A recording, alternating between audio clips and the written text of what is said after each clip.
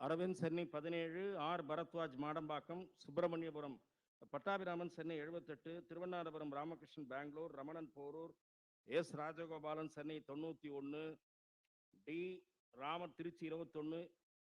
கொஞ்சம் மேடைக்கு அருகே வந்துவிடும் விரைவாக.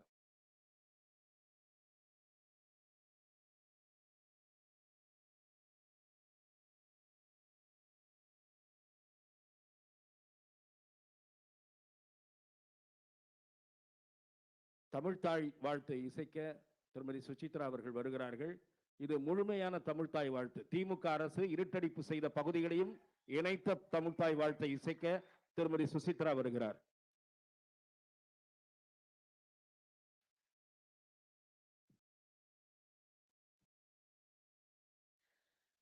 நீராறும் கடலுடுத்த நிலமடந்தை கெழிலொழுகும்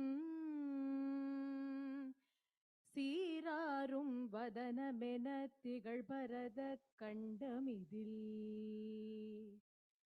தெக்கணமும் மதில் சிறந்த திராவிடனல் திருநாடும் தக்க சிறு பிறை நுதலும் தரிதனரும் திலகமுமே அத்திலக வாசனை போல் அனைத்துலகும் இன்பமுற எத்திசையும் புகழ் மணக்க இருந்த பெரும் தமிழனங்கே தமிழனங்கே பல்லுயிரும் பல உயிரும் படைத்தளித்து துடைக்கினுமோர் எல்லையறு பரம்பொருள் முன் இருந்தபடி இருப்பது போல் கன்னடமும் களி தெலுங்கும் கவின் மலையாளமும் துளுவும் உன் உதரத்தே உதித்து ஒன்றுபடலாகிடினும் ஆரியம் போல் உலக வழக்கடி தொழிந்து சிதையாவும் சீரிழமை திறம் வியந்து செயல் மறந்து வாழ்த்ததுமே உன் சீரிழமை திறம் வியந்து செயல் மறந்து வாழ்த்ததுமே வாழ்த்துதுமே வாழ்த்துதுமே.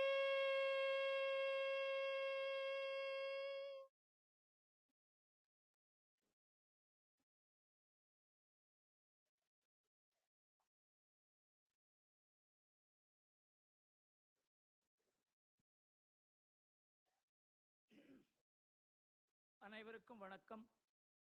என்னுடைய நண்பரும் உலகளாவிய பெயர் பெற்றவரும் காங்கிரஸ் கட்சியினுடைய காரிய சமிதியில உறுப்பினராக இருப்பவரும் நாடாளுமன்ற உறுப்பினருமாக இருப்பவர் சசி தரூர். அவர் இங்க வந்து இசைந்திருப்பதற்கு நன்றி கூறுகிறேன். நான் தான் முதல் காங்கிரஸ் மேனா இங்க வரத்துக்குன்னு கேட்டாரு. நிறைய பேர் வந்திருக்காங்க. Tughlaq is a multi-party platform. அதனால நீங்க மாத்திரம்தான் முதல் காங்கிரஸ்மேன் என்று நீங்க நினைக்க வேண்டாம் என்று கூறி அவர் மனசுக்கு ஆஸ்வாசம் கொடுத்தேன். ஏன்னா நிறைய பேர் அவர்கிட்ட நீங்க ஏன் அங்க போறீங்கன்னு கேட்டிருக்காங்க. ஒரு சின்ன மாற்றம். அண்ணாமலை அவர்கள் டெல்லிக்கு போய் அங்க ஒரே ஃபாக், எல்லா ஃபிளைட்டும் கேன்சல் இன்னைக்கு. அதனால அவர் கொஞ்சம் லேட்டா வருவார். எப்படி இருந்தது என்றால், முதலில் அண்ணாமலை பேசிவிட்டு அதற்கு பிறகு சசி தரூர் பேச வேண்டும் என்று இருந்தது. ஆனால் அவர் முன்னால் அவர் பேசுவதற்கு வாய்ப்பு இல்லாதனால சசி தரூர் முதல்ல பேசிவிட்டு அதற்கு பிறகு அண்ணாமலை வரும்பொழுது அவர் கை குலுக்கி விட்டு போவார் அப்படின்னு ப்ரோக்ராமை கொஞ்சம் மாற்றியிருக்கோம். ஆனால் அண்ணாமலை வருவார்.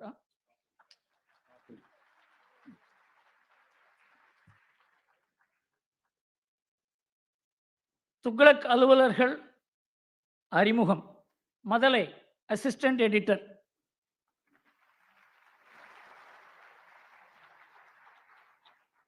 இந்த துக்ளக் யாராவது முதுகெலும்புன்னு சொன்னோன்னா அவரை தான் சொல்லணும். இந்த எல்லாருக்கும் இவர் போனா என்ன ஆகுங்கிறதுக்கு இவர் போனா என்ன நடக்கும்னே தெரியாது. அதனால இவர் நீடூழி வாழ வேண்டும் என்று எல்லோரையும் இங்க வாழ்த்த வேண்டும்.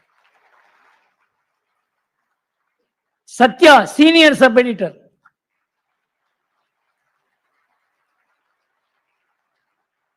ஷோனுடைய ஜாட துக்ளக்கில் இருக்கிறதுக்கு காரணம் இவருங்கிறத நீங்க எல்லோரும் புரிந்து கொள்ள வேண்டும்.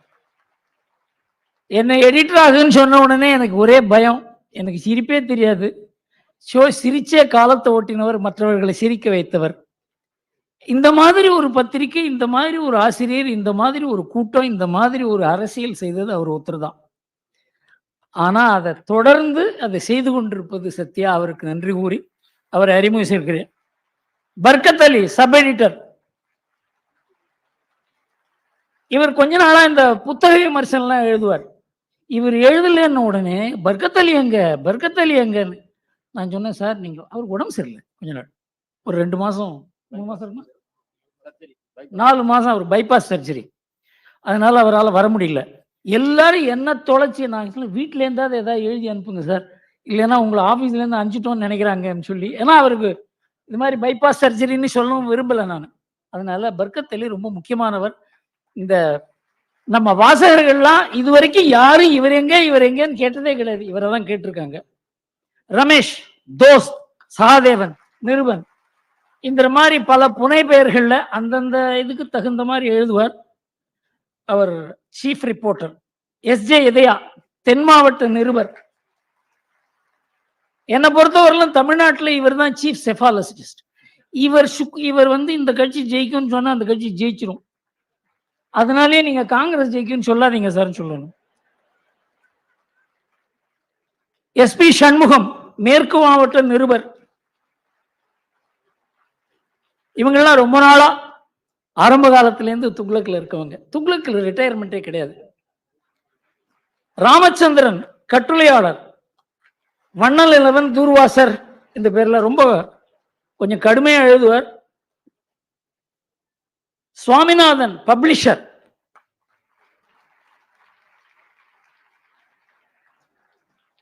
நான் தான் முதல்ல சொல்லுவேன், நாங்க என்ன எழுதினாலும் கேஸ் இவர் பேர்ல தான் போவோம்.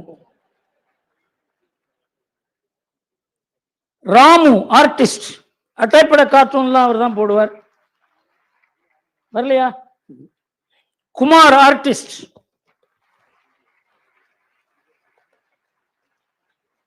ராஜு லே அவுட் ஆர்டிஸ்ட், உள்பக்க கார்ட்டூன் நீங்க பார்த்திருப்பீங்க. அது Ramasubramania Raja DTP operator. Senthil Kumar layout artist.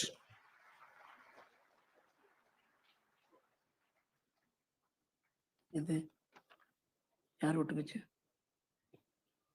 PJ Ramamurthy வடக்கு மாவட்ட நிருபர்.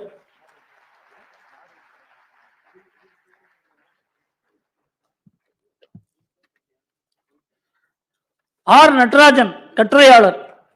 அவர் மூத்த பத்திரிகையாளர். அவர் தான் நாம தமிழ்ல பேசுறதெல்லாம் சசி தரூருக்கு டிரான்ஸ்லேட் பண்ணி சொல்ல போறார். திருவண்ணாமபுரம் ராமகிருஷ்ணன்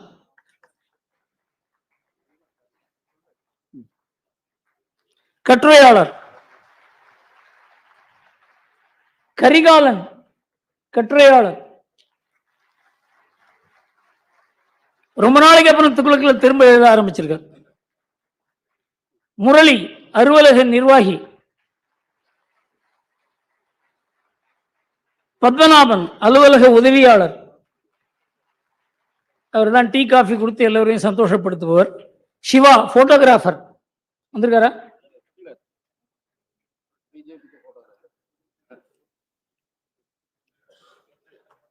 செல்வகுமார் டிரைவர்.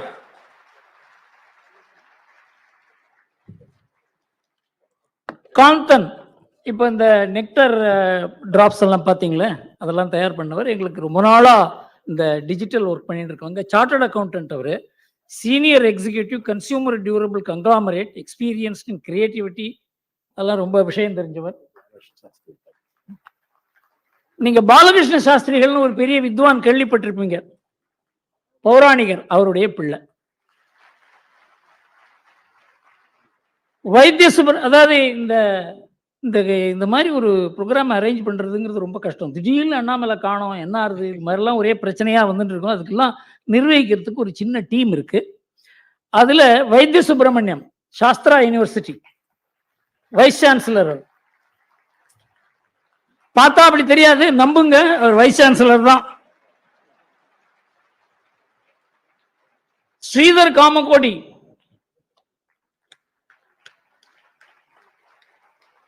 தொழிலதிபர், சிவகுமார்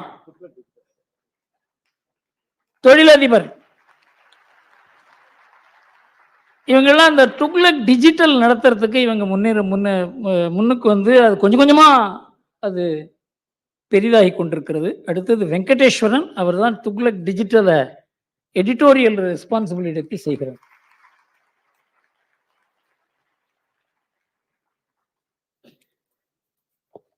நாம் 2 வித்தியாசமானவர்களை இங்கே அழைச்சிருக்கோம். ஒன்று சசி தரூர், அவரை பற்றி சொன்னேன். அண்ணாமலை வந்து நம்மோட சேர போறார். இந்த கேள்வி பதில் முடிஞ்ச உடனே சசி தரூர் பேசுவார். கேள்வி பதில் இப்போ துவங்கும். அரவிந்த்,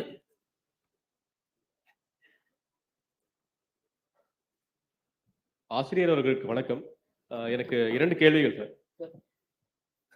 முதல்ல, வரும் தேர்தல் பிரச்சாரத்துல ஒரு சில கட்சியினர் வந்து நார்த் வர்சஸ் சவுத், அதாவது இந்த வட இந்தியர்கள் வந்து ஒரு சில விமர்சனங்கள் வந்து பேசி அவங்க வட்ட தட்டுற மாதிரி இருக்கு. அதை பத்தி ஆசிரியர் கருத்து.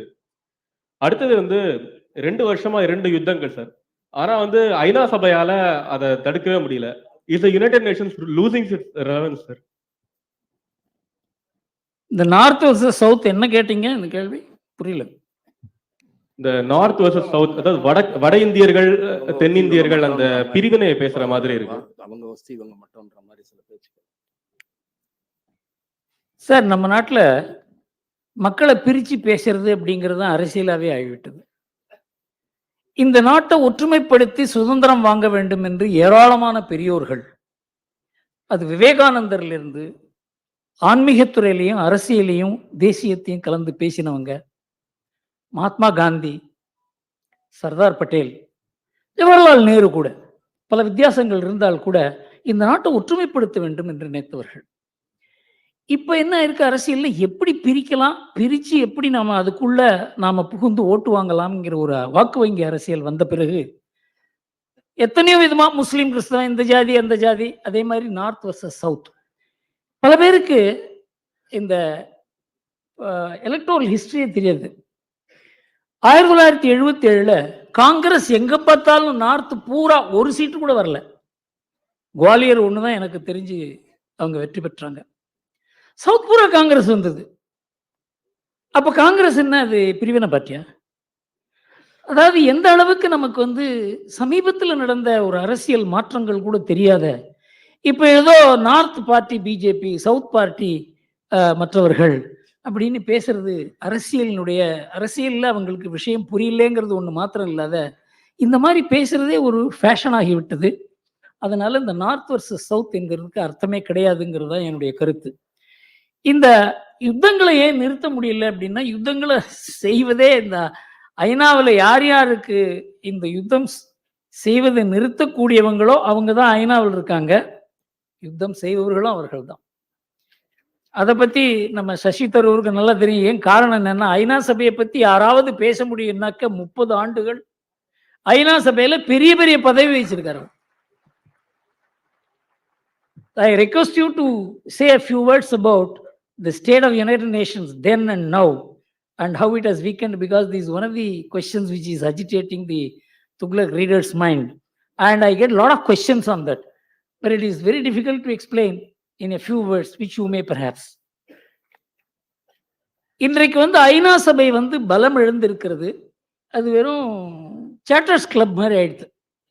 ஏதாவது பேசிட்டு இருக்காங்க, டீ காஃபி வசதியாக இருக்குது, பில்டிங் இருக்குது, போயிட்டு வரத்துக்கு ட்ராவல் ஃபெசிலிட்டி இருக்குது, இதோடு நின்று விட்டதே தவிர இன்றைக்கு அதனால் ஒரு முடிவெடுத்து ஒரு நாட்டை நீங்கள் இது இப்படி செய்ய வேண்டும் என்று ஒரு நாட்டை கட்டாயம் செய்வதற்கு அதற்கு திராணி இல்லை. Bharadwaj, Madambakkam. Hello, sir. 2 questions. Number one,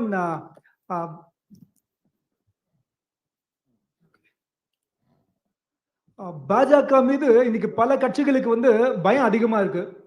so in fact யாருக்கு அதிக பயம் அப்படின்னு தான் நம்மளுக்கு புரியவே இல்லை. ஆனால் திமுக, அதிமுக, காங்கிரஸ் இது வந்து நீங்க 1, 2, 3 அப்படின்னு ஆர்டர் படுத்தி யாருக்கு பயம் அப்படின்னு நீங்க சொல்லணும், அதிகம் அப்படின்னு நீங்க சொல்லணும். Question number 1. Question number 2 sir, இன்னைக்கு வந்து மந்த்லி 2 டைம்ஸ் இன்ஃபேக்ட் ஒரு ப்ராக்டிஸா போச்சு ஏடிஎம்கேக்கு வந்து பிஜேபியோட அலையன்ஸ் இல்ல அப்படின்னு சொல்லி இன்ஃபேக்ட் ரீசெண்டா எஸ்டிபிஐ மீட்டிங் கூட எடப்பாடி அவர்கள் அட்டன் பண்ணிட்டாரு. இதுக்கு மேலே எதுக்கு பாஜக ஒரு சைலண்ட் மோட்லயே இருக்கு, பேச மாட்டேங்குது? இதுக்கு மேலே யார் பாஜக பேசவும் ஏதாவது சொல்லி. அந்த ஃபைனல் கொஸ்டின்ஸ் ஆடியன்ஸ்க்காக, அண்ணாமலை அவர்கள் தமிழக முதல்வராக எந்த வருஷம் வருவாரு? உங்க கணிப்பு என்ன, உங்க ஆர்வம் என்ன? Thank you sir. கிட்டத்தட்ட இங்க வந்திருக்க திமுக பாஜக தொண்டர்களை நீங்க டிஎம்கே தொண்டர் மாதிரி விசில் அடிக்க வச்சுட்டீங்க. நீங்க பாஜகவை பத்தி யாருக்கு பயம்னு கேக்குறீங்க. ஸ்டாலின் சொல்றார் பாஜக ராகுல் காந்தியை கண்டு அஞ்சுகிறது. அதனால யாருக்கு யாரை பார்த்து பயம் அப்படிங்கிறதுலயே பெரிய டிஃபரன்ஸ் ஒப்பீனியன் இருக்கு. பாஜகவை பத்தி ஏன் எல்லோரும் அஞ்சுகிறார்கள் என்றால், பாஜக ஒரு கட்சி மாத்திரம் அல்ல, அது ஒரு இயக்கம், அது ஒரு சித்தாந்தம், அது ஒரு வாழ்க்கை முறை. இது ஏதோ ஒரு நாள் 2 நாள்ல இது உருவாகல. 100 ஆண்டு RSS இதுக்காக தபஸ் செய்திருக்கிறது. RSS இல்லாத பாஜக மற்ற கட்சிகள் போலதான் இருக்கும். அதற்கு ஒரு தேசபக்திங்கிற ஒரு தன்மை இருந்தா கூட அது நாணயம், நேர்மை, கட்டுப்பாடு, இந்த கடமை கண்ணியம் கட்டுப்பாடுன்னு சொல்றாங்களே, அது RSSல தான் இருக்குது. அதனால பாஜகவுக்கு பின்னால ஒரு பெரிய சக்தி இருக்கிறது என்றதை நாம புரிந்து கொண்டால்தான் ஏன் பாஜகவை கண்டு அஞ்சுகிறார்கள் என்பது புரியும். அடுத்து ஏடிஎம்கே பத்தி கேட்டார். ஏடிஎம்கேங்கிறது ஒரு கட்சியே கிடையாது, அதுக்கு லீடரே அந்த ரெட்டையில தான். அதனால அது எடப்பாடி தலைவர்னு சொல்லி நாம அதை பத்தி ஏடிஎம்கே வந்து தள்ளியும் வைக்கக்கூடாது, அதை தழுவவும் கூடாது. அதுதான் பாஜகவுடைய லட்சியம். அவங்க வந்து நல்லா தெரியும், அவங்களுக்கு அரசியல் பண்றதுக்கு பாஜகவோட ஒரு நல்ல ஒரு யுக்தியான ஒரு பார்ட்டியை நீங்க பார்க்க முடியாது. எல்லாரும் சத்தீஸ்கர்ல காங்கிரஸ் தான் ஜெயிக்கும்னு எல்லாரும் காங்கிரஸ்காரங்களே படுத்து தூங்கிட்டாங்க. என்ன ஆச்சுன்னு உங்களுக்கு தெரியும். ஏன்னா தெரு தெருவா எந்த இடத்துல எத்தனை ஓட்டு நமக்கு இருக்கும்னு பாஜகவுக்கு தெரிந்த ஒரு தலைவர் இருக்கார், அவர் பேர் அமித்ஷா. அதனால பாஜக ஏதாவது பேசினாலும், பேசாமல் இருந்தாலும், விரோதமாக பேசினாலும், மௌனமாக இருந்தாலும், நட்பாக இருந்தாலும் அதுக்கு ஒரு காரணம் இருக்குங்கிறத மாத்திரம் நீங்க புரிந்து கொள்ளுங்கள். சுப்பிரமணியம், அக்கரைப்பட்டி.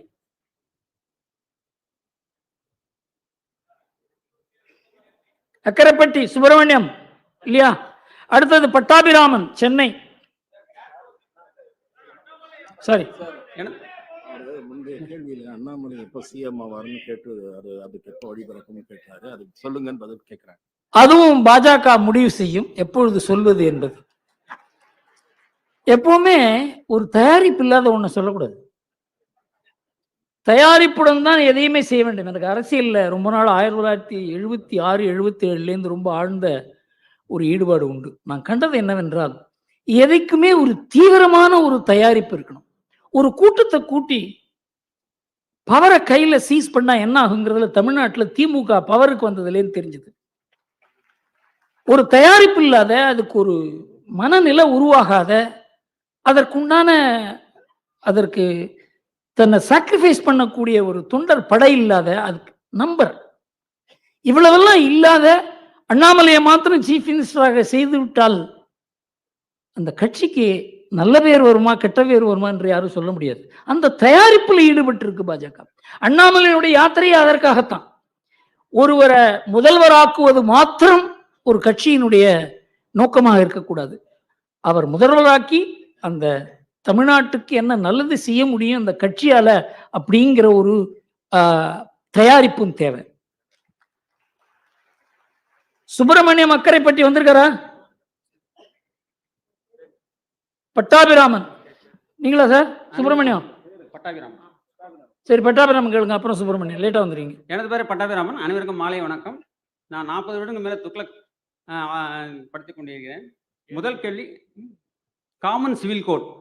நிறைய டிஸ்பியூட்ல சொத்தும் சரி, விவகாரத்து கேஸ்லையும் சரி, நிறைய டிஸ்பியூட்ல சுப்ரீம் கோர்ட் ஒரு தீர்ப்பு சொல்லியிருக்கு. இதுக்கு தீர்வு வந்து காமன் சிவில் கோட் தான். அதை நடைமுறைப்படுத்துவதற்கு என்ன சாதக பாதகங்கள், அதை ஆசிரியர்கள் விளக்க வேண்டும். இரண்டாவது கேள்வி, மாலத்தீவில் திடீர்னு இந்தியாவுக்கு எதிராக எதுக்கு அவங்க அறிக்கைகள் கொடுக்குறாங்க? அந்த அதிபரே அது மாதிரி மோடிக்கும் திரு மோடி அவர்களுக்கும் இந்தியாவுக்கு எய்த்தாப்புல அறிக்கை கொடுக்குறாங்க. அதை பற்றி வராம ஆசிரியர் கூற வேண்டும். வணக்கம், நன்றி. மாலத்தீவில் 100% முஸ்லிம்கள். அங்க ஏராளமான பாகிஸ்தானுடைய இன்ஃப்ளூயன்ஸ், தீவிரவாதிகளுடைய இன்ஃப்ளூயன்ஸ் பெருகி கொண்டே போய் கொண்டிருக்கிறது. நமக்கு அவங்களுக்கு நல்ல உறவு இருக்கு. அதில் இருக்க நல்லவர்கள் பலவர் நம்மோட சேர்ந்து வேலை செய்யணும்னு நினைக்கிறாங்க. அதில் இந்த பர்டிகுலர் தேர்தலில் நமக்கு எதிரானவர்கள் வெற்றி பெற்றதுனால இந்த மாதிரி ஒரு நிலை, இந்த நிலை நீடிக்காது. ஆனால் இதை சீனாவும் பாகிஸ்தானும் அவங்களுடைய நலனுக்காக பயன்படுத்தி கொள்வதனால இன்றைக்கு ஒரு பெரிய பிளவு ஏற்பட்டிருக்கிறது. இது நீடிக்காது என்பதுதான் எனக்கு தெரிஞ்சவர்கள். அதை சசி தரூர் அதை பற்றி கூறலாம். எனக்கு தெரிந்த வரையில் இது நீடிக்காது என்றுதான் தோன்றுகிறது.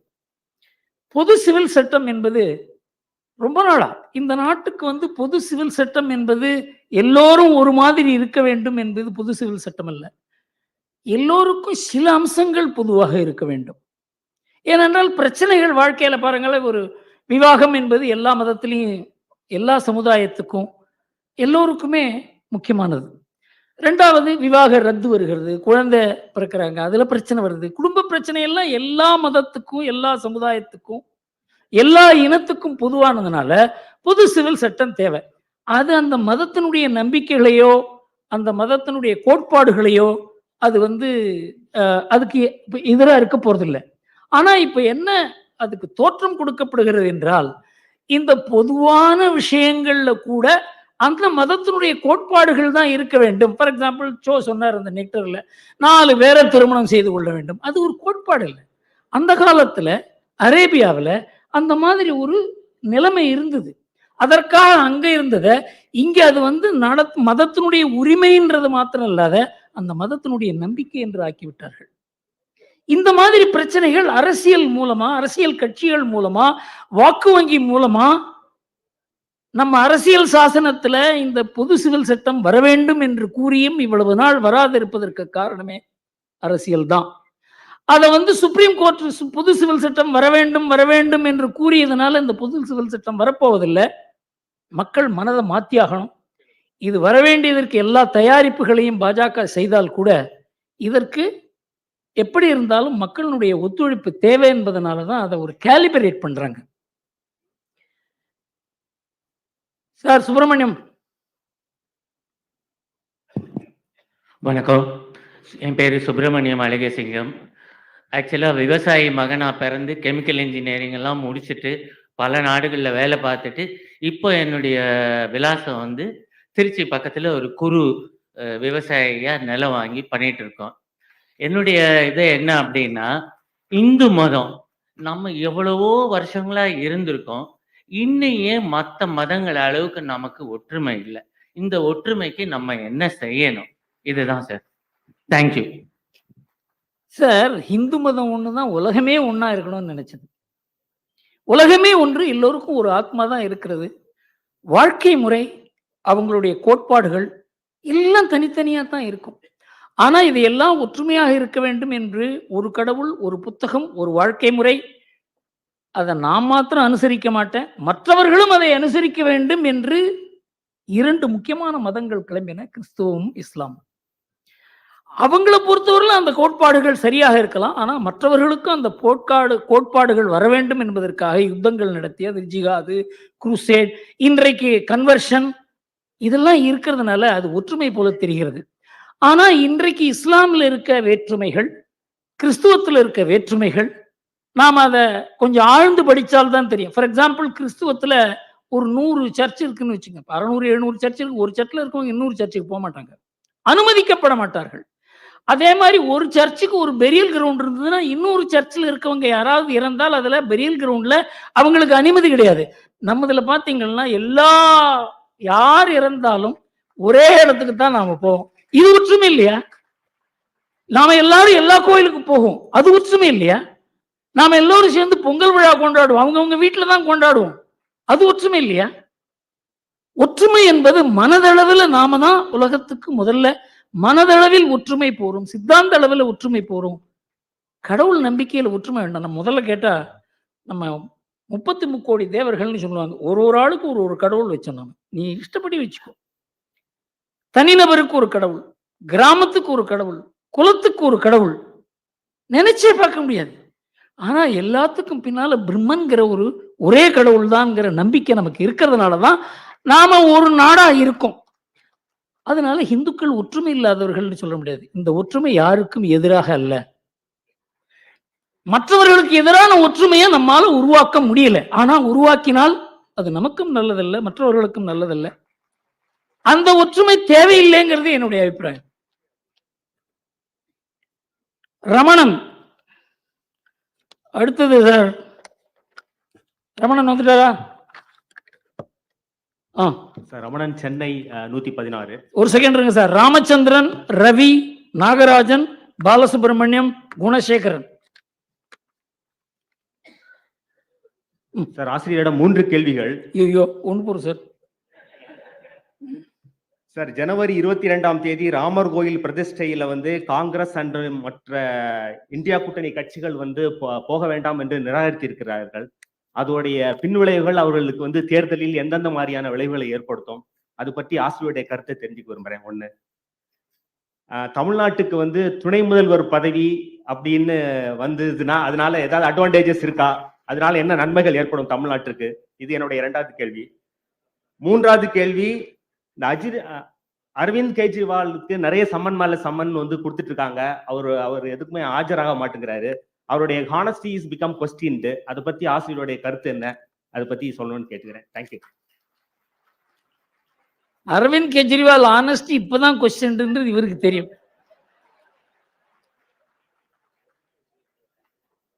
லஞ்ச ஊழலை எதிர்த்து எல்லா கட்சிகளும் லஞ்ச ஊழல் செய்யும் கட்சி, என் கட்சி மாத்திரம்தான் தூய கட்சி என்று சொல்லி அவர் ஒரு கட்சி அமைத்தார். அதற்கு முன்னால எனக்கு அவருக்கு ஒரு வாக்குவாதம் நடந்தது.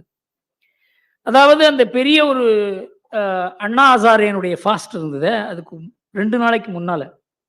அப்போ என்ன ஸ்ரீ ரவிசங்கர் கூறி என்ன அரவிந்த் கெஜ்ரிவால் பார்த்தார். அது காரணம் என்னவென்றால் 2011 இந்த உண்ணாவிரதம் நடக்கிறது. இது எப்படி 2014 தேர்தல் வரைக்கும் இந்த போராட்டத்தை எப்படி தொடர்வது? எனக்கு ஆச்சரியம் என்னன்னா, இவர் அரசியல் இல்லாத, எதிர்கட்சி அரசியலே ஈடுபடாத, கட்சி அமைக்காத இவருக்கு ஏன் தேர்தல் பத்தி இந்த மாதிரி ஒரு நோக்கம் வந்தது? அப்போ நான் கேட்டேன் அவரை, நீங்க என்னதான் பண்ண போறீங்க? நான் எந்த கட்சியோடய சேர போறதில்லை, எல்லா கட்சியும் ஊழல் கட்சி, அதனால நான் ஒரு தனி போராட்டம் அமைக்க போறேன். சரி, ஆட்சி அமைக்க போறீங்களா? இல்ல இல்ல இல்ல, நான் அரசியல் பக்கமே போக மாட்டேன். நான் சொன்னேன், சார் நீங்க அரசியல் பக்கம் போக மாட்டீங்க, எல்லா கட்சியும் வீழ்த்துவீங்க, என்னென்ன புரட்சி பண்ண போறீங்களான்னு கேட்டேன். அவர் உடனே சொன்னார், என்ன சார் பண்ணலாம், 3 வருஷம் இதை தள்ளணும். நான் சொன்னேன், நீங்க எதிர்கட்சிகளை வச்சுதான் ஆளும் கட்சியை வீழ்த்த முடியும். அந்த எதிர்கட்சி பதவிக்கு தவறு செய்ததுன்னா மற்ற எதிர்கட்சிகளை வச்சுதான் அந்த ஆளும் கட்சியை வீழ்த்த முடியுமே தவிர, ஜனநாயகத்துல 2 பக்கமும் கட்சி இருக்க போகிறது. நீங்க எல்லாரையுமே வெறுத்து ஒரு அரசியல் செய்ய முடியாது. அது தேசிய அரசியலா இருந்தா கூட. என்ன நான் ரொம்ப I have move too far, என்ன செய்வதுன்னு கேட்டார். நான் சொன்னேன், இந்த அண்ணா ஹசாரே அவர் உண்ணாவிரதம் இருக்கும் பொழுது நீங்க மற்ற காங்கிரஸ் எதிர்ப்பு கட்சி தலைவர்கள் எல்லாம் அழைத்து அவருக்கு மாலை போட்டு அவரோட கொஞ்சம் ஸ்டேஜில் ஒரு 5 நிமிஷம் 10 நிமிஷம் உட்கார வச்சிங்க அப்படின்னு சொன்னா, எதிர்கட்சிகள் எல்லாம் அண்ணா ஹசாரே தலைமையில, அன்றைக்கு ஜெயபிரகாஷ் நாராயண் தலைமையில 1977 ஒன்னா வந்த மாதிரி வர முடியும் அப்படின்னு சொன்னாங்க. இல்லை சார், அவங்க எல்லாம் எதிர வேணா உட்காரட்டும், அண்ணா ஹசாரே பக்கத்துல உட்காரக்கூடாதுன்னு சொன்னாங்க. அத்வானி போன்ற தலைவர்கள்லாம் பப்ளிக் மீட்டிங்ல உட்கார்ற மாதிரி உட்காரணும், அவங்க அண்ணா ஹசாரே பக்கத்துல உட்காரக்கூடாது அப்படி என்று சொன்னார். நான் சொன்னேன், சார் உங்களுக்கு அரசியலும் தெரியல, இதை நீங்க எப்படி கொண்டு போக போறீங்கன்னு தெரியல, இது ஒரு பெரிய இந்த காங்கிரஸினுடைய ஊழல்னால ஒரு பெரிய ஒரு ஊழல் எதிர்ப்பு இயக்கம் தயாராகி கொண்டிருக்கிறது. அன்பார்ச்சுனேட்லி அண்ணா ஹசாரே உங்க கையில சிக்கி கொண்டிருக்கிறார், நீங்க பெரிய ஆபத்துல நீங்க சிக்க போறீங்கன்னு சொன்னேன். அரசியலுக்கு மாத்திரம் நுழைய மாட்டேன் நானே, நீங்க எப்படி வேணா எழுதிக்கலாம் அப்படின்னு சொன்னார். அதை வச்சு ஒரு பின்னால் ஒரு அரசியல் அவர் கட்சி ஃபார்ம் பண்ண உடனே நான் ஒரு கட்டுரை கூட எழுதினேன் இந்தியன் எக்ஸ்பிரஸில். அவருடைய எண்ணங்கள் அப்போவே நேர்மையாக இல்லை, அதனால் அவரால் நேர்மையாக இருக்க முடியாதுங்கிறது தான் என்னுடைய அபிப்பிராயம். ரெண்டாவது, தமிழ்நாட்டில் டெப்டி சிஎம் வந்தால் என்ன ஆகும்? முதல்ல டெப்டி சிஎம்ங்கிறது நாம நியமிக்கிறது இல்லை, அது நியமிக்க போகிறது இங்கே நம்ம ஒரு குடும்பம் தான் நியமிக்க போகிறது. அது வந்தால் என்ன ஆகுங்கிறது அவங்களும் ஏதாவது ஒரு ஆய்வு செய்திருப்பாங்க. என்னை பொறுத்த வரைக்கும் டெப்டி சிஎம்னு யாரையாவது அனௌன்ஸ் பண்ணாக்க அந்த கட்சிக்கு நல்லது இல்லைங்கிறது தான். ஆனால் அவங்களுக்கு நல்லதாக இருக்கலாம், குடும்பத்துக்கு தெரியல என்ன ஆகும். ராமர் கோவிலுக்கு கட்சிகள் எதிர்ப்பு தெரிவிக்கிறாங்களே சேர்றதுக்கு. நீங்க காங்கிரஸ் ராமர் கோவில் கும்பாபிஷேகத்துக்கு போக போறதில்லை என்று அழைத்த 3 தலைவரும் கூறி இருக்கிறார்கள். ஆனா காங்கிரஸ்களுக்கு நிறைய பேர் போக போறாங்க. இன்னைக்கு நேத்து நைட்டு நியூஸ்ல கேள்விப்பட்ட சித்தராமையாவே போறாரு. சிவகுமார் இருக்காரு அந்த டெப்டி சீஃப் மினிஸ்டர். 35,000 கோவில்லையும் விசேஷ பூஜை நடக்கும். அங்க ஹிமாச்சல் பிரதேஷ்ல அந்த மினிஸ்டர் ஒருத்தர், நான் போவேன், ஆர்எஸ்எஸ் பிஜேபி செஞ்சா என்ன, அவங்க தான் நல்ல காரியம் பண்ணியிருக்காங்க, கோவில் கட்டுறாங்க, நான் போனா என்ன தப்பு?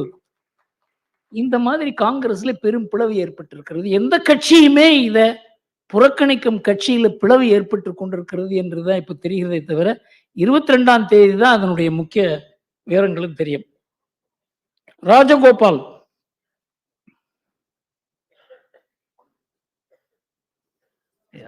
மேடையில் வீட்டிற்கும் அதை உற்று நோக்கும் அனைத்து அரசியல் அறிவு ஜீவிகளுக்கும் என் அன்பார்ந்த மாலை வணக்கங்கள். My question is simple and straight forward. திமுகவின் ஊழல் அனைத்து வட்டங்களிலும் அனைத்து துறைகளிலும் உலக பிரசித்தம். அதை அடக்குவதற்கும் ஒடுக்குவதற்கும் பாஜக ஏன் இவ்வளவு தயங்குகிறது? I think it is going in slow motion mode. I would like to know why. Thank you sir. Sir, நீங்க இந்த பொன்முடி கேஸை பத்தி படிச்சிருப்பீங்க. பொன்முடி கேஸ் அது பின்னால் சொல்லுவேன், பட் உங்களை சுருக்கமாக சொல்றேன். அது 1996 2001 நடந்த ஊழல். அதுக்கப்புறம் அந்த கேஸை போட்டாங்க ஜெயலலிதா அதை என்ன பண்ணாங்க, 2004 அந்த மேஜிஸ்ட்ரேட் இந்த கேஸில் ஒன்றுமே கிடையாதுன்னு தள்ளுபடி பண்ணிட்டார். அதை மறுபடியும் உயர்நீதிமன்றத்துக்கு கொண்டு போனால் உயர்நீதிமன்றமும் சொல்லிட்டு அதில் ஒன்றும் இல்லை இந்த கேஸில் அப்படின்னு. உச்ச நீதிமன்றத்துக்கு போய் 2015 உச்சநீதிமன்றம் இந்த வழக்குல ஆதாரம் இருக்கிறது, இதை நீங்க இன்வெஸ்டிகேட் பண்ணணும். எப்போ 1995 நடந்த 2015 உச்சநீதிமன்றம் கூறுகிறது இதை விசாரணை செய்ய வேண்டும் என்று. அதை விசாரணை செய்து அது ஒரு ஸ்பெஷல் கோர்ட் அமைக்கிறாங்க. ஏன்னா இது சாதாரண கோர்ட்டா இருந்தாக்க அவங்க ஒரு மாதிரியா மேனேஜ் பண்ணிடுறாங்க. விசேஷ கோர்ட் அமைத்து அவர்களுக்கு இந்த கேஸ் கொடுக்கப்படுகிறது. அந்த கேஸ் நடந்து 169 சாட்சியங்கள் அவங்க எக்ஸாமின் பண்ணிட்டாங்க. திடீர்னு அந்த மேஜிஸ்ட்ரேட் ஒரு லெட்டர் எழுதுறார் 2022 ஜூன்ல. நான் இந்த கேஸ் சட்டுன்னு முடிக்க சொல்லியிருக்காங்க, அதனால 4 விடுமுறை நாட்கள்ல இந்த கேஸை நடத்திடலான்னு இருக்கேன் அப்படின்னு. அந்த கேஸ் இந்த வெங்கடேஷ் ஜட்ஜி இருக்காரு, அவர்கிட்ட போகுது. அவர் தான் அந்த கட்சி அந்த கிரிமினல் கேஸ் எல்லாம் பார்க்குற நீதிபதி. அவருக்கு ஏதோ ஒரு மாதிரியா இருக்குடா, இந்த மாதிரிலாம் ஒரு ரெக்வஸ்ட் வருது அப்படின்னு. அதெல்லாம் நீங்க ஒன்றும் பண்ண வேண்டாம், நீங்களே இந்த கேஸை நடத்தக்கூடாது அப்படின்னு சொல்லிட்டார். ஏன்னா இது அவசரமாக நடத்துவதால இதுக்கு பின்னால ஏதோ ஒரு பின்னணி இருக்கிறது என்பது அவருக்கு புரிந்து விட்டது. அப்ப என்ன பண்றாங்க, ரொம்ப முக்கியம், நாம எல்லோரும் இதை பத்தி சிந்திக்க வேண்டும். 2 உயர் நீதிமன்ற நீதிபதிகள் சென்னையில் இருக்கவங்க நம்ம தலைமை நீதிபதிக்கு ஒரு கடிதம் எழுதுறாங்க. இந்த கேஸை விழுப்புரத்துல இருந்து வேலூருக்கு டிரான்ஸ்பர் பண்ணலாம். எதுக்காக? அத உச்ச நீதிமன்ற நீதிபதி பாவம் அவர் ஏற்றுக்கிட்டார். அதை அவருக்கு விஷயம் தெரியாது இது என்னன்னு. உடனே இந்த கேஸ் வேலூருக்கு டிரான்ஸ்பர் ஆகிறது. 4 நாள்ல 172 சாட்சியங்களை விசாரிச்சு 370 டாக்குமெண்ட்டை படிச்சு 280 பேஜ்ல ஒரு ஜட்ஜ்மெண்ட் எழுதி இவர் நிரபராதி அப்படின்னு சொல்றாங்க. இந்த மாதிரி ஒரு ஜுடிஷியல் சிஸ்டம் இருக்கும் பொழுது மோடி என்ன பண்ண முடியும்? யாருதான் என்ன பண்ண முடியும்? அதனால விஜிலன்ட் பப்ளிக் ஒப்பீனியன் மூலமாகத்தான் இதை பண்ண முடியும். அது மாதிரி நாணயமா இருக்க ஓரிரு நீதிபதிகள் மூலமா தான் இந்த மாதிரி கேஸ் எல்லாம் வெங்கடேஷ் என்ன பண்ணாரு தெரியுமா? அந்த கேஸை தன் கையில் எடுத்து இது விசாரிக்கப்பட வேண்டிய கேஸ் அப்படின்னு சொன்னதுல பெரிய ஒரு பூகம்பமே கிளம்பித்து. அவர் பேரெல்லாம் சொன்னாங்க. பெரியார் அப்பவே சொன்னாரு, நாம சட்டம் பாஸ் பண்ணானே பாப்பான் தான் நீதிபதியா இருந்து எல்லாத்தையும் நடத்துவான். அந்த மாதிரி அளவுக்கு நீச்சமான ஒரு பிரச்சாரம் நடந்தது. அவர் அதை கண்டு பயப்படல.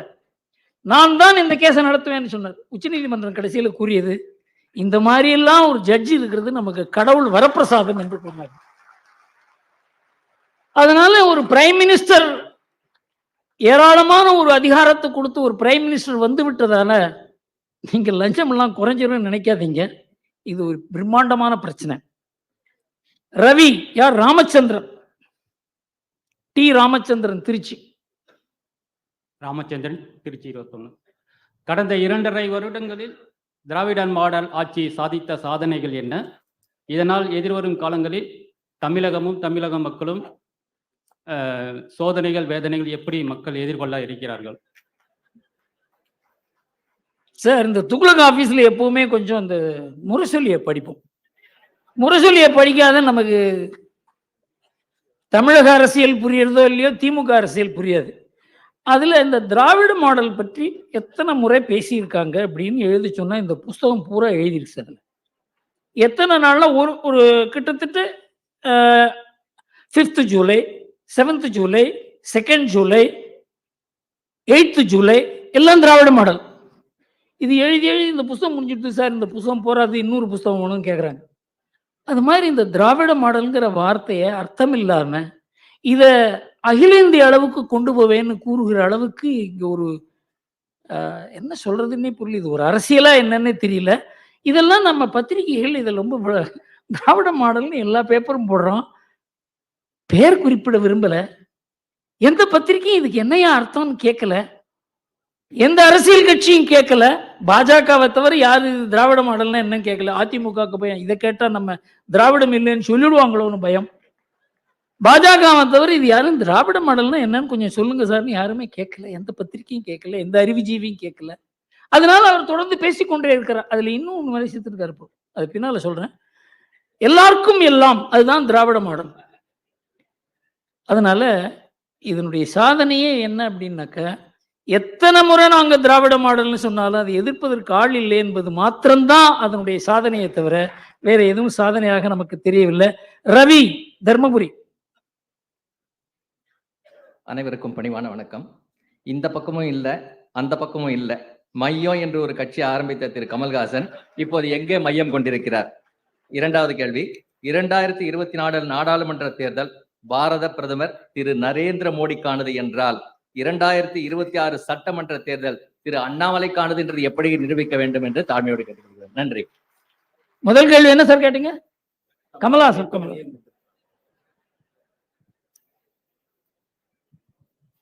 சார், இந்த எம்ஜிஆரை பார்த்து எல்லாருக்குமே என்ன தோணுதுன்னா, அரசியலுக்கு வந்தா நமக்கு அரசியல்ல பெரிய பதவி வந்துடும், நம்ம ஆட்சியை பிடிக்கலாம். எம்ஜிஆர் அப்படி இல்லை. எம்ஜிஆருக்கு 2 முக்கியமான அவருக்கு அட்வான்டேஜஸ் இருந்தது. ஒன்று அந்த திமுகவுக்குள்ளேயே ஒரு கட்சி வளர்ந்தது அவருக்கு, அவருடைய ரசிகர் மன்றம். அது ரசிகர் மன்றம் கட்சிக்கு வெளியில் இல்லை. அவங்க பூத் மெயின்டெனன்ஸ்ல இருந்து, அவங்க எலெக்ஷன்ல நிக்கிறதுல இருந்து அது ஒரு தனி பொலிட்டிக்கல் பார்ட்டியாவே உள்ள இருந்தது. அவர் வெளியில வந்த உடனே ஒரு political party, readymade political party இருந்தது, யாருக்குமே இல்லை. நான் ரஜினியோட இதை பத்தி பேசியிருக்கேன். அவர் அரசியலுக்கு வரணும்னு சொன்ன போது இதெல்லாம் பேசும்பொழுது, சார் உங்களுக்குன்னு ஒரு அமைப்பு இல்லாத இந்த ரசிகர் மன்றத்தை மாத்திரம் வைத்து ஒரு கட்சி நடத்த முடியும் என்று எனக்கு தோன்றவில்லைன்னு நான் சொல்லியிருக்கேன் அவர்கிட்ட. வெளியில எல்லாரும் என்ன நினைச்சாங்க, நான் அரசியல அவர் இழுக்கிறேன்னு நினைச்சாங்க. கிடையாது, அவருக்கு ஆலோசனை தான் கூறினேன் நான். அதனால எல்லாரும் என்ன நினைக்கிறாங்க, நமக்கு கூட்டம் வந்தாக்க நாம ஒரு கட்சி நடத்தி விடலாம். அது மாதிரி ஏமாந்தவர் தான் கமல்ஹாசன். எங்கிட்டையும் பேசினார் அவர். பிரைவேட் கான்வர்சேஷன் தான், கொஞ்சம் சொல்லலாம் இருக்கேன். நான் கேட்டேன், சார் நீங்க 5 பேர் இருக்காங்களா சார் நீங்க நம்புற மாதிரின்னு கேட்டேன். 5 பேர். ஆனா உன் நாணயமா இல்லைன்னு சொல்றாரு. முதல்ல என்னதான் கூப்பிட்டு கேட்டார். பல பேர் கேட்டுக்கலாம், ஆனா என்ன முதல்ல ஆரம்பத்திலே கேட்டார். நான் சொன்னேன், அப்ப நீங்க கட்சி ஆரம்பிக்காதீங்க சார் சொன்னேன். 5 பேர் நம்பிக்கையா இல்லைன்னா ஒரு கட்சி ஆரம்பிச்சா எப்படி நடக்கும்? அதனால இதெல்லாம் ஒரு ஃபோர்தாட் இல்லாத கற்பனை இல்லாத பவர் கையில வந்தா என்ன ஆகும், என்ன மாதிரி ஆள்லாம் நம்ம சுத்தி இருக்கான், அவன்லாம் என்ன செய்வான், இந்த மாதிரி ஒரு சிந்தனை இல்லாத ஒரு போக்கு இருக்கிறதுனால கூட்டம் சேருவதால் மாத்திரம் ஒரு கட்சி அமைக்க முடியாது என்பதை நிறைய பேர் பார்த்துருக்கோம். ஓரளவுக்கு சக்சஸ் ஆனது விஜயகாந்த், அவராலையும் முடியாத போச்சு. அதனால கூட்டத்தால மாத்திரம் இன்றைக்கு ஒரு கட்சி அமைக்க முடியாது என்பதற்கு கமலஹாசன் உதாரணம். சார் 2024 பாஜக எந்த அளவுக்கு தமிழ்நாட்டில் ஒரு ஈர்ப்பை காமிக்கிறதோ அதுக்கு தகுந்தபடி 2026 பாஜக அண்ணாமலையை ப்ரொஜெக்ட் பண்ணும். சார் ஒரு ஆளை ப்ரொஜெக்ட் பண்றது இப்படின்னு சொன்னாக்க, இப்போ ராம்தாஸ் கூட தான் அன்புமணியை ப்ரொஜெக்ட் பண்றாரு. அன்புமணிக்கே ஒரு கூச்சமா போச்சு. அந்த முறை துக்ளக்ல ஆண்டு விழாவில் அவர் அழைத்திருந்தோம். அவருக்கு என்ன பண்றதுன்னே புரியல. அவர் தான் முதலமைச்சர் கேண்டிடேட் அப்படின்னு சொல்லி பிஎம்கே சொல்லியிருக்கு. தயாரிப்பு இல்லாத அண்ணாமலையை அனௌன்ஸ் பண்றது எந்த அளவுக்கு உச்சிதம்ங்கிறத பாஜக முதல்ல அவங்களுடைய தயாரிப்பு தான் முக்கியம். அண்ணாமலை ரெடி, கட்சி அப்படிங்கிறது பின்னால்தான் பார்க்கணும். ஓகே, அதனால அண்ணாமலை முதல்வர் வேட்பாளராக வர வேண்டும் என்பதில் என்னை விட தீவிரமா யாரும் இருக்க முடியாது. ஆனா அதுக்கு வேண்டிய தயாரிப்பு இல்லை என்றால் அதன் மூலமாக நல்லது நடக்குமா கெடுதல் நடக்குமா என்பதையும் நாம யோசிக்க வேண்டும். ஆனா என் மனதில் பாஜகவினுடைய வளர்ச்சி இந்த வருகிற 2 ஆண்டுல எப்படி இருக்கோ அதுக்கு தகுந்த மாதிரி இந்த முடிவு ஏற்படும் என்று தோன்றுகிறது. வி நாகராஜன். என் பெயர் ராமகிருஷ்ணன், திருவண்ணாதபுரம் ராமகிருஷ்ணன். ஸோ விட்டீங்க எங்க சார்? திருவண்ணாதபுரம் கரெக்ட். திருவண்ணாதபுரம் ராமகிருஷ்ணன் பெயர். அனைவருக்கும் வணக்கம், ஆசிரியருக்கும் வணக்கம். என்னுடைய கேள்வி என்னன்னா, தமிழ்நாட்டில் துக்ளக் வாசகர்கள் எல்லா மாவட்டங்களிலும் இருக்கிறார்கள். ஸோ தேசிய உள்ளங்களுடைய கோரிக்கை என்னன்னா, இந்த மாதிரி துக்ளக் ஆண்டு விழா இந்த வருடமாவது பல்வேறு இடங்களில் தொடர்ந்து நடக்க வேண்டும். இந்த ஒரு ஃபங்க்ஷனோட இல்லாமல் மற்ற ஊர்களில் திருச்சி, மதுரை, திருநெல்வேலி, சேலம், கோயம்புத்தூர் எல்லா இடத்துலையும் நடக்கணும். இந்த வருஷமாவது மேக்குள்ள நடக்கணும் அப்படின்னு எதிர்பார்க்குறாங்க. தேசிய உள்ளங்கள் நான் சொல்றது என்னன்னா, உங்களுக்கு எல்லாருக்குமே தெரியும் அது பாஜகவினர் தான். பிகாஸ் தேசியம் அப்படிங்கிற கான்செப்டை காங்கிரஸ் கம்ப்ளீட்டா கைவிட்டதுனால அது ஃபுல்லாக இப்போ பிஜேபிக்கு வந்துடுச்சு. அதுதான் என்னுடைய கோரிக்கை. நீங்க சொல்றத துக்ளக் பண்ண முடியாது, பிஜேபி தான் பண்ணணும்னு தோணுது எனக்கு. இந்த ஒரு ஆண்டு விழா நடத்தி முடிக்கிறதுக்கே கஷ்டப்படுறேன் சார். எல்லாம் இங்க பாருங்க, துக்ளக்ல எல்லாம் 60-70 வயசு. ரமேஷுக்கு என்ன வயசு? யங்ஸ்டர் இவர் தான். வயசு என்ன? 62. இவர் தான் எங்க யங்ஸ்டர். அதனால எங்க கஷ்டம் உங்களுக்கு தெரியாது. துக்ளக் ஆண்டு விழா நடத்துவது என்பது ஒரு தடவை நடத்தினோம். ஸோ இது எந்த இதில் நடத்தினோம்? 49 50வது பொன்விழா போது நடத்தினோம். பெரிய சக்சஸ். எங்க போனாலும் கூட்டம் வரணும் அப்படின்னு சொல்லி எங்களால் தான் முடியல. அதனால துக்ளக்கு இருக்க வரவேற்பை வைத்துக்கொண்டு அங்கங்க ஆண்டு விழா நடத்த வேண்டும் என்றால் அதற்காக ஒரு தனி அமைப்பு தேவை. இதெல்லாம் இன்னி யோஜனை பண்ற ஸ்திதியில் நாங்கள் இல்லை. இந்த எலெக்ஷன்லாம் முடியட்டும். எல்லா கட்சியுமே அப்படிதான் இருக்காங்க. நம்ம கட்சியெல்லாம் பத்தி எழுதுகிற நம்ம துக்ளக் மாத்திரம் மாறுபட்டு இருக்க முடியாது. நல்ல ஐடியா தான், ஆனா கஷ்டமா இருக்கு. அடுத்தது V Nagarajan. Balasubramanian, Chennai sir. Sir எங்க சார் இருக்கீங்க? பாலசுப்ரமணியன் சென்னையா? ஆமா சார், கூப்பிட்டீங்க சார். ஆமா கரெக்ட். ஆமா sir, India alliance, a group of gangsters, they are venom towards Modi and their anger to come to power. I feel they will do anything to come to power, like provoking the Muslims to do terror activities. Do you feel the BJP government is prepared to face them? Thank you. Sir, இந்த கூட்டணி அமைக்கிறதுன்றது இருக்கு, அது எவ்வளவு கஷ்டம்னு எனக்கு தெரியும். 1989 ரொம்ப தீவிரமா இருந்தவன் நான். கூட்டணின்னு எப்போ அனௌன்ஸ் பண்ணாங்களோ அப்பவே ஆபத்து வந்துடுதுன்னு அர்த்தம். நாங்கள் என்ன 1989 நாங்கள் என்ன முடிவு பண்ணோம், அது பின்னால சொல்லலான்னு இருக்கேன். கூட்டணிங்கிற பேரையே உபயோகப்படுத்தாதீங்க அப்படின்னு. அந்தந்த ஸ்டேட்ல என்னென்ன அட்ஜஸ்ட் பண்ண முடியுமோ பண்ணுங்க அப்படின்னு சொல்லி தான் 1989 ராஜீவ்காந்தியை தோற்கடிக்க முடிஞ்சது. கூட்டணின்னு சொன்ன உடனேயே யார் தலைவர், யார் செக்ரட்டரி, யார் மினிஸ்டர், யார் பிரைம் மினிஸ்டர், இதில் போய் மாட்டிக்கிட்டாங்க. அதனால இந்தி கூட்டணி அப்படின்றதுக்கு வெற்றி பெறுவதற்கு வாய்ப்பு இல்லை. ஆனால் நிறைய ஒரு குழப்பங்களை உருவாக்க முடியும் அவங்களால. ஆனா அதை இன்றைக்கு பாஜக இருக்கிற நிலைமையில இந்த குழப்பங்கள் எல்லாம் அவங்களால எதிர்கொள்ள முடியுங்கிறது தான் என்னுடைய நம்பிக்கை.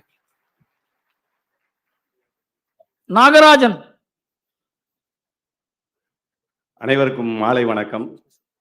ஜாதிவாரி கணக்கெடுப்பு இதை தமிழக அரசு மத்திய அரசு பக்கம் தள்ளிவிட்டு இருக்கிறது, எல்லா இடத்துலையும் எடுக்கணும்னு.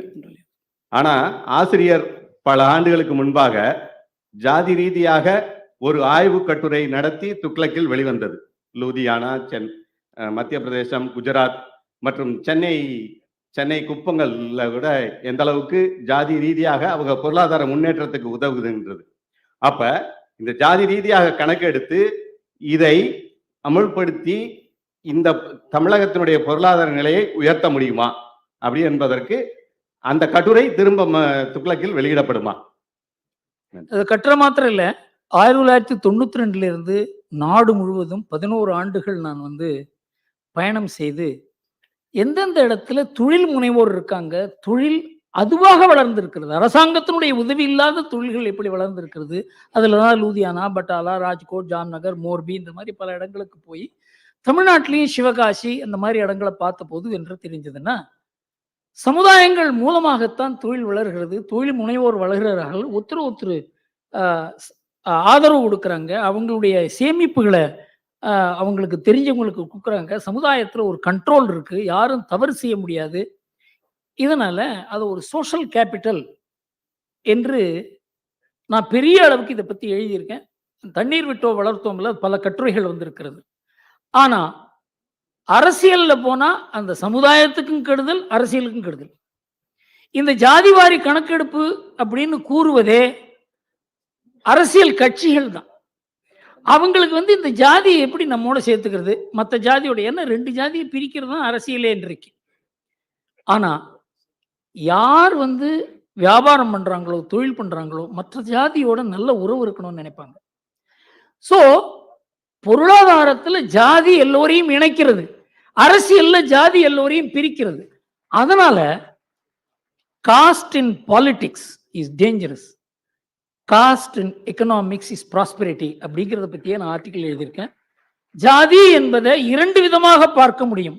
ஒன்று ஆக்கப்பூர்வமாக பார்க்க முடியும், அது ஒரு கலாச்சார பண்பு, நாகரிகம் உள்ள, அதாவது ஒரு பழக்க வழக்கம் உள்ள, ஒருத்தருக்கு ஒருத்தர் புரிந்து கொண்டு வேலை செய்யக்கூடிய அளவுக்கு ஒரு பெரிய ஒரு அன்இன்கார்பரேட்டட் கம்பெனி போல அது. ஆனா அதையே அரசியல்ல கொண்டு வரும்பொழுது ஜாதியும் பிரிகிறது, அரசியலையும் பிரிக்கிறது. அதனால அரசியல் நோக்கத்தோட இந்த ஜாதிவாரி கணக்கெடுப்பு என்று கூறுவதால அது தவறு என்று தோன்றுகிறது. பாலசுப்ரமணியன் பாடி.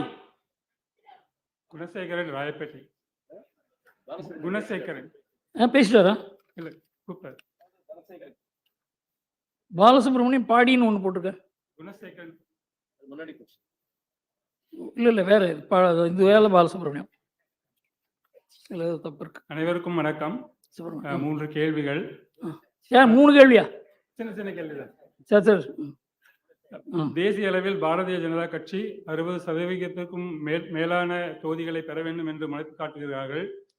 தமிழகத்திலே பொறி வைத்து, உட்பொருள் வைத்து, காவலும் செய்து திரு அண்ணாமலை மேற்கொள்ளும் பெரும் முயற்சிகள் 60% தொகுதிகளை தமிழகத்தில் பெற்றுத் தருமா? 2வது, சிறுவயதில் என் வீட்டில் சாராய கடைகளை பார்த்து மிகவும் அவசரப்பட்டவன் நான். ஆகவே கல்லுண்ணாமை என்ற அதிகாரம் திருக்குறளில் இருக்க வேண்டுமா, மாற்றப்பட வேண்டுமா, அல்லது நீக்கப்பட வேண்டுமா? ஏனென்றால் அண்ணாமலை அவர்கள் கள்ளுக்கடை வேண்டும் என்று சொல்கிறார், இது புரியவில்லை. 3வது, 3 முறை முதல்வர், 3 முறை பாரத பிரதமர், நிகழாண்டில் பெரும் உலகத் தலைவர்கள் ஒருவரான மோடி அவர்கள் எப்போது உன்னத உலகத் தலைவராக வருவார்? 26க்கு பிறகா, அதற்கு முன்பேயா? இதுதான். நன்றி சார். இந்த கள்ளு சாராய விஷயம் இருக்க, அது மனிதனுடைய குணத்தை சம்பந்தப்பட்டது. இதற்கு காந்தி ஒரு பெரிய மூவ்மெண்ட்டே நடத்தினார் அதுக்கு எதிராக.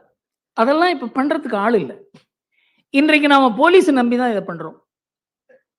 இந்த மதுவிலக்கை கொண்டு வரும்போது கள்ளச்சாராயம் காய்ச்சறாங்க. அது போலீஸும் கள்ளச்சாராயம் காய்ச்சறவங்களும் சேர்ந்துக்கிறாங்க. அதனால இது ஒரு பிரம்மாண்டமான பிரச்சனை. இத வெறும் அரசியல் நோக்கத்தோட மாத்திரம் பார்க்க முடியாது. எல்லா எதிர்க்கட்சியும் இத இந்த சாராயத்த ஒதுக்கி விடணும் என்று கூறுவார்கள். ஆனா ஆளுங்கட்சியான உடனே அவங்களுடைய இது இங்க திமுக என்ன பாருங்க, இந்த கனிமொழி தான் சொன்னாங்கன்னு நினைச்சாங்க. ஒரே ஒரு பொய் தான் சொன்னோம், மதுவிலக்கு கொண்டு வருவோம்னு சொல்லி. 1000 பொய்யை சொல்லி ஒரு கல்யாணத்தை பண்ணுன்னு சொல்லுவாங்க. நாங்க ஒரே ஒரு பொய்யை சொல்லி தானே ஆட்சிக்கு வந்தோம்னு கேட்டாங்க அந்த அம்மா. அதாவது எல்லாருமே எதிர்க்கட்சியில் இருக்கும்பொழுது கூறுவதெல்லாம் ஆளுங்கட்சியா இருக்கும்போது அவங்களால செய்ய முடிவதில்லை. அதுல மதுவிலக்கும் ஒரு முக்கியமான விஷயம். இதற்கு பெரிய நம்ம ஆன்மீகவாதிகள், சமுதாய தலைவர்கள் இதுக்காக நேரம் கொடுக்கணும். எல்லாரும் டிவி எதிர உட்கார்ந்துருக்கிறது, எதையாவது பொழுதுபோக்குறது, அது மாதிரி இல்லாத சமுதாயத்துக்கு வேலை செய்ய நிறைய பேர் தயாராகணும். ஒரு காலத்துல இருந்தாங்க அப்படி. நானே பார்த்திருக்கேன். நான் இளைஞனா இருக்கும்போது எத்தனையோ பேர் சமுதாயத்துக்காக வேலை செய்யவர்கள் இருந்தாங்க. இப்பெல்லாம் யாருமே அந்த மாதிரி வரதில்லை. காரணம் என்றால் அரசியல் அந்த அளவுக்கு நம்ம மனசை தாக்கி இருக்கிறதுனால, பொது வாழ்வு என்றாலே அரசியல் என்று ஆகிவிட்டது. அதனாலதான் இந்த மாதிரி பிரச்சனைக்கெல்லாம் நாம தீர்வு காண முடியல. இந்த பிரச்சனைக்கு தீர்வு காண வேண்டும் என்றால் இது ஆன்மீகவாதிகளும், சமுதாய நலன், தேச நலன், நம்ம குடும்ப நலன், பெண்கள் நலன், இதுல ஈடுபாடு உள்ளவங்க எல்லாம் சேர்ந்தாதான் இந்த காரியம் முடியுமே தவிர ஒரு கட்சியால இது முடியும் என்று எனக்கு தோன்றவில்லை. அடுத்தது 60% என்ன சார் கேள்வி? டெல்லியில 300க்கு மேல வரும் பிஜேபின்னு சொல்றா. இங்க 60% தொகுதி வருமா தமிழ்நாட்டுல பிஜேபி? சார், தமிழ்நாட்டில் பிஜேபி 60% தொகுதி வருமான்னு நீங்க இப்ப கேட்டீங்கன்னா அதுக்கு என்னால் பதில் சொல்ல முடியாது. ஆனா பிஜேபி இந்த தேர்தலில் தனியாக நின்றால் கூட பெருமளவு வாக்குகள் வாங்கும் என்பது மாத்திரம் தெரியும். எந்த தொகுதியில் அவங்க ஜெயிப்பாங்க? பல தொகுதியில் அவங்க சில தொகுதியில் ஜெயிக்க கூட முடியும். பல தொகுதிகளில் அவங்க 2வது ஸ்தானத்துல கூட வர முடியும்னு சொல்றாங்க.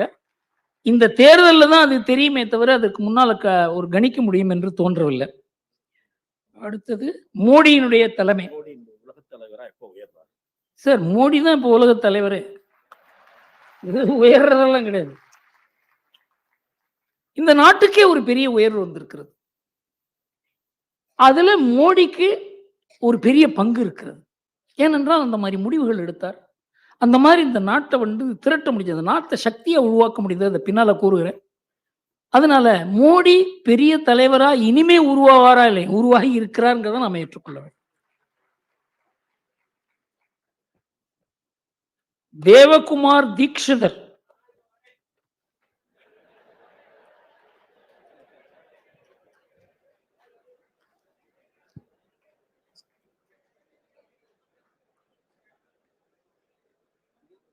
சார் வர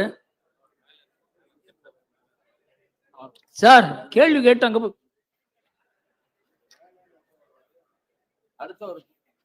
அவ்வளவுதான் கடைசின்னு நினைக்கிறேன். மகாதேவன்.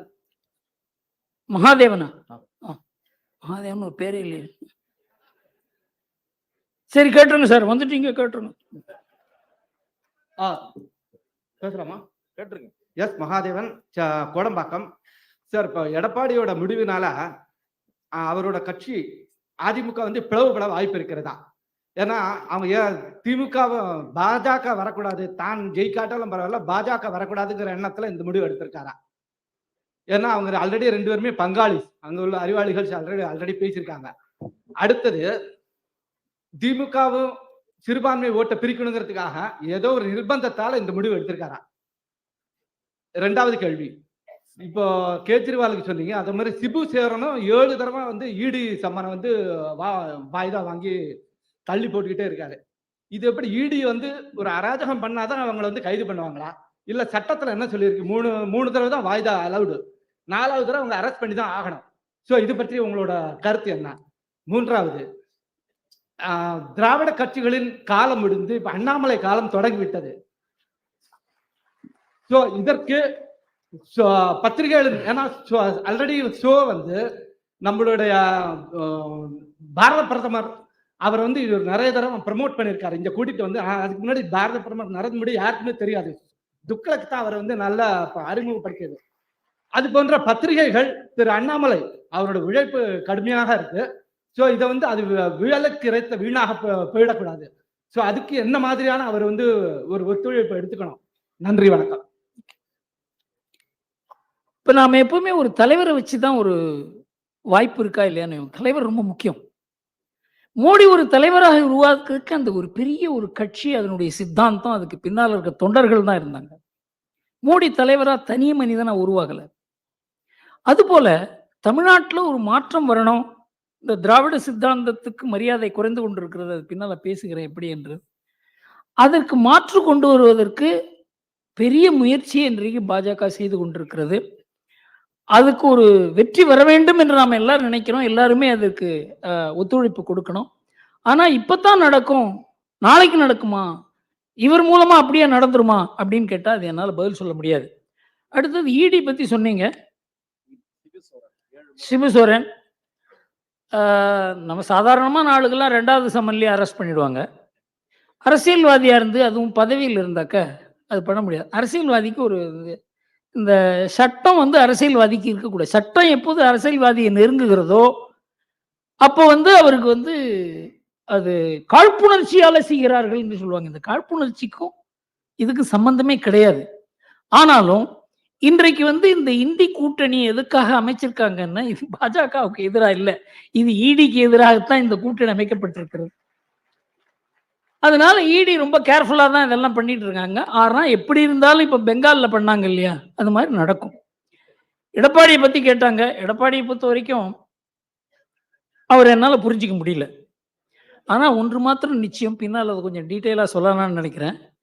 திமுக எதிர்ப்புங்கிறது அவருக்கு முக்கியமாக இல்லை. இன்றைக்கு எது அதிமுகவினுடைய ஆத்மாவோ, எது அதிமுகவுக்கு பலத்தை கொடுக்கிறதோ, எது அதிமுகவுக்கு பெருமளவுக்கு இந்த அரசியல் நாட்டம் இல்லாதவர்களுடைய ஆதரவை கூட கொடுக்கிறதோ, வாக்குகளை கூட கொடுக்கிறதோ, அந்த திமுக எதிர்ப்பை அவர் கைவிட்டது அதிமுகவுக்கு பெரிய பலவீனமாக மாறும் என்பதுதான் என்னுடைய அபிப்பிராயம்.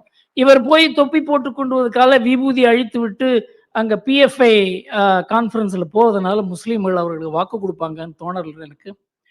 முஸ்லீம்களை மோடிக்கு எதிராக திருப்பி வைத்திருக்கிறது திமுக. அவங்களுக்கு தான் ஓட்டு போடுவாங்கங்கிறது என்னுடைய மனதில் இருக்கு. அதிமுக பிளவுபடுமா என்னங்கிறத பத்தி நான் சொல்ல தயாரில்லை. ஆனா இந்த தேர்தலில் ஒரு பெரிய ஒரு அதிமுக அடி வந்தது அப்படி என்று சொன்னால் அதற்கு வாய்ப்பும் இருக்கிறது. தேவகுமார் தீக்ஷிதர் சார். எல்லாருக்கும் நமஸ்காரம். நான் ஒரு ஸ்லோகம் சொல்லிடுறேன், அதுக்கப்புறம் 2 கேள்வி மட்டும் கேட்கிறேன். யாரும் கொஞ்சம் பொறுமையா இருங்கோ, என்னுடைய வழக்கம் அது. ஓம் சர்வ தர்ம கணாதீஷம் சர்வ தர்ம ஜகத்குரும் வந்தேஹம் சர்வ பாவஜ்ஞம் சர்வபோத பிரபோதமோம். என்னுடைய 2 கேள்வி. அதாவது இப்ப நம்ம ராமர் கோவில் கட்டின்னு இருக்கோம்.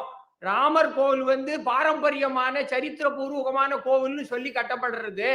ஆனா நம்முடைய முன்னோர்கள் பாரம்பரியமான கோவில் எல்லாத்துக்கும் துவஜஸ்தம்ப பிரதிஷ்டை பண்ணினதுக்கு அப்புறம் தான் பிராண பிரதிஷ்டை பண்ணுவா. அப்படிதான் சாஸ்திரங்கள் வேதங்கள் சொல்றது. அப்படி இருக்குச்சே, ஏன் வந்து துவஜஸ்தம்ப பிரதிஷ்டை பண்ணாத அங்க பிராண பிரதிஷ்டை பண்றா இப்படின்றது என்னுடைய கேள்வி. துவஜஸ்தம்பம் ரொம்ப முக்கியம், வேத பிரகாரத்துக்கும் ஆகம சாஸ்திரங்கள் பிரகாரத்துக்கும். அதுல நம்மளுடைய தமிழ்நாட்டுல பார்த்தா ஆகம சாஸ்திர பிரகாரம் கோவில் தமிழ்நாட்டுக்கு தான் சிறப்பு வருது. எப்படி செங்கோல் ஸ்தாபனம் பண்ற போது தமிழுக்கு ஒரு சிறப்பு கிடைச்சதுன்னு நம்ம சொல்றோமோ, அந்த மாதிரி இதுலயும் தமிழுக்கு ஒரு வாய்ப்பு இருக்குது. அந்த வாய்ப்பு வந்து அங்க ஏன் வரல, துவஜஸ்தம்ப பிரதிஷ்டை பண்ணல? இத தமிழ்நாட்டுல இருக்கிற பண்டிதர்களோ சாஸ்திரம் தெரிஞ்சவங்களோ ஏன் கேட்கல? இத பத்தி வேதபூர்வமான பிராண பிரதிஷ்டை துவஜஸ்தம்ப பிரதிஷ்டை பண்ணணும், இத பத்தி ஏன் பண்ணல? இத பத்தி விசாரம் பண்ணி அதை பத்தி ஒரு சபை கூட்டுறதுக்கு நம்முடைய ஆசிரியர் அவர்கள் தன்னுடைய சோர்சஸ் மூலமா எனக்கு வாய்ப்பு ஏற்படுத்தி தருவாரா? இதை பத்தி நான் பண்டித சபை எல்லா சபைகள் மூலியமா நான் பேசுறதுக்கு ரெடியா இருக்கேன். அதுக்கு இவரு ப்ராப்பர் சேனல் மூலமா இதை கொண்டு போவாரான்னு ஒரு கேள்வி கேட்கிறேன். 2வது என்னுடைய கேள்வி என்னன்னா, இப்ப நம்ம ராமர் கோவில் கட்டுறது வந்து இந்த நம்மளுடைய ஆஜாதிக்கா அமிர்த மகோத்சவம்னு சொல்ற நம்மளுடைய அமுத பெருவிழா, இதனுடைய ஒரு அங்கமாக தான் நம்ம ராமர் கோவிலை கட்டுறோம்னு நான் படிச்சேன் நிறைய இடத்துல. அதுல முக்கியமா கர் கர் திரங்கா நம்முடைய மதிப்பிற்குரிய நரேந்திர மோடி பிரதம மந்திரி அவர்கள் சொன்னார், எல்லாரும் வீடு தோறும் மூவர்ண கொடி ஏத்த வேண்டும்னுட்டு.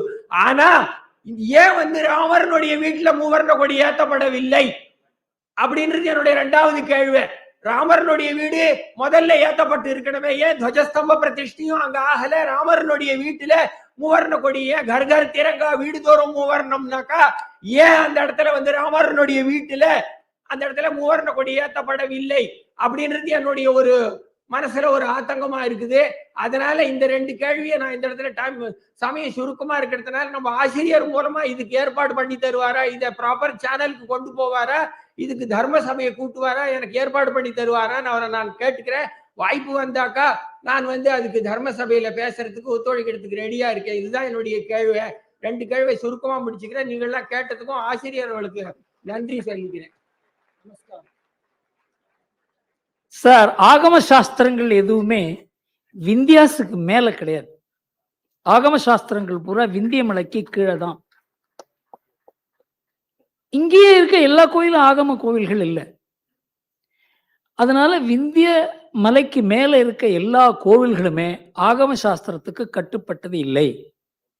பல கோவில்ல துவஜஸ்தம்பங்கள் கிடையாது. இந்த கோவில் கட்டுற சாஸ்திரங்கள் எல்லாம் அந்தந்த இடத்துக்கு தகுந்தபடி அமைத்திருக்கிறார்களே தவிர, நீங்க போய் இதுல கேதார்நாத்ல ஏன் இப்படி இல்லை, பத்ரிநாத்ல ஏன் இப்படி இல்லை, இதெல்லாம் கேட்க முடியாது. ஏன்னா அந்தந்த இடத்துக்கு தகுந்த சாஸ்திரங்கள் அதுதான் நம்ம இந்து மதத்துல பெரிய விஷயம். பிள்ளையாருக்கு வந்து கோவிலே வேண்டாம், அதை ஒரு மரத்தடியில வைக்கலான் இருக்கு. அது அலோவ் பண்ணியிருக்காங்க.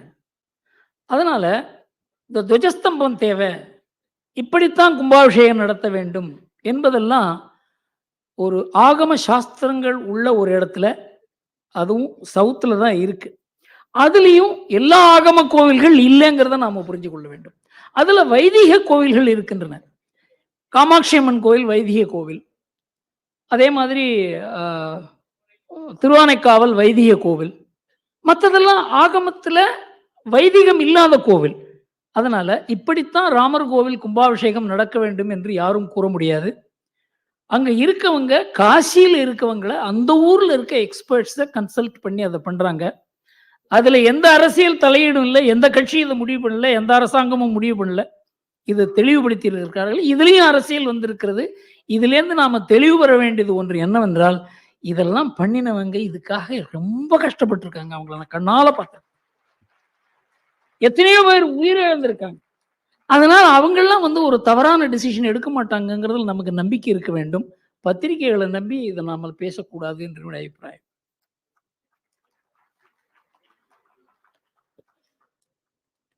Now time has come for me to do a very difficult job of introducing Mr. Shashi Tharoor. அவர் வந்து நம்ம அண்ணாமலையும் அவரும் இருந்தாக்க சேர்த்து இன்ட்ரடியூஸ் பண்ணாக்க இருக்க. 2 பேரும் வித்தியாசமானவர்கள். ஆனா 2 பேருக்குள்ளேயும் நிறைய வித்தியாசம் இருக்கிறது.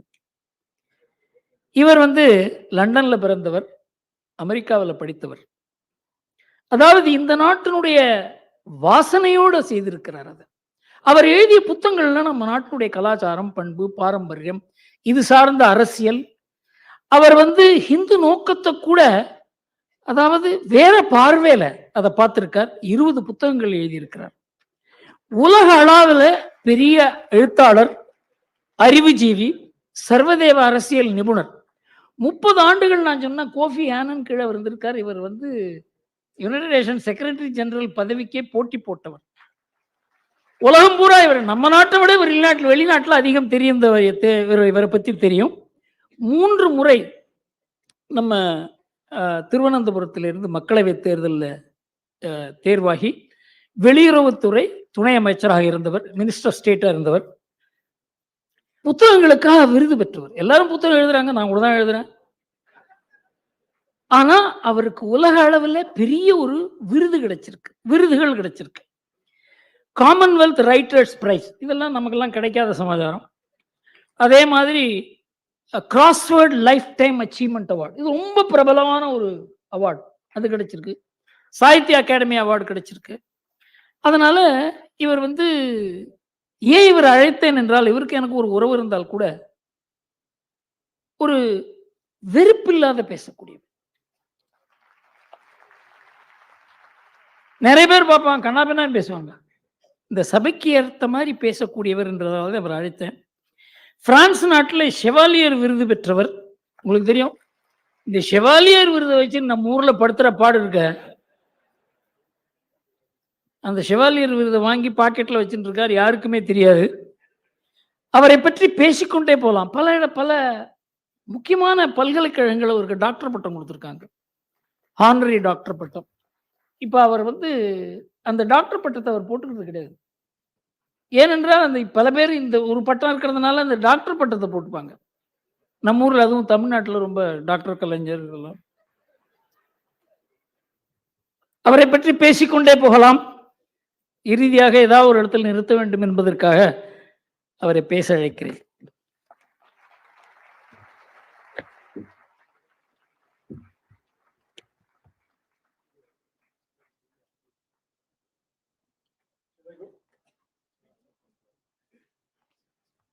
திரு சசி தரூர் அவர்கள் இப்போது உங்கள் மத்தியில் உரையாற்றுவார். Congress working committee member Shri Shashi Tharoor will address now.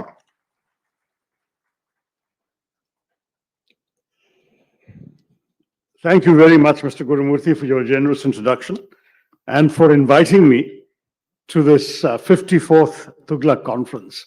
அனைவருக்கும் வணக்கம்.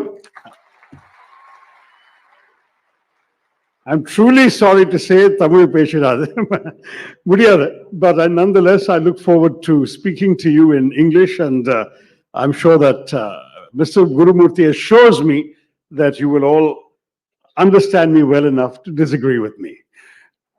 And I must say that I was amused and reassured when he said I'm not the only congressman who has come to this stage.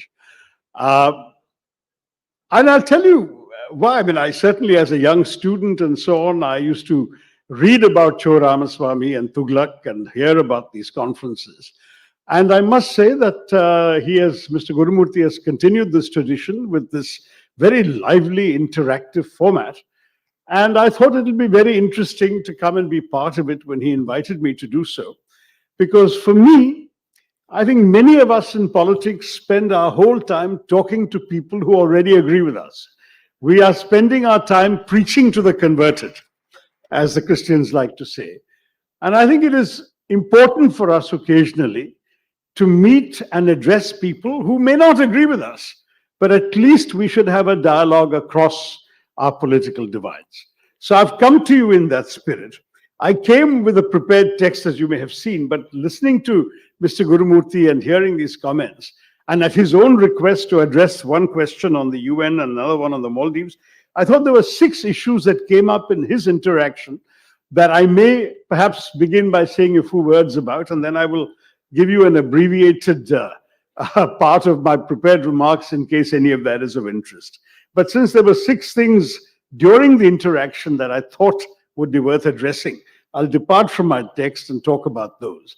The first, you asked Mr. Gurumurthy for me to say a few words about the relevance of the United Nations today. And it's true that there are major conflicts raging, the Russia-Ukraine war, the Gaza war, and we are in a situation in which the UN appears to be helpless. But the truth of the matter is, the UN was designed in a particular way as a result of historical experience. In the last century, we had the First World War, which resulted in immense destruction, the greatest amount of loss of life that had ever been seen up to that point. And so the world decided to create an international body to prevent its recurrence. And they came up with the body called the League of Nations. But within 25 years of the start of the First World War, the Second World War started. The League of Nations failed. And one of the reasons the League of Nations failed was precisely because some of the big powers of the day, the powerful countries that could actually destroy world peace, did not join the United Nations, the League of Nations, that is the United States did not join the League of Nations. And some who did join were expelled by the League of Nations. So Germany, Italy, Russia at various times were expelled. And when the World War started, they were not even in the body for the body to influence their behavior.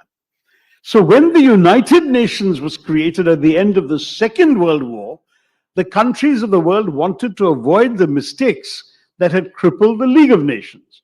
And so they created a guarantee for the 5 major countries in the world at that time that they would never have the UN do anything against their interests, because they would have a veto on decisions of the Security Council. And that was why when the United Nations Security Council was set up, 5 countries were given permanent seats with a veto. And when they all agree, wonderful things can be done by the UN. The UN has won half a dozen Nobel Prizes. But when they don't agree, the UN is unable to act because, for example, on the Ukraine war, Russia itself is obviously a participant and they are not going to allow any resolution to be passed against their interests. They would veto it. And on the Gaza matter, there is no doubt that the Americans would support Israel fully, and they too have been vetoing any attempts for the Security Council to impose any binding restrictions on Israel. So that is the reality we're facing today. Does that mean the United Nations is useless? No, because it does a great deal else. And I think we must appreciate the outstanding work of the UN in a number of other fields. But at the same time, we must realize that the United Nations is a mirror of the world. It reflects our agreements and our disagreements. It reflects our inequalities, the power of some big countries and the lack of power of some others, some water, and the lack of power of some other countries. It also reflects in many ways the fact that the United Nations is also a mirror of our imperfections as human beings. That's okay, thank you. I'll wait for the water. For our imperfections, in fact, the second Secretary General, Dag Hammarskjöld, said 75 years ago something very memorable. He said the United Nations was not created to take mankind to heaven, but rather to save humanity from hell. In other words, the best the UN can often do is to prevent matters from getting worse. And I think that the United Nations is able to do, because when countries are obliged to be accountable to the United Nations, to the criticism of other governments, to discussions in the Security Council, they're at least conscious, thank you so much. They're also always conscious that there is something that they need to be able to do in order to impress or persuade world opinion, and that may not be much, but it'll prevent the worst from happening. The second issue that Mr. Gurumurthy wanted me to say something about is the Maldives. The Maldives is a very unusual situation. Yes, he's right, it's a 100% Muslim country. But the truth is, Pakistan has not had that much influence on the Maldives. Our influence on the Maldives has historically been very much greater. And you may remember in 1988, there was an attempted coup in the Maldives when some mercenaries, backed by some rather wealthy Sri Lankans, came in, held the president hostage and announced they were taking over the government. It's a very small country, I think about 8 lakh people. It's not a very big nation. But when this happened, it was India that immediately parachuted soldiers to the Maldives to put down the coup. And the Maldives government was very grateful for us. When true democracy, a kind of what the Arabs call those color revolutions, Jasmine Revolution, Velvet Revolution. So when a democracy fully dawned in the Maldives and there was a totally free election, the first person to win was very pro-Indian, Dr. Mohammad Nasheed, who ended up losing his office in some sort of internal quarrel, and subsequently an anti-Indian government came to power. So it's not as if the Maldives is chronically anti-Indian. That government in turn lost a free and fair election to another government that was very friendly to us. And now in turn, that government has lost and we have a government that is less friendly to us. So as Mr. Gurumurthy said he hoped it would not last very long. The truth is that the Maldives does change governments every few years and we can expect them to rethink these policies. But let us understand that gratitude is not a quality that you will often find in international affairs. We have helped Maldives. In fact, just 2 years ago, when there was a very serious shortage of drinking water in the Maldives, literally people had no water to drink. Remember, they're surrounded by the seas are salt water. When that happened, India flew in huge transport planes full of drinking water to the Maldives. And that was when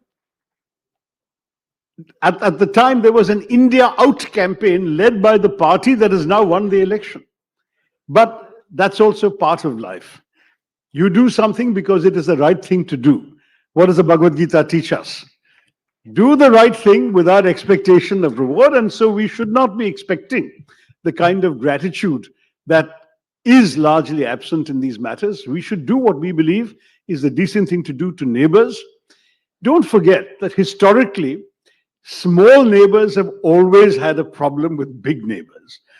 In fact, more than 100 years ago, a president of Mexico once said, "My poor country, so far from God and so close to the United States." So you can imagine the Maldives ruler saying something similar about us. We are so much bigger that inevitably they cannot be indifferent to our existence. They cannot be unaware of the importance of India. But yes, they have definitely a strong anti-Indian movement within one section of that society, and they have a very strongly pro-Indian movement also. And so far in the last 3 elections, these two forces have alternated power and defeated each other. The time may come when it will come back again to our favor. I think we have been conducting our policy fairly maturely. We have to deal with this government, whoever comes to power. We should neither show a great deal of rejoicing if this gentleman loses, nor should we show a great deal of condemnation if this gentleman wins. But we have to watch very carefully the increasing proximity of this government to the Chinese. Because there is no doubt about the fact that China has been attempting to expand its influence throughout our periphery. They have been increasingly influential in every one of our neighboring countries, everyone, without exception. And we should certainly be alert. I'm sure that our government must be aware and alert to the dangers that this represents. And there will be some red lines which would have been privately communicated to some of the governments that, some things we understand. You have the right to have relations with other countries just as we do. But some things we would see as a serious concern for our interests, and in those we will take appropriate action. So far, I think we should not have any cause for alarm. It was unfortunate, this recent social media spat. Again, I don't think we should let foreign policy be conducted on social media. I think that there is a far more serious level of engagement that is required in all our parts. And we must understand and respect the sensitivities of a small neighbor about being so close to all of us. So that's on the second issue. The third issue, I think that somebody asked Mr. Gurumurthy about whether the India Alliance was there to bring Muslims to power. The India Alliance is there to bring Indians to power. And I want to remind you all, including the gentleman who asked that question, that Muslims are also Indians. And that we should not forget, because one of our great strengths as a society is that we have appreciated people of all sorts of backgrounds. In fact, I have been a devotee of Swami Vivekananda for a very, very long. You didn't answer that question. The question was translated, perhaps your lack of an answer didn't make it to me. But the reason I mention that, frankly, is also that as a devotee of Swami Vivekananda, as a young man, I learned and imbibed very much his vision.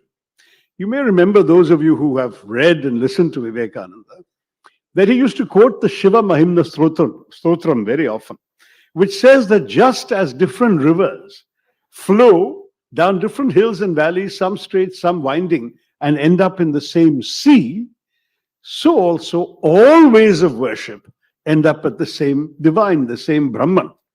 There is ultimately, in his view, no difference. This is why he would say, Ekam Sattva Vipra Bahuda Vadanti. There is only one truth. Sages can call it by different names. One of his speeches in Chicago, he actually made a reference to the one whom some refer to in this word, some refer to this way. He said, Jesus, Jehovah, Ram, Rahim, Allah, whatever. It doesn't matter for him. All are ultimately the same. And Hinduism has the great strength of being able to say, Loka Samastha, Sukhino Bhavantu, and at the same time to appreciate that ultimately, though we may be different, though we may worship differently, in fact, what does Hinduism do? Hinduism actually recognizes that since no one actually has a reasonable logical basis to visualize Brahman or the Creator in any shape or form. We are free to imagine the divine in whatever way we like. That's why we have 330 crore forms and divinities and names for that what we worship. So, very frankly, if God can be imagined by somebody as a pot-bellied figure with an elephant head, and I'm a Ganesh Bhakt myself, why can't God also be imagined as a bleeding man suffering on a cross? The rishis would have had no problem with that. And I say this to you simply because this great sense is what makes me proud to be a Hindu, because what Vivekananda said in Chicago was, I'm proud to speak of a religion that has taught the world not just tolerance, but acceptance. That phrase I read as a teenager, it stayed in my mind. And I thought about it over and over again over the years. Because I used to go to school in history class and learn that tolerance is a virtue. A tolerant king is a good king because he allows you to believe what he doesn't believe. But when you really think about it, tolerance is a very patronizing idea. Because what is the tolerant king saying? The tolerant king is saying, I believe I have the truth. You are in error, but I will magnanimously indulge you in your right to be wrong. That's all the tolerant king is saying. Vivekananda says that's not what Hinduism says. Hinduism says, I believe I have the truth. You believe you have the truth. I will respect your truth. Please respect my truth. And that is the Hindu principle of acceptance. And that is the principle by which I live. And that is why, for me, all people of all faiths are Indians, and I see them as Indians. And I do not want a situation where any one community's members should feel demonized or seen as the other or relegated to a marginal role in our society. We should take all of them. I see this in our own history. You know, I often talk about the fact that in 1971, when the Pakistani generals were foolish enough to declare a jihad against the Hindu unbeliever, who were they facing militarily? We had an army commanded by a Parsi, General Manekshaw. The vice chief of the air staff for operations was a Muslim, Air Marshal Latif. The general commanding the Eastern Command, based in Calcutta, who was in charge of the troops that we were going to send into East Pakistan, was a Sikh, General Arora. The admiral commanding the Western Fleet that was blockading Karachi and keeping the Pakistani shipping away from us was a Christian, Admiral Kuruvilla. And the general we helicoptered into Dhaka to negotiate the surrender of the Pakistani forces was Jewish, General Jacob. Now that is India. And that is the country of the Hindu infidel they're talking about. Now, if you go to the island of Diu off the coast of Gujarat, there is a memorial to the one ship we lost. The only ship we lost in war with Pakistan was the INS Kukri, which went down with most of the hands on board. Captain Mullah was the captain. He went down with the ship. And there is a memorial to the Kukri itself, a little model, and then there is a wall with all the names of those who perished on board the Kukri, soldiers, sailors, Jawans. You will see there is no religion of India, no caste of India, no region of India that is not represented amongst those names. It brings tears to my eyes when I see there and I stand there and I see all these names. And I realize that everybody of every faith, of every background, has given their blood for this nation. Let us cherish that. Let us celebrate the Indianness of everyone. Let us not let anybody, because of their religion, feel that they're less Indian than we are. That is my conviction. North versus South. I think that was a question that perhaps Mr. Gurumurthy and I would answer differently. I believe that our federalism is really in trouble. The Prime Minister speaks of cooperative federalism, but it seems that the states are the only ones who are expected to cooperate, whereas the union government operates at its own sweet will. The government's decision in 2017 to change the terms of reference of the 15th Finance Commission to base allocations, financial allocations, on the basis of the 2011 census has already prized open a North-South divide, even if Mr. Gurumurthy says it doesn't exist. Because it has opened a Pandora's box with incalculable consequences for our country. The Finance Commission's revised allocations have sent even more tax money from the South to the North than previously, And this North versus South expression is a title of a book by a Tamil writer called Neelakanthan R.S., who wrote that India is rewarding the brute demographic advantage of North India over a state's performance. That the bind that Tamil Nadu and Kerala in particular, which is your state and my state, find themselves in, is there at a stage where their success is being used against them by the union government, which is seeking to aggressively redistribute resources based on population alone, on what he calls brute demographic might.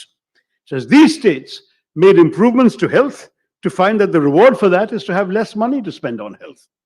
Their improvements in education meant they'd have less money to spend on education. And the 16th Finance Commission, which has just been announced, will be worse. And if the next census takes place soon after this year's elections, as the Home Minister has said, it will even be worse still for the South because population disparities have only worsened. The irony is that historically the South has already been subsidizing the North. For example, for every 1 rupee of tax contributed by Uttar Pradesh, the state receives 1 rupee 79 paise from the central coffers, whereas for every 1 rupee of tax contributed by Karnataka, the state receives 0 rupees 47 paise. That is the difference. All southern states, I think, recognize the need to correct regional imbalances and for richer states to subsidize poorer ones. But it is fair to ask, as Karnataka CM Siddaramaiah has done, where is the reward for development? So to take that same example, Karnataka meets 72% of its expenses from the state's own taxes, whereas Bihar only has to meet 23%. 77% of Bihar's expenses are given by the union government. So unlike most federal systems in the world, India's revenues are going disproportionately to its worst performing states. Those with poor levels of education, high rates of fertility and population growth, and the high performance states in the South, like yours and mine, are getting short shrift. In 1976, as you may remember, the Omnibus 42nd Amendment to the Constitution froze the allocation of Lok Sabha seats to all states for 25 years to encourage population control by assuring states that success in limiting population would not lose them Lok Sabha seats. In 2001, the then NDA government, headed by the BJP Prime Minister Atal Bihari Vajpayee, extended this arrangement for another 25 years. So that proposal became the 91st Amendment. It was unanimously adopted by all parties in both houses of parliament. And this was also reflected in the terms of all the finance commissions until Mr. Modi constituted the 15th and told them to use the 2011 census. Now, worse still, the 91st Amendment lapses in 2026. The government has made it clear that there will be a new delimitation of constituencies. You know, even the women's reservation bill will only be implemented after delimitation is done. If the intention, as many suspect, is to fill the rather cavernous hall of the new Lok Sabha building, then Uttar Pradesh alone may have more MPs than all the southern states put together. Where does that leave our federalism? If, for instance, the Hindi-speaking states can alone muster a two-thirds majority in parliament to amend the constitution, what would prevent them, for instance, from passing a law making Hindi the official national language? Every year, somebody from the BJP gets up and asks for that to be done. And I say this because the North's enhanced political clout in parliament will be coming at a time when population disparities will still worsen in the short term. Tamil Nadu's fertility rate is 1.6, Kerala's is 1.7, UP's is 3, Bihar's is 3.2. So you could argue, why should Kerala be punished for its impressive performance by receiving less revenue from the Finance Commission and also losing seats in parliament, thereby being forced to dilute its voice in national affairs? Why should Tamil Nadu's reward for extraordinary economic success, sustained growth, and population control be lower tax revenues from the center? Now, the government's answer would be, these are the rules in a democracy. One person, one vote means the more people you have, the more political clout and tax rupees you should get. Tough. But in a country like India, whose diversity is held together by a sense of common belonging, but whose civic nationalism must accommodate a range of states with divergent levels of development, it is essential that all people feel that their common nationhood is a winning proposition for them. I'm a very proud Indian, And frankly, I don't think Malayalis can afford to pay anything else because Malayalis are all over the country, working everywhere in India.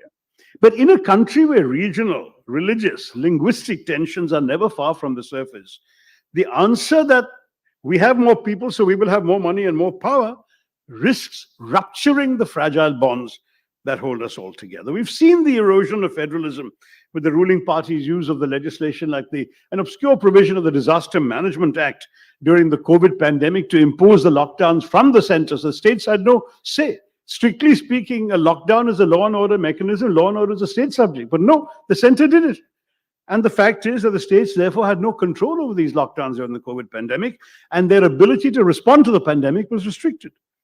The invention of PM CARES, which meant a limited flow of funds to the CMs, the various CMs relief funds, because everything was now going to a new PM fund.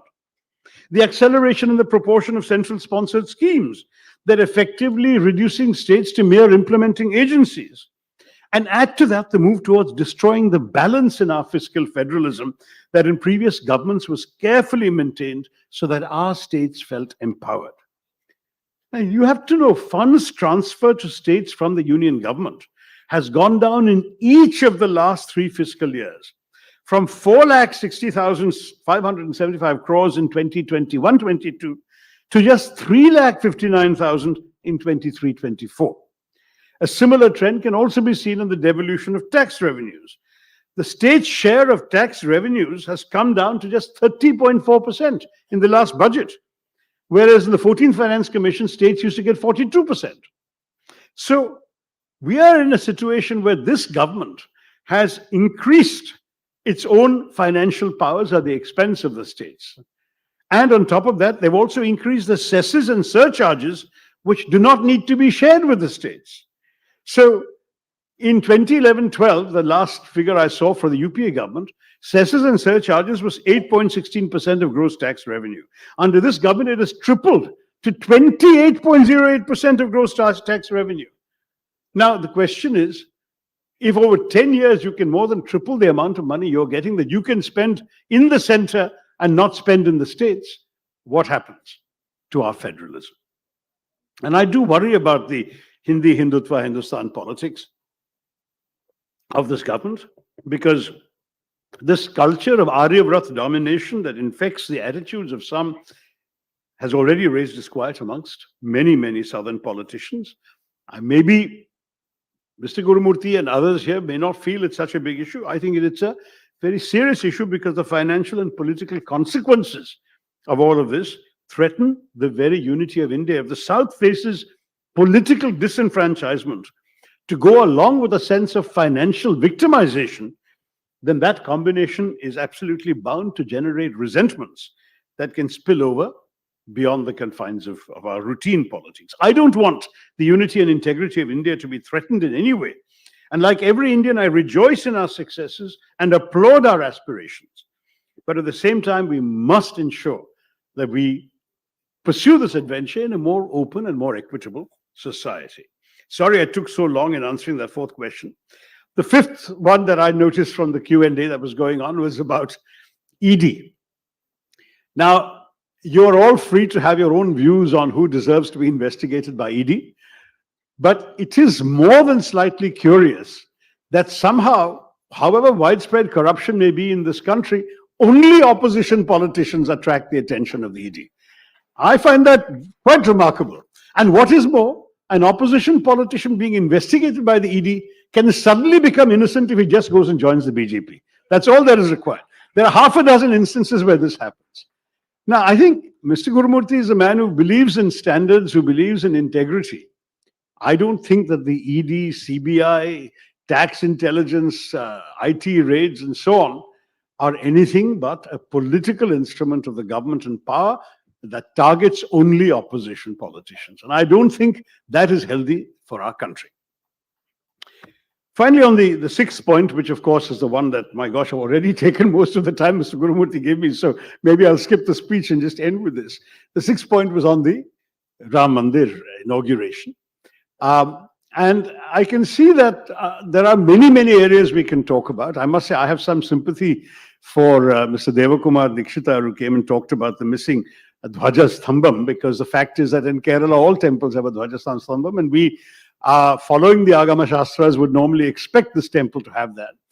I'm not sure it's accurate to say there are no Agamas in the north. The Agamas are written everywhere, and as far as I'm aware, that Shastra applies in many northern temples also, but each temple has its own distinctive style. It's also part of the diversity that Hinduism celebrates.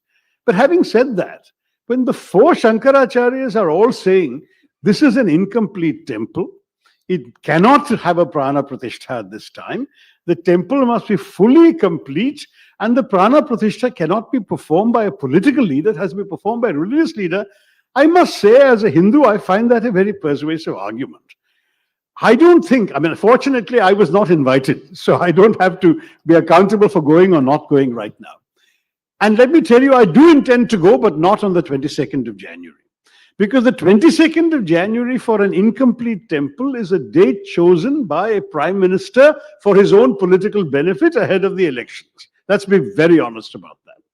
And therefore, to go there for that function, where the starring role is with the prime minister and the priests and pujaris and purohits are merely sort of playing supporting roles, and in a temple which is still under construction in many places, is to many of us a very troubling act. It is a purely political act. And I would love to see politics and Hinduism kept separate from each other. I don't believe that ours is a religion that prescribes any role for politicians in its conduct. Of course, kings were always powerful in the ancient days. And at the same time,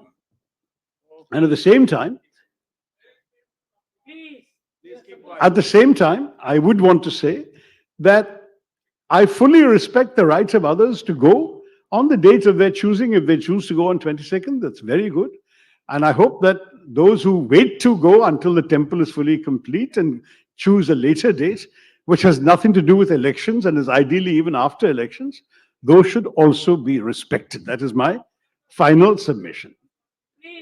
Yes, no, I think people are welcome to go on 22nd if they wish to, if they have the ability to go, if they're invited to go, whatever, they're welcome. I'm not saying that. I'm just saying, please understand that there are some very respected Hindu leaders who have questioned the suitability of this event.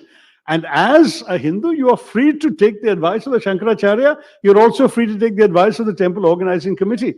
That is the great thing about our faith, is that we all have freedom. And since I have already, I think, reached 28 minutes out of the 30 I was given. Yeah, shall I go on a little further? While we're waiting for Mr. Annamalai to arrive, I do have to move on though. No, I have plenty. I actually came with a text which I'm not going to bore you with now, but let me say a couple of things that's worth saying. You know, I've often said that, you know, when I came here, I expected to be speaking after Mr. Annamalai, and I thought that, you know, it's also true. There's a very well-known saying that any truism about India can be immediately contradicted by another truism about India. And anything you can say about India, the opposite is also true. So our country's national motto emblazoned on the governmental crest is Satyameva Jayate, truth alone triumphs, but you can ask the question, whose truth? And it's a question to which there are at least 1.4 billion answers if the absence of a census for the last 13 years hasn't underestimated us again. But that sort of an answer is no answer at all. And so another answer to this question has to be sought. And this may lie in a simple insight that I would like to offer you, which is that the singular thing about India is that you can only speak of it in the plural. There are, in the hackneyed phrase, many Indias. The very idea of India is of one land embracing many. The idea that a nation may endure differences of caste, creed, color, culture, cuisine, conviction, costume, and custom, and still rally around a consensus. And that's a very simple consensus, a democratic consensus, on the basic principle that in a large, diverse democracy under the rule of law, you don't need to agree on everything all the time, except on the ground rules of how you will disagree. The reason that we have survived all these years, all the stresses and strains of the last 76 years, and remember, including periods when many foreign observers predicted India's imminent disintegration. The reason we've held together is because we managed to maintain consensus on how to manage without consensus. Now, today, some people in positions of power in our country seem to be questioning those very ground rules. And that, sadly, is why it is all the more essential to reaffirm them now. And I want to speak a word for our constitutional democracy, because it is our constitution and our democracy that has given Indians of every imaginable caste, religion, culture, cause, the chance to break free of their lot and to fulfill their aspirations. And this possibility of thriving and flourishing, excuse me, rests on free institutions created by the Constitution. I've written a book called The Battle of Belonging, where I talked about ours as a civic nationalism and not an ethno-religious nationalism. A civic nationalism rests on a constitution and institutions. An ethno-religious nationalism rests purely on identity. And my argument is that our liberal, inclusive, and just constitution, which is based on this principle of civic nationalism, has been the bedrock of keeping our society together and has secured the inalienable rights of all Indians. It has not only consolidated the best of our values, including those which our forefathers gave their lives for at the height of the nationalist struggle, but it's also served to liberate the collective aspirations of our people. And I would like to argue that the strength of India is that it's greater than the sum of its parts.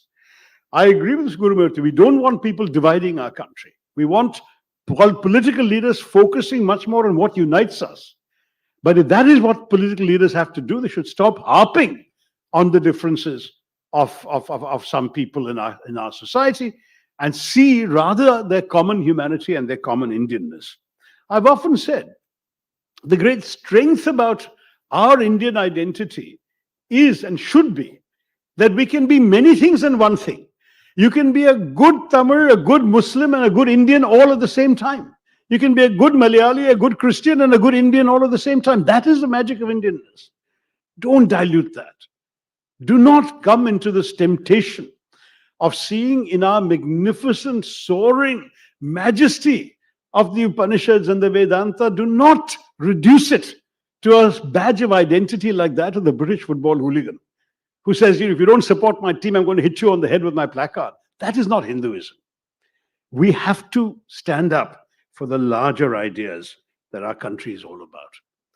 And this is essentially what I want to talk about, that the old India, the Prime Minister talks about new India, but the old India that was fought for by the blood of our forefathers and bathed in the crucible of our national struggle is one in which we had access to an inalienable set of freedoms, and the freedom of choice was prime. The freedom to choose what government you wanted, the freedom to choose what set of convictions to resonate with, the freedom to choose what to eat, who to love, how to love, the freedom to choose what to wear, or which language to speak, the freedom to move freely within the sovereign borders of our country, and the freedom to choose whether Ram or Rahim or Jesus or Jehovah or none of them was the force that guided and moved the cosmos.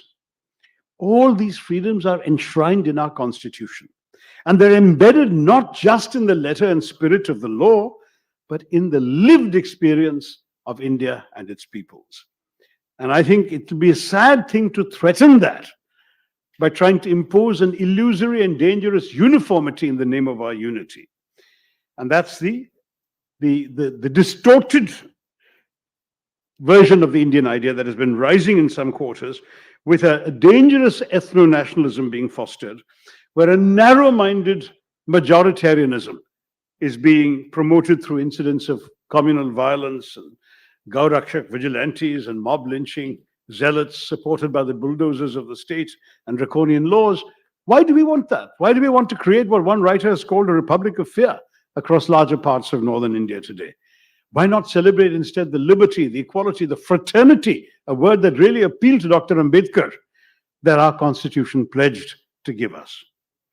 And also we must, I'm sure Mr. Annamari will come, because I've seen one of his speeches on YouTube where he talks about the economy and technological advances. Let's applaud economic progress and technological advance, but let us not forget the people at the bottom of the pyramid, Fact is that many of the young people who voted for this government 10 years ago, in the expectation of getting jobs, getting a job, and who still don't have a job, what do we say to them? Many who do have jobs can't afford the same purchases of the market that they could 2 or 3 years ago. Unemployment and inflation are both up. Purchasing power is down. Real income growth has been stagnating in our country. Listening to apologists for the union, the government, reminds me of a cartoon I saw recently showing a government official glibly declaring that the fundamentals of the economy are strong. And the citizen responds, "But I'm not making enough money to survive." And the government official sagely replies, "That isn't one of the fundamentals." So that is the reality of life in India today. And I must say that it's all very well to celebrate a new India, but you can't afford to make a mess of the old India too. I'm going to try and stop there, not because I don't have more to say, but because I really do want to stop within a reasonable amount of time, and you hear other voices as well. But I just want to say, in conclusion, that for me, I celebrate the idea of a nation that is made up of many different kinds of people, an India where it should not and does not matter what religion you practice, what language you speak, what caste you were born into, what color your skin is. It only matters that you are Indian and that we respect all faiths, all beliefs, all cultures, all languages, all regions, and all classes. What we want is unity. What they want is uniformity. We believe in an India that unites our people, and they seek to divide us. Our ideology wants to bind people together. Theirs separates one Indian from another. I'm here to listen to you, and please do listen to me briefly. I'm about to finish. What we need in a new India is a strengthening of democratic institutions at all levels. We need transparency and accountability. We need to strengthen our Right to Information Act. We need to strengthen institutions that are currently being weakened. We cannot benefit from a parliament which is just a notice board for the government or a rubber stamp for the majority. We must have free discussion. If you felt there was any benefit in listening to me here, let us also have that benefit in parliament. Let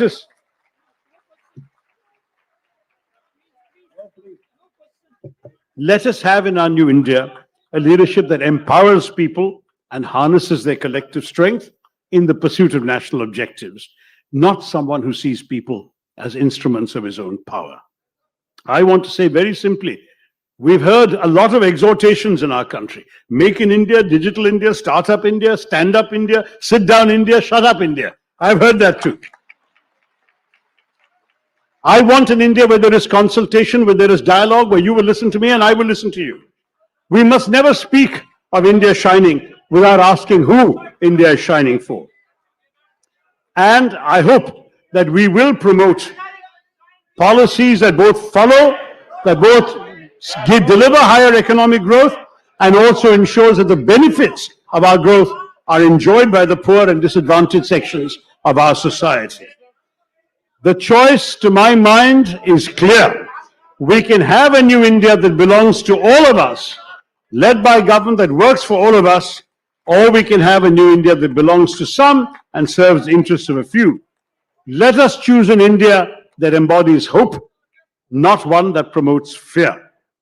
We can support a new India united in striving, not an India divided by hatred. Let us remain faithful to the founding values of the 20th century if we are to conquer the challenges of the 21st century. Let us create an India that truly becomes an India shining, but it must shine for all. Thank you very much. Jai Hind.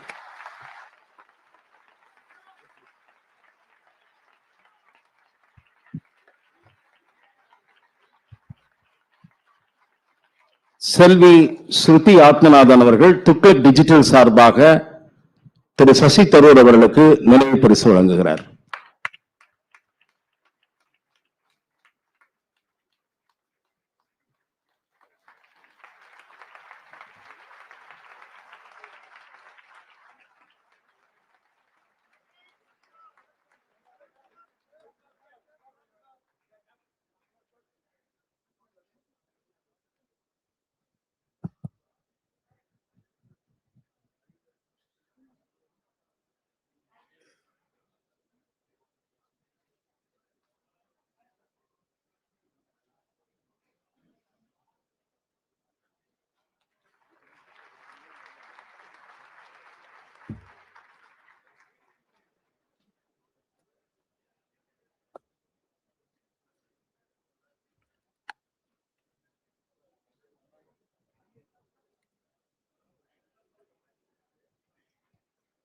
Annamalai இங்க இருந்திருந்தாக்க ஏதாவது பிரச்சனை இருக்கும்னு நினைச்சேன் நான்.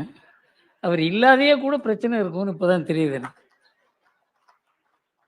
இந்த வாரம் துக்ளக் ஆன்சரை துக்ளக் கேள்வி பதில்ல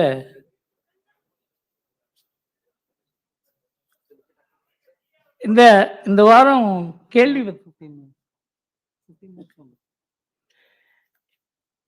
இந்த வாரம் துக்ளக் கேள்வி பதில்ல 2 கேள்விக்கு பதில் கூறியிருந்தேன். அதுதான் துக்ளக்கினுடைய பாரம்பரியம். அதை நாம் எந்த அளவுக்கு மெயின்டைன் பண்ணுறோமோ அந்த அளவுக்கு இந்த மாதிரி நம்முடைய விழா அதுக்கு ஒரு மகத்துவம் இருக்கும். இல்லைன்னா அது ரொம்ப கீழே போயிடும்.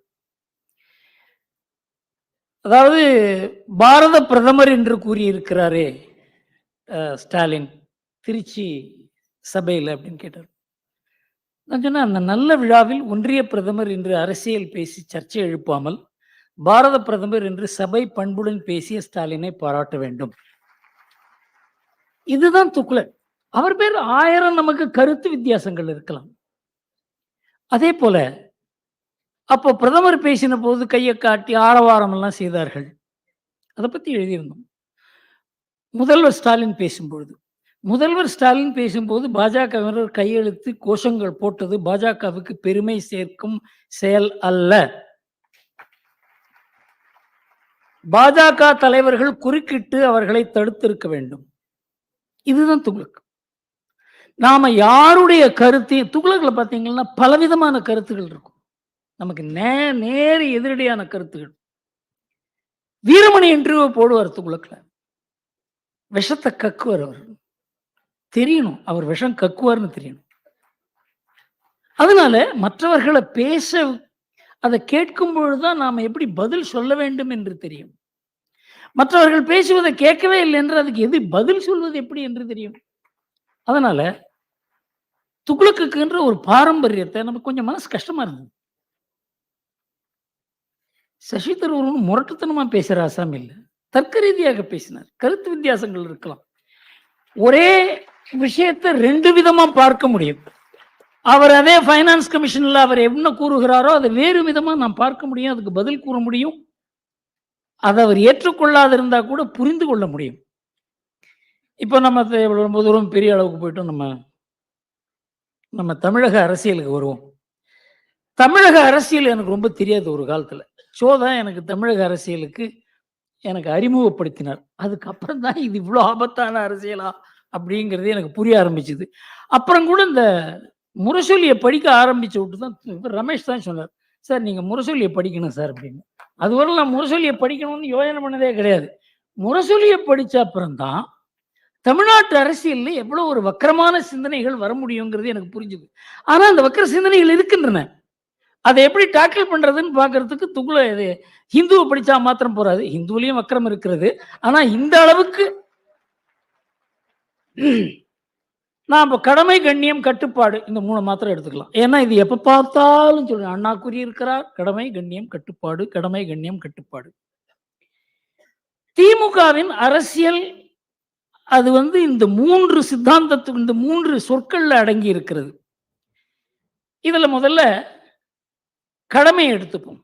கடமை மிகு கட்சி. இந்த கட்சிக்காக உயிரை கொடுக்கிறது. ஏன்னா நான் பார்த்துருக்கேன் 1967 71 தேர்தலில் காங்கிரஸ்ல இருந்திருக்கேன். நான் உங்களுக்கு ஆச்சரியமா இருக்கலாம். ஒரே ஒரு கட்சி நான் இருந்தது காங்கிரஸ் கட்சி தான். காமராஜ் இருந்த போது இருந்தேன். அப்போ இந்த டிஎம்கேனால ஒரு பயம், கல்லெடுத்து அடிப்பாங்களோ, மீட்டிங்ல பாம்பை விட்டுருவாங்க, மீட்டிங்ல மாடெல்லாம் விடுவாங்க. உங்களுக்கு தெரியாது. அதாவது காங்கிரஸ்ங்கிறதுக்கு இது சசி தரூர் மாதிரி வச்சுங்களேன். இவர் மாதிரி ஒருத்தர் மீட்டிங் பேசும்போது மாட்டை விட்டா என்ன பண்ணுவாங்க? இந்த மாதிரி அரசியல் 1960களில் 70களில் தமிழ்நாட்டில் தாண்டவம் ஆடியது. அந்த பீரியட்ல நான் காங்கிரஸ்ல இருக்கேன். 71 எலெக்ஷன் முடிஞ்ச உடனே நாங்கள் அடிபடாதவங்களே கிடையாது, ரத்த காயம் இல்லாதவங்களே கிடையாது மயிலாப்பூர்ல. ஏன்னா மயிலாப்பூர்ல அவங்களுக்கு ஒரு தனி மயிலாப்பூர் பேர்ல ஒரு கவனம் உண்டு. அதனால அந்த மாதிரி அரசியல் சூழ்நிலையில ஆனா ஒண்ணு பார்த்தேன், அவங்கள்ட்ட பயத்துல ஈரத்துணியை போட்டுக்கிட்டு வேலை பண்ணுவாங்க திமுக தொண்டர்கள். அந்த மாதிரி தொண்டர்கள் காங்கிரஸ்ல இல்லை. அந்த வித்தியாசத்தை நம்மால பார்க்க முடிஞ்சது. அப்போ அந்த கட்சியில அவ்வளவு தீவிரமா கட்சி பற்று, கொள்கை பற்று, தலைவர்கள் பேர்ல மரியாதை இருக்க அந்த கட்சியில இன்றைக்கு நிலைமை எப்படி இருக்கு? அது எப்படி அந்த கடமை மிகு கட்சியில கொள்கைக்கும் கட்சிக்குமான கடமை குடும்பத்துக்காக மாறிய சரித்திரத்தை நாம புரிந்துக்கல இல்லையா? அந்த கடமை என்பதற்கு இன்றைக்கு திமுகவில் என்ன அர்த்தம் என்று தெரியாது. சித்தாந்த அரசியலை கொஞ்சம் கொஞ்சமாக வாரிசு அரசியலாக மாற்றினார் கருணாநிதி. அவர் ரொம்ப அழகா நைஸா பண்ணுவார் எதை பண்ணாலும். நான் தான் நினைச்சிருந்தேன் இவருக்கு ஹிந்தி தெரிஞ்சிருந்தாக்க நாடு என்ன ஆயிருக்குமோ அப்படின்னு கூட அந்த மாதிரி ஒரு அறிவு கூர்மை, அந்த மாதிரி ஒரு விஷயத்தை தனக்கு எதிரான விஷயத்தை கூட தனக்கு எப்படி சாதகமா மாற்றுவது என்பதை அவர் அழக்கூட அழுவார் சில சமயம். அந்த மாதிரி நான் ஒரு 1967 தான் நினைக்கிறேன் ஒரு மீட்டிங். ஒரு ஏழை எப்படி இருப்பான்னு வர்ணிச்சார் சார். ஆடி போட்டேன் நான். அது ஒரு ஏழை கேட்டார்னாக்க நம்ம இவ்வளவு அழகா அவருக்கு ஏழ்மைக்கு சம்பந்தமே கிடையாது. ஆனா ஏழையை வர்ணிக்கிறத அப்படி வர்ணிச்சார் அவர். அதனால அவருக்கு ஒரு இம்மென்ஸ் கெப்பாசிட்டி உள்ள ஆசாமி. அவர் என்ன பண்ணார்? திமுக ஒன்றும் சங்கரமடம் அல்ல, வாரிசு யார் என்று கூறுவதற்கு இப்படிதான் ஆரம்பிச்சார். ஆனா வாரிசு அவர் நியமிக்கிறதுன்னு முடிவு பண்ணிட்டார். ஆனா ஆரம்பிச்சது எப்படி ஆரம்பிச்சார்? நானா வாரிசா? அங்கிருந்து அடுத்தது ஒரு வாய்ப்பு கிடைத்தால் போட்டியின் போது ஸ்டாலின் பெயரை நிச்சயமாக முன்மொழிவேன். கட்சியின் பொதுச் செயலாளர் அன்பழகன் அவர் பெயரை முன்மொழிந்து விட்டதால் நான் அதை ஆதரிக்கிறேன். இவ்வளவு கிளவரா மாத்திரார் பாருங்க. இது 2013. இறுதியாக அவர் மு.க. ஸ்டாலின் முதல்வராவதற்கு வாய்ப்பு வர வேண்டும் என்றால் இயற்கை எனக்கு ஏதாவது செய்தால்தான் உண்டு. 2016 உயிர் எழுதிட்டு வரப்போ 30 வருஷம் ஆச்சு சார். இந்த கடமை உணர்வோட இந்த கட்சிக்கு உயிரை கொடுக்கிற தொண்டர்கள் இவங்க மனசை கொஞ்சம் கொஞ்சமா மாத்தி தன் குடும்பத்துக்கு சாதகமா கொண்டு வந்து தன் புள்ள கையில கொடுக்கறதுங்கிறது அவ்வளவு ஈஸியான விஷயம் கிடையாது. இந்த கடமை என்பது கட்சிக்கு இல்ல குடும்பத்துக்கு என்று மாற்றின ஒரு பெரிய பெருமை அந்த அச்சீவ்மெண்ட் அவருக்கு உண்டு. ஆனா ஸ்டாலின் கிட்ட இருந்து உதயநிதிக்கு ஒரே ஒரு ஆண்டுல முடிஞ்சு போச்சு சார். 2014 உதயநிதி சொல்றார் எனக்கு அரசியல் ஆசை இல்லை. 2016 சன் டிவி இன்டர்வியூல ஸ்டாலின் சொல்றார் என் மகனோ மருமகனோ அரசியலுக்கு வரமாட்டார்கள். 2019 உதயநிதி இளைஞரணி செயலாளர் ஆகிறார். 2018 எந்த சூழலிலும் நான் தேர்தலில் நிற்க மாட்டேன். 2021 தேர்தலில் போட்டியிடுகிறார். 2022 அமைச்சராக எனக்கு ஆசை இல்லை. மே மாசம் நவம்பர் மாசம் அமைச்சராவேன் என்பது வதந்தி. 2022 டிசம்பர்ல அமைச்சர் ஆனார் அவர். எப்படி அப்படியே ஒரே வருஷத்துல அந்த கட்சியினுடைய சொரூபமே, அதாவது கருணாநிதி எவ்வளவு கூச்சப்பட்டு கஷ்டப்பட்டு தயக்கப்பட்டு பண்ணாரோ அதெல்லாம் ரொம்ப வெளிப்படையா இந்த கட்சி குடும்பத்து கட்சி தான் அப்படிங்கிறத ஒரே வருஷத்துல நிர்தாரணம் செய்து கருணாநிதி கூச்சப்பட்டு செய்த அரசியல் வாரிசு அரசியல இப்ப கிட்டத்தட்ட பெருமைப்படுற அளவுக்கு ஆயிடுச்சு. வாரிசு அரசியல் தான் செய்கிறோம். யார் வாரிசு? பெரியார் வாரிசு, அண்ணா வாரிசு, கலைஞர் வாரிசு. முதல் 2 பேருக்கு வாரிசே கிடையாது. அப்ப என்ன அர்த்தம்? கருணாநிதி வாரிசு அரசியல் தான்ங்கிறத ஓப்பனா, அதாவது பிரதம மந்திரி இங்க வாரிசு அரசியலை பத்தி பேசின உடனே நாங்க வாரிசு அரசியல் தான் செய்கிறோம் என்று பெருமையாக கூறினார் ஸ்டாலின். ஒரு ஆண்டுல எப்படி தமிழ்நாட்டினுடைய மனசு இன்னைக்கு எப்படி அந்த கட்சி இருக்குங்கிறத பத்தி சொல்றேன் கேளுங்க. எங்களை யாரும் புகழ வேண்டாம். அசம்பிளியில சொல்றார் ஆகஸ்ட் மாசம் 2019 சட்டசபையில் நாங்களே எங்களை புகழ்ந்து கொள்வோம். என்ன நடக்குது பாருங்க. 2019 டிசம்பர்ல உதயநிதி கண்டிப்பாக என் மாதிரி வருவார் ஸ்டாலின். ஜூலை மாசம் 2022 திமுகவை தாங்கி நிற்கும் தம்பி உதயநிதி. யாரு? ஸ்டாலின். உதயநிதியின் தந்தையாக பெருமைப்படுகிறேன். ஜனவரி 23 ஜூலை 23 உதயநிதி அமைச்சராக பொறுப்பேற்ற பிறகு விளையாட்டுத்துறையில் புத்துணர்ச்சி பெற்றவரை மகிழ வைக்கக்கூடியவராக இருக்கிறார் உதயநிதி. அக்டோபர்ல உதயநிதி ஸ்டார் என்றால் அவருடைய துறையும் ஸ்டார் துறையாக வளர்ச்சி. சாம்பியன்களை உருவாக்கி வரும் துறையின் கேப்டன் அவர். அப்புறம் நவம்பர்ல ரொம்ப அழகா சொல்றார், தான் வளர்த்த பிள்ளை தானே தன் கடமைகளை முனைப்புடனும் சிறப்புடனும் நிறைவேற்றும் ஆற்றலை பார்த்து மகிழும் தாயின் மனநிலையுடன் தம்பி உதயநிதியின் செயலாற்றலை கண்டு மகிழ்கிறேன். வேற யாரும் புகழ வேண்டாம், நான் புகழறேன். அது பாருங்க. அடுத்தது அவர் இந்திய அளவில் முதல்வருக்கே முதல்வராக திகழ்கிறார் மு.க. ஸ்டாலின். யார் சொல்றது? உதயநிதி. நம்பர் 1 முதல்வர் ஸ்டாலின். மு.க. ஸ்டாலின் சிறப்பாக செயல்பாடு காரணமாகவே உள்ளாட்சி தேர்தலில் திமுக வெற்றி. இந்தியாவின் நம்பர் 1 முதலமைச்சர் என்ற பெயருடன் திராவிட மாடல் ஆட்சியை நடத்தி வருகிறார் நம் முதலமைச்சர். முதல்வர் மு.க. ஸ்டாலின், தோனி இருவரும் உழைப்பால் உயர்ந்தவர்கள். ஸ்டாலின் நன்றாக கிரிக்கெட் விளையாடுவார். அவர் பந்து வீசினால் யாரும் விளையாட முடியாது. இதெல்லாம் ஒரு குடும்பத்து அரசியல். அது வெளியில இந்த அளவுக்கு பிரசித்தமாக பேசப்படுகிறது. இதெல்லாம் பார்த்து பத்திரிகை எல்லாம் மௌனமா இருக்கிறார்கள். இந்த சசி தரூர் சொன்னார், இதெல்லாம் கேள்வி கேட்கணும். இதெல்லாம் யாருமே கேட்க முடியாது. தமிழ்நாட்டில் there is no media which questions any of these petty statements which are being made. I don't know whether they could translate it in the way in which it appeared in the media. இதை பார்த்தாங்க மற்ற அமைச்சர்கள்லாம் என்ன பண்ணுவாங்க, கையை பேசிட்டு உதயநிதியின் புத்தி கூர்மை. Please.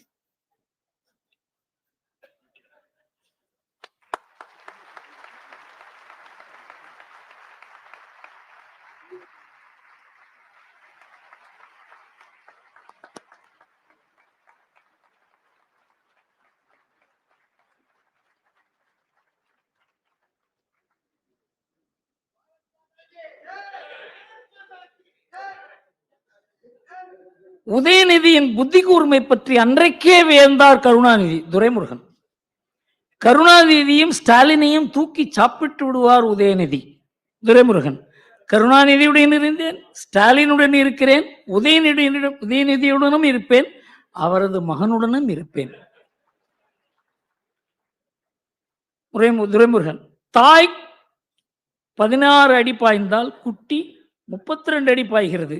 இது அமைச்சர் காந்தி. இந்தியாவிலேயே தலை சிறந்த சட்ட உறுப்பினர் உதயநிதி ஸ்டாலின் தான். அமைச்சர் சேகர் பாபு. இந்தியாவின் தலைவரே உதயநிதி தான். இது ஏவா வேலு. பேரரசர் போல ஸ்டாலின், சிற்றரசர் போல உதயநிதி.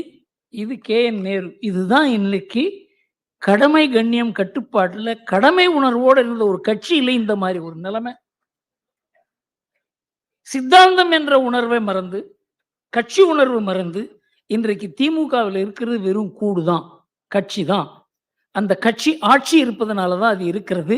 இன்றைக்கு அண்ணாமலைக்கு பெரிய வாய்ப்பே திமுக இன்றைக்கு இருக்க நிலைமையில தான் அவருக்கு பெரிய ஒரு வாய்ப்பு ஏற்பட்டிருக்கிறது. இதை ரீசெண்டா இப்ப பார்த்திருப்பீங்க, ஒரு வீடியோல வந்திருந்தது. கலைஞர் சென்டினரி, கலைஞர் 100, அது அந்த வீடியோ வந்திருந்தது. அதில் கிட்டத்தட்ட ஒரு 5000-10,000 சேர் போட்டிருந்தாங்க. அதுல இருந்தது 200 பேர் தான். என்னுடைய நண்பர் அங்க பேச போயிருந்தார். என் ஃப்ரெண்டு ஒருத்தர் பேச போயிருந்தார் அங்க. அவருக்கு மெசேஜ் அனுப்பிச்சேன், என்ன சார் நடந்தது உண்மைதான்? நான் உண்மைதான் சார் அப்படின்னார். நீங்க தான் அதுக்கு விக்டிமா சார் அப்படின்னு. ஆமா அப்படின்னு சொன்னார். அதாவது எந்த அளவுக்கு அங்க கூட காசு கொடுத்தா தான் ஆள் வருவாங்கங்கிற நிலை. இன்றைக்கு திமுகவினுடைய நிலைமை மாறி இருக்கிறது. இப்ப அடுத்தது கடமை மிகு ஆட்சியை பார்ப்போம். திராவிட மாடல், எல்லோருக்கும் எல்லாம் பஜனை. 34 அமைச்சர்கள்ல 12 பேர்ல ஊழல் வழக்குகள். அவர்கள்டேந்து இடி கைப்பற்றிய தொகை 82 கோடி. இதெல்லாம் வெளியில வந்திருக்கு. இதை பத்தி பத்திரிகைகள் பேசுவதில்லை, எதிர்கட்சி பேசுறது கிடையாது. இதை பத்தி அதிமுக கூட பேசுறது கிடையாது. திமுகவுக்கு என்ன இருக்குன்னா, இன்றைக்கு எந்த அளவுக்கு ஜெயலலிதா எம்ஜிஆர் எல்லாம் இருக்கும் பொழுது திமுகவுக்கு ஒரு பயம் இருந்ததோ, அந்த பயம் இன்றைக்கு அதிமுகவிடம் இல்லை. அண்ணாமலை கிட்ட தான் அந்த பயம் இருக்கு. நாளைக்கு என்ன பண்ணுவாரோ. 18,000 நில அபகரிப்பு வழக்குகள். இதுல ஜாமீன் வாங்காத அமைச்சரே கிடையாது, எம்எல்ஏ கிடையாது, கட்சி தொண்டர்கள், கட்சி பொறுப்பாளர்கள் கிடையாது, இவங்கெல்லாம் ஜாமீன்ல இருக்காங்க. இந்த வழக்கை நடத்தக்கூடாதுன்னு ஹைகோர்ட்ல போய் ஸ்டே வாங்க போனாங்க. 18,000 நில அபகரிப்பு வழக்குகள். இந்த எத்தனை சதவிகிதம் உங்க வாக்குறுதிகளை நீங்க நிறைவேற்றிருக்கீங்கன்னு அப்பப்போ மீடியாவில் கேட்பாங்க. ஜனவரி 22 8 மாதங்களில் 75%, மார்ச் மாதங்களில் 10 மாதங்களில் 75%, செப்டம்பர் 70% அது குறைந்து விட்டது. அவங்களுக்கே தெரியல முன்னால என்ன சொன்னோம் தெரியல. பிப்ரவரியில் 80% ஆகிவிட்டது, மிச்சம் 15 விரைவில். அதே பிப்ரவரியில் உதயநிதி ஸ்டாலின் 75% ஆகியிருக்கிறது. எந்த அளவுக்கு இதை கூட பத்திரிகைகள் என்ன சார் நீங்க 75 சொன்னீங்களே, இப்ப 80ங்கிறீங்களே, 65ங்கிறீங்களே. பத்திரிகைகள் திமுகவை கேள்வி கேட்பதில்லைங்கிறது ஒரு பெரிய ஒரே ஒரு தினமலர் ஒண்ணுதான் கொஞ்சம் எக்ஸப்ஷன். அவங்க தான் கொஞ்சம் இதை பத்தி திமுக என்னன்னு படம் பிடித்து காட்டுவதற்கு இன்றைக்கு ஒரு பத்திரிகை இருக்கிறது என்றால் அது தினமலர் தான். இது கட்சி ஆட்சியினுடைய கடமை. கண்ணியத்தை பார்ப்போம்.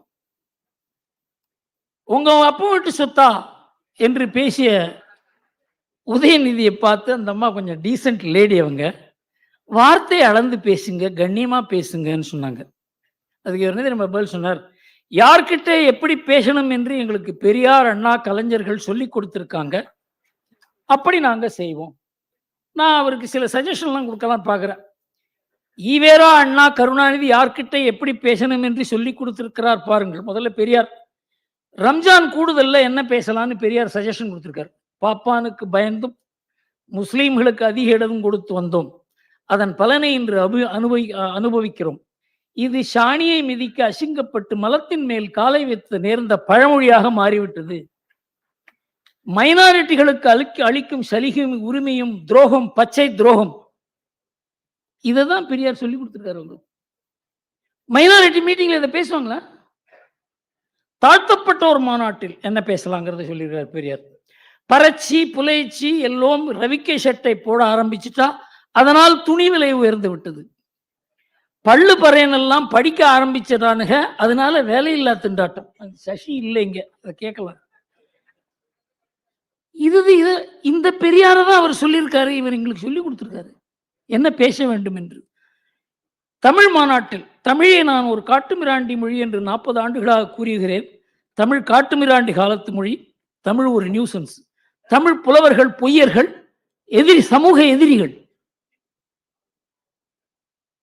இவரைத்தான் சொல்ற நிர்மலா சீதாராமன் எங்களுக்கு பெரியார் சொல்லி கொடுத்திருக்காரு எப்படி பேசலாம்னு சொல்லி.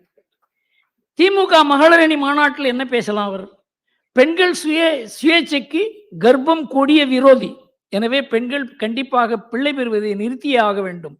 ஆண்கள் 2 வைப்பாட்டி வைத்துக் கொண்டால் பெண்கள் 3 ஆசை நாயகர்களை வைத்துக் கொள்ள வேண்டும். இதுதான் பெரியார் மண். இந்தி கூட்டணியில என்ன பேசலாம் சொல்றோம்? தேசிய காங்கிரசும் காந்தியும் அழிந்தொழிவது ஏழை மக்களுக்கும் சமத்துவத்துக்கும் அவசியம். காங்கிரஸ் அழியணும். அடுத்தது கம்யூனிஸ்ட் பத்தி பொறுக்கி தின்னும் பேசியிருப்பார். பொறுக்கி தின்னும் இந்த கம்யூனிஸ்டுகள் காலித்தனம், பலாத்கார தூண்டுதல் மூலம் ஒன்றும் முடியாது. திமுக பேரணியில் என்ன பேசலாம்?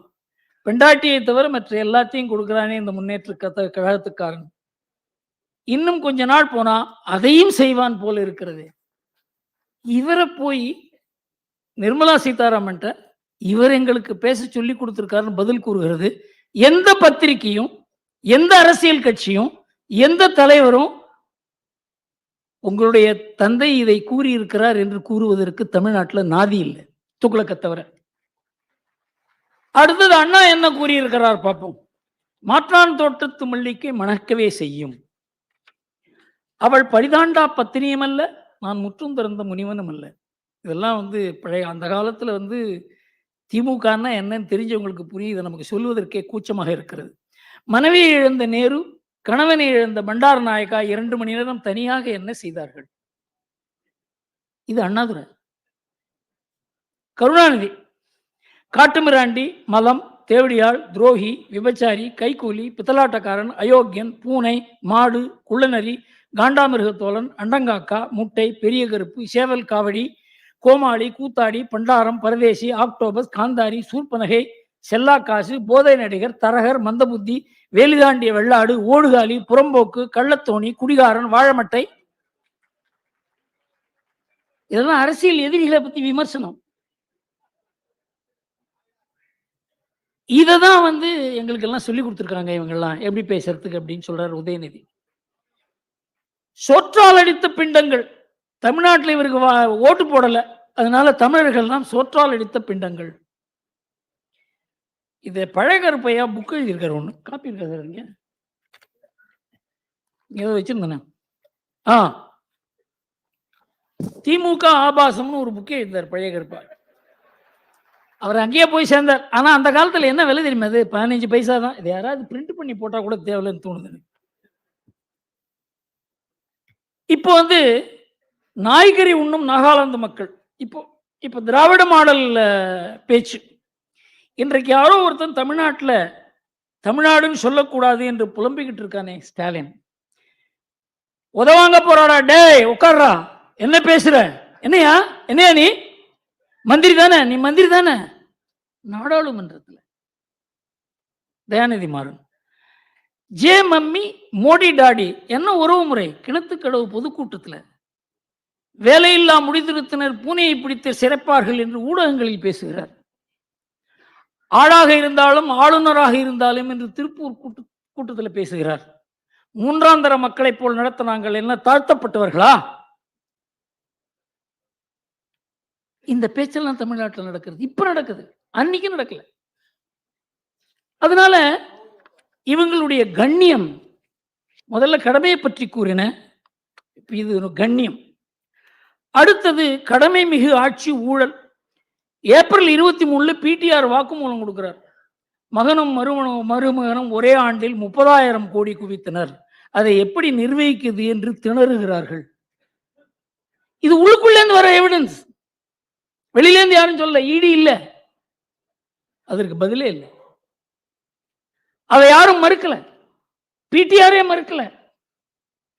2 வாரங்கள்ல அவருடைய துறை மாறியது. அவருக்கு ஃபைனான்ஸ்ல இருந்து ஐடி கொடுத்தாங்க, அவ்வளவுதான். இது ஏப்ரல் 23. நவம்பர் 23 உயர்நீதிமன்றத்தில் இடி பிரமாண பத்திரம் கொடுக்கிறது. கடந்த 1-2 ஆண்டுகளில் எடுக்கப்பட்ட மணல் விலை 4,700 கோடி ரூபாய். அரசுக்கு கிடைத்த வருமானம் 36 கோடி ரூபாய் தான். இதுக்காக தான் இது இடி ரைட் பண்றாங்க. 34 அமைச்சர்கள்ல 12 அமைச்சர்கள் ஊழலுக்கு சொன்னேன். கைப்பற்றப்பட்ட கொள்ளையை பத்தி சொன்னேன். மணல் ஊழல்ல செந்தில் பாலாஜி பேர்ல ஆக்ஷன் எடுத்த உடனே அங்க யார் இன்கம் டாக்ஸ் ரைட் பண்ண வந்தாங்களோ அவங்களை கல்லெடுத்து அடிச்சு அவங்களாம் ஹாஸ்பிட்டல் அட்மிட் ஆகி, அதை பத்தி என்ன சொல்றாரு பார்ப்போம். இந்த செந்தில் பாலாஜியை பத்தி 2016 ஸ்டாலின் அவருக்கு என்ன சர்டிபிகேட் கொடுத்தார்? இந்த மாவட்டத்தில் ஒரு அமைச்சர் இருந்தார், அவர் பேர் செந்தில் பாலாஜி. அவரை பற்றி சொல்ல வேண்டிய அவசியமே இல்லை. அந்த அம்மா ஜெயிலுக்கு போனப்போ யாரை முதலமைச்சராக தேர்ந்தெடுக்கலாம் என்று சொல்லப்போ பட்டியலில் இவர் கெட்ட கேடு இவர் பேரு இருந்துச்சுங்க. இது செந்தில் பாலாஜிக்கு ஸ்டாலின் கொடுக்கிற சர்டிபிகேட். இன்னைக்கு பாத்தீங்கன்னா அவர் மட்டுமல்ல, ஒட்டுமொத்தமா அவருடைய தம்பி இந்த மாவட்டத்தை தன் கட்டுப்பாட்டில் வைச்சிருக்கிறார். கட்டுப்பாடுன்னா கொள்ளை அடிக்கிறதுல, ஊழல் செய்யறதுல, லஞ்சம் வாங்குறதுல. அந்த தம்பி இன்னைக்கும் இடி கிட்ட சம்மன் கொடுக்க போறாங்க, அவங்க கிடைக்கல, தலைமறைவா இருக்கார். எந்த தம்பியை பத்தி இவர் பேசினாரோ அந்த தம்பியை இடி தேடிக்கிட்டு இருக்காங்க. இப்ப செந்தில் பாலாஜிய அவர் அமைச்சராக வைத்திருக்கிறார். அது இந்த வழக்குகள் நீதிமன்றத்துக்கு போச்சு. துறையில்லாத அமைச்சர் என்பது அரசியல் சாசனத்தை பரிகாசம் செய்வது போல.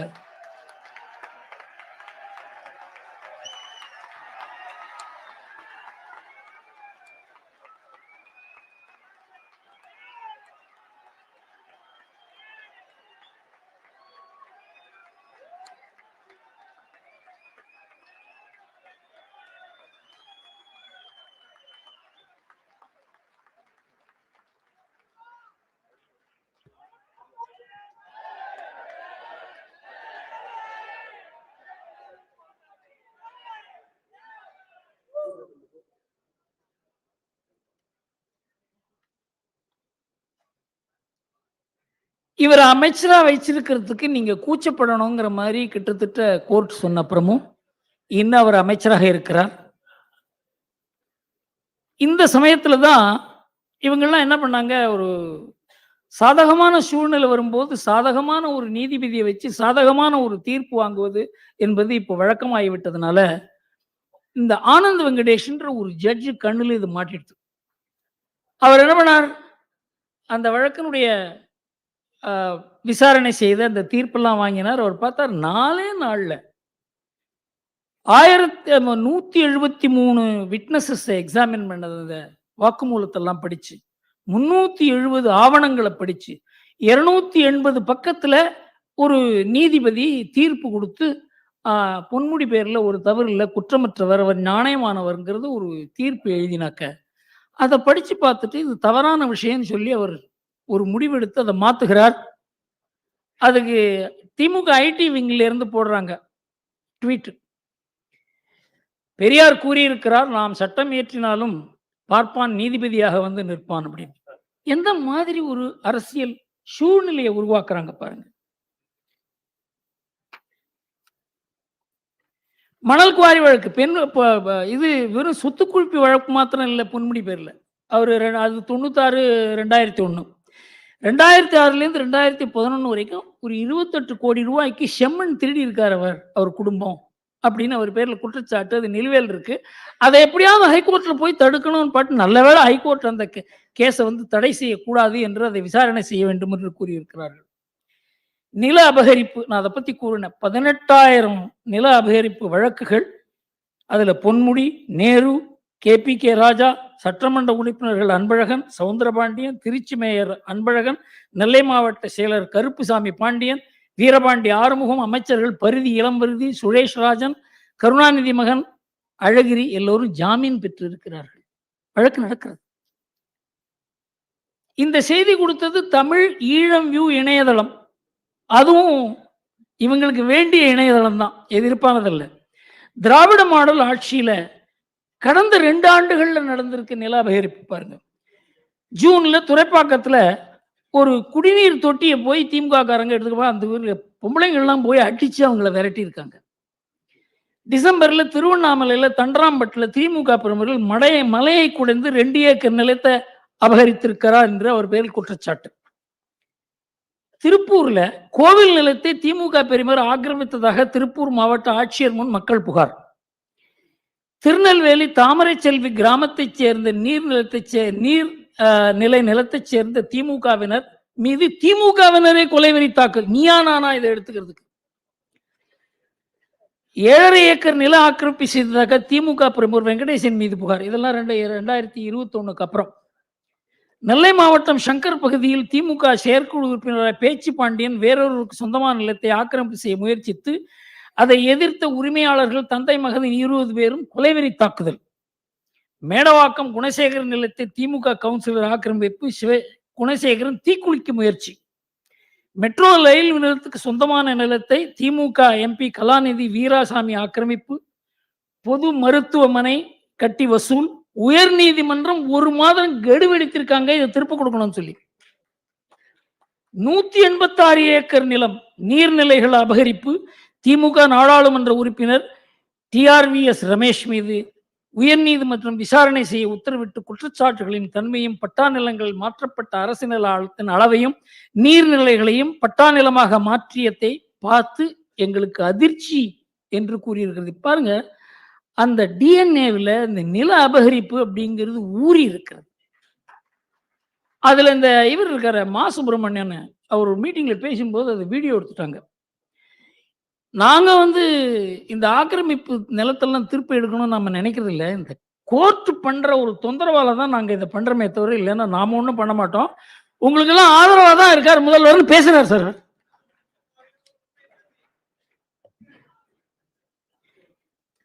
கட்டுப்பாடு, உட்கட்சி மோதல்கள் கிட்டத்தட்ட 3 பக்கம் இருக்குது. இவங்களுக்குள்ள அடிச்சுட்டு எல்லாம் மந்திரி எதிர, எல்லாம் கட்சி பிரமுகர்கள் எதிர மண்டை உடையுது. இது இவங்களுடைய கட்டுப்பாடுனுடைய ரெக்கார்ட்.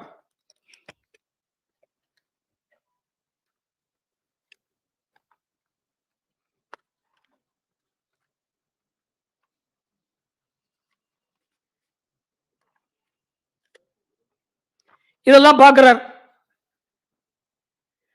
நான் சர்வாதிகாரி, சாட்டையை கையில் எடுப்பேன் என்று கூறினார். அதுக்கப்புறம் என் கட்சி அது யாரும் அது கேட்கவே இல்லை. இவர் சொல்றது யாருமே கேட்கறது கிடையாது. என் கட்சிக்காரர்கள் செய்யும் தவறால் எனக்கு தூக்கம் வரவில்லை. அப்புறம் பார்த்தார், நம்ம ஆளுங்க தான் கேட்கல, என்னடா பண்ணலான்னு பார்த்தா, மற்றவர்களை பார்த்து சீண்டி பார்க்காதீர்கள், திமுகவையோ திமுக காரனையோ சீண்டி பார்த்தால் தாங்க மாட்டீர்கள். எங்களுக்கும் எல்லா அரசியலும் தெரியும், இது மிரட்டல் அல்ல, எச்சரிக்கை. தன்னை சுத்தி இருக்கவங்களை அவரை கண்ட்ரோல் பண்ண முடியல, அதனால எதிரிகள் பேர்ல பாய்கிறார். அவரை பார்த்து வருத்தமா இருக்கு எனக்கு சில சமயம் பார்த்தா.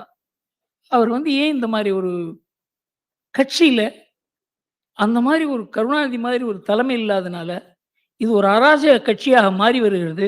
ஒரு காலத்துல ஒரு கருணாநிதி மாதிரி ஒரு தலைவர் இருந்தால் இதை கண்ட்ரோல் பண்ணுவார் என்றாவது நம்மளால சொல்ல முடியுது. இன்னைக்கு அந்த நிலைமை இல்லை.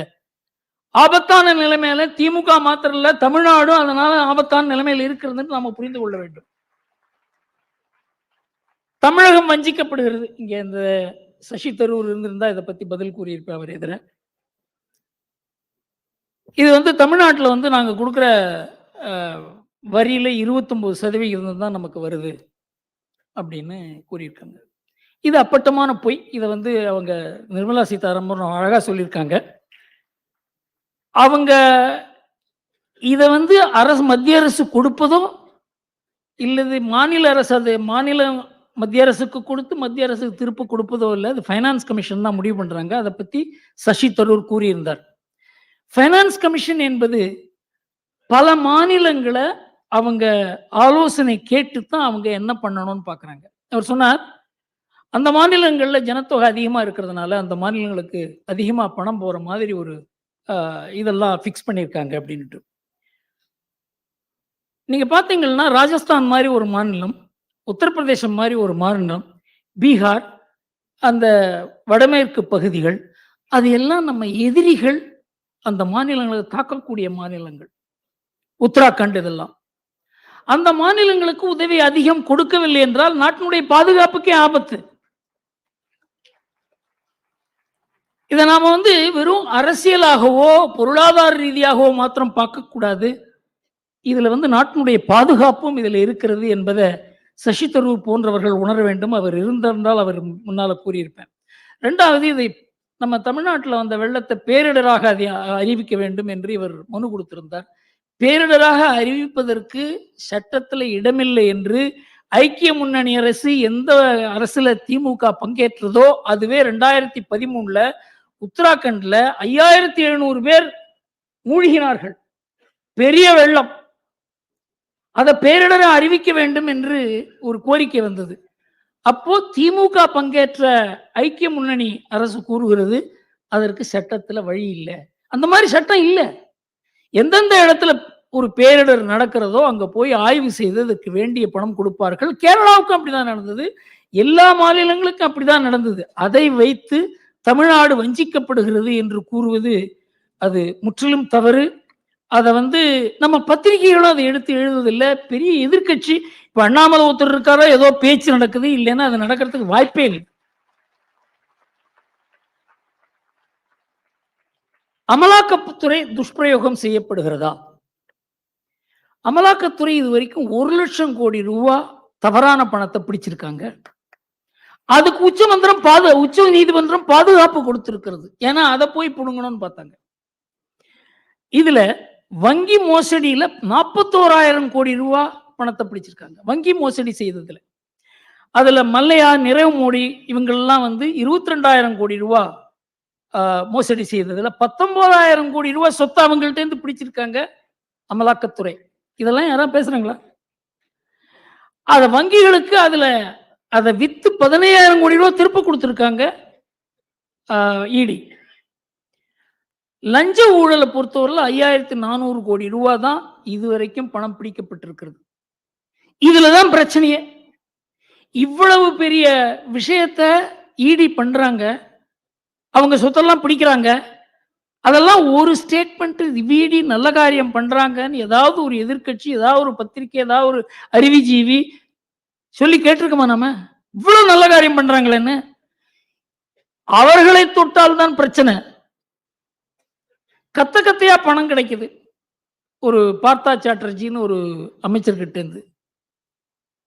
அவர் பேர்ல ஒரு நடவடிக்கை எடுத்தா இது பழிவாங்கல். இப்ப தமிழ்நாட்டில் 82 கோடி ரூபாய் கிடைச்சிருக்கு, ஜார்க்கண்ட்ல 340 கோடி ரூபாய் கிடைச்சிருக்கு. இதெல்லாம் ஈடி நடவடிக்கை எடுக்காத கிடைக்குமா இதெல்லாம்? ஆனா இந்த நடவடிக்கை எடுக்கும்போது இது காழ்ப்புணர்ச்சி, இது பழிவாங்கல் என்று கூறி இது பாஜகவினுடைய எதிரிகளுக்கு மேலே இது பிரயோகம் செய்கிறார்கள் என்று சொல்கிறார்கள்.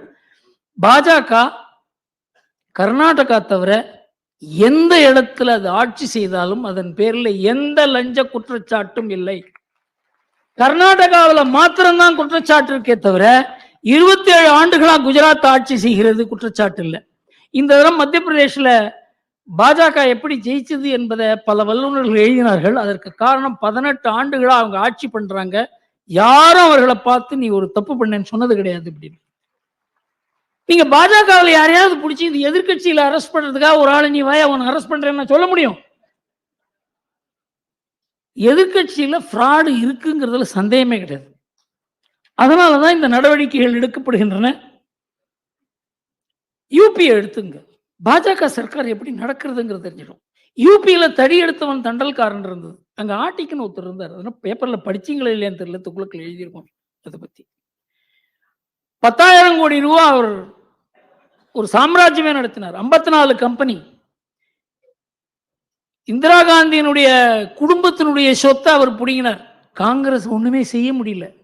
அந்த ஆர்டிக்க என்கவுண்டர்ல பினிஷ் பண்ண யார் காரணம்னாக்க ஒரு முஸ்லிம் பெண் அந்த ஆர்டிக்கை எடுத்து போராடினான்.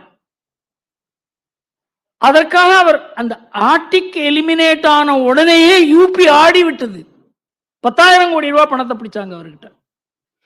இதுவரைக்கும் யூபியில என்ன ஒரு உறுதியான ஒரு கட்சி ஆட்சி செய்யும் பொழுது என்னென்ன மாதிரி அதுக்கு விளைவுகள் இருக்குன்றத நம்ம பார்க்கணும், நல்ல விளைவுகள்.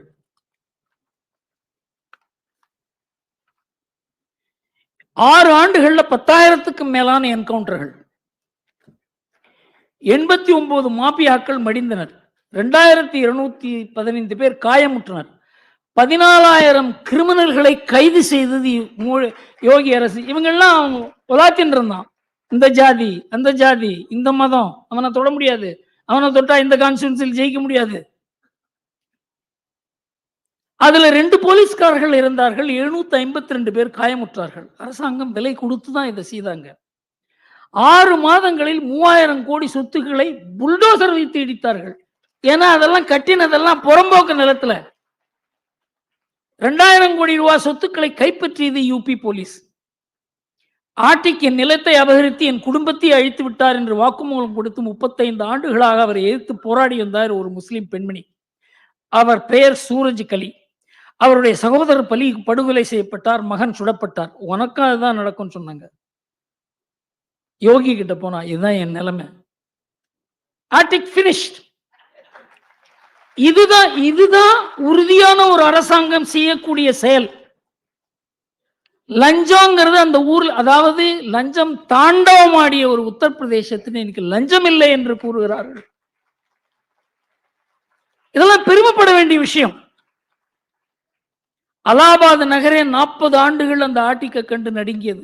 போலீஸ்காரங்களை அவரை கேட்டுன்னு தான் கமிஷனர் போட முடியும். இதெல்லாம் பேப்பர்ல வந்த விஷயங்கள். இப்போ நம்ம நாட்டில் என்ன, எப்படியாவது ராகுல ஒரு பிரதம மந்திரி வேட்பாளராக கொண்டு வரணும்னு முயற்சி பண்ணாங்க. அதுக்கு ஒரு பெரிய ஒரு நாடு பூரா ஒரு நடைப்பயணம் நடந்தது. அதற்கப்புறம் கர்நாடகாவில் ஜெயிச்ச உடனே அவரால் தான் ஜெயிச்சாங்க அப்படின்னு சொல்லி இப்போ இந்த 3 தேர்தலில் படுதோல்வி அடைந்த உடனே அவரை எப்படி மறுபடியும் முன்னுக்கு கொண்டு வருதுங்கிறதுக்காக பெரிய முயற்சி நடக்கிறது தெரியும் நமக்கு. அதனால இப்போ பஸ் யாத்திரை இதெல்லாம் பண்றாங்க. இந்தி கூட்டணி அவரை ஏத்துக்க தயார் இல்லை. அதனால மம்தா என்ன பண்ணாங்க, நீங்க அவங்க கட்சியிலேயே கர்கே போடு அப்படின்னு. கர்கே ஐயோ நான் இல்லை, ராகுல் இருக்கும்போது நான் எப்படி இருக்க முடியும் அப்படின்னு அவர் விலக. இப்போ கர்கே இப்போ நிதிஷ்குமாரை போடணும், அவர் எனக்கு வேண்டாம் அப்படின்னு சொல்லி கர்கே இப்படி எப்படி வருது பாருங்க. இந்த மீட்டிங்ல யார் யார் அந்த சேர வேண்டுமோ அவங்க யாருமே சேரல. இந்த மாதிரி ஒரு கூட்டணி அமைகிறது. அந்த கூட்டணியினுடைய நோக்கமே எப்படியாவது மோடியை வீழ்த்த வேண்டும் என்பதுதான். அது நடக்க போறதில்லை. ஆனா எதுக்காக சொல்றேன்னா, விஷத்தை பரப்புகிறார்கள், தவறான கருத்துக்களை நம் நாட்டில் பரப்புகிறார்கள். இந்த கருத்து வெளிநாட்டுக்கு போகிறது.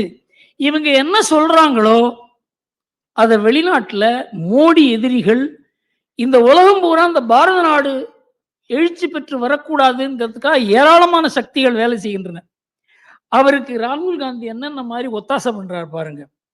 இவர் வெளிநாட்டுக்கு எப்ப போறாருன்னே தெரியாது. 2014 2019 வரைக்கும் 5 ஆண்டுகள்ல 247 முறை அவர் வெளிநாட்டுக்கு போயிருக்காரு. அவர் இப்ப கூட அவர் வெளிநாட்டுக்கு போவது ஒரு கட்சிக்கே தெரியாது, ஒரு வீட்டுக்கு தெரியாது. இப்ப யாரோ சொன்னாங்க இந்த யாத்திரை பீரியட்ல, அப்பா நல்ல வேளை நம்ம நாட்டில் இருப்பார் அவர்.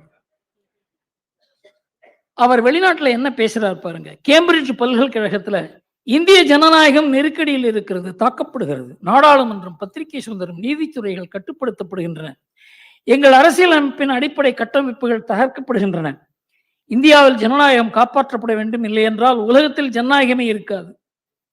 இந்த மாதிரி வெளிநாட்டில் நம் நாட்டினுடைய ஜனநாயகத்தை பற்றியும் நம் நாடாளுமன்றத்தை பற்றியும், நாடாளுமன்றத்தில் விவாதங்கள் நடக்கலைங்கிறதையும், இந்த மாதிரி நம் நாட்டிலேருந்து யாரோ ஒரு விஷயம் தெரியாத ஒரு ஆள் பண்ணால், இந்த நாட்டினுடைய ஒரு முக்கியமான கட்சியினுடைய தலைவர் இதை போய் பேசுகிறார்.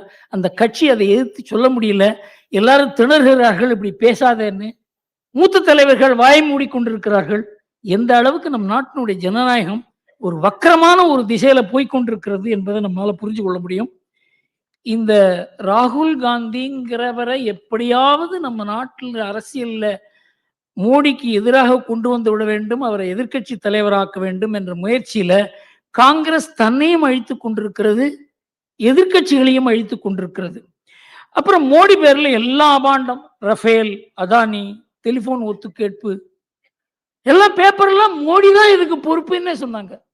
3லையும் உச்ச நீதிமன்ற தீர்ப்பு. யாரோ ஒரு சிபிஐ வச்சு என்கொயரி பண்ணி அவர் சரி அப்படின்னு சொல்ல. 3லையும், அதுவும் இந்த இது இருக்கு பெகசஸ் சம்பந்தமான வழக்கில் யார் யார் உங்க போன்லாம் ஒட்டு கேட்கறான்னு நீங்க சந்தேகப்படுறீங்களோ அந்த போன்லாம் கோர்ட்ல கொண்டு கொடுங்கன்னு சொன்னாங்க. என் போனை ஒட்டு கேட்டிருக்காங்கன்னு சொன்ன ராகுல் அவருடைய போனை கொடுக்கல. 29 பேர் அவங்க போனை கொண்டு கொடுக்குறாங்க. அதை பூரா எக்ஸாமின் பண்ணிட்டு சுப்ரீம் கோர்ட் கூறுகிறது யாருடைய போனும் ஒட்டு கேட்கப்படவில்லை.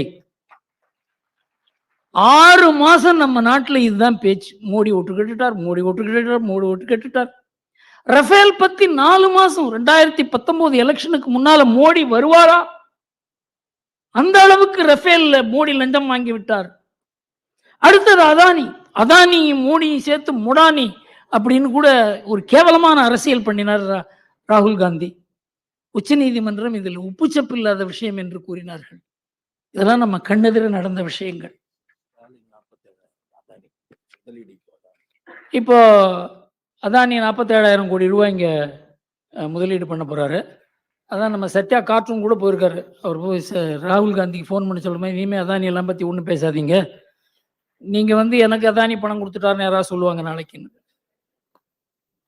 3 பிரம்மாண்டமான சாதனைகள் மோடி செய்திருக்கிறார். அதற்கு இந்த நாடு கடமைப்பட்டிருக்கிறது.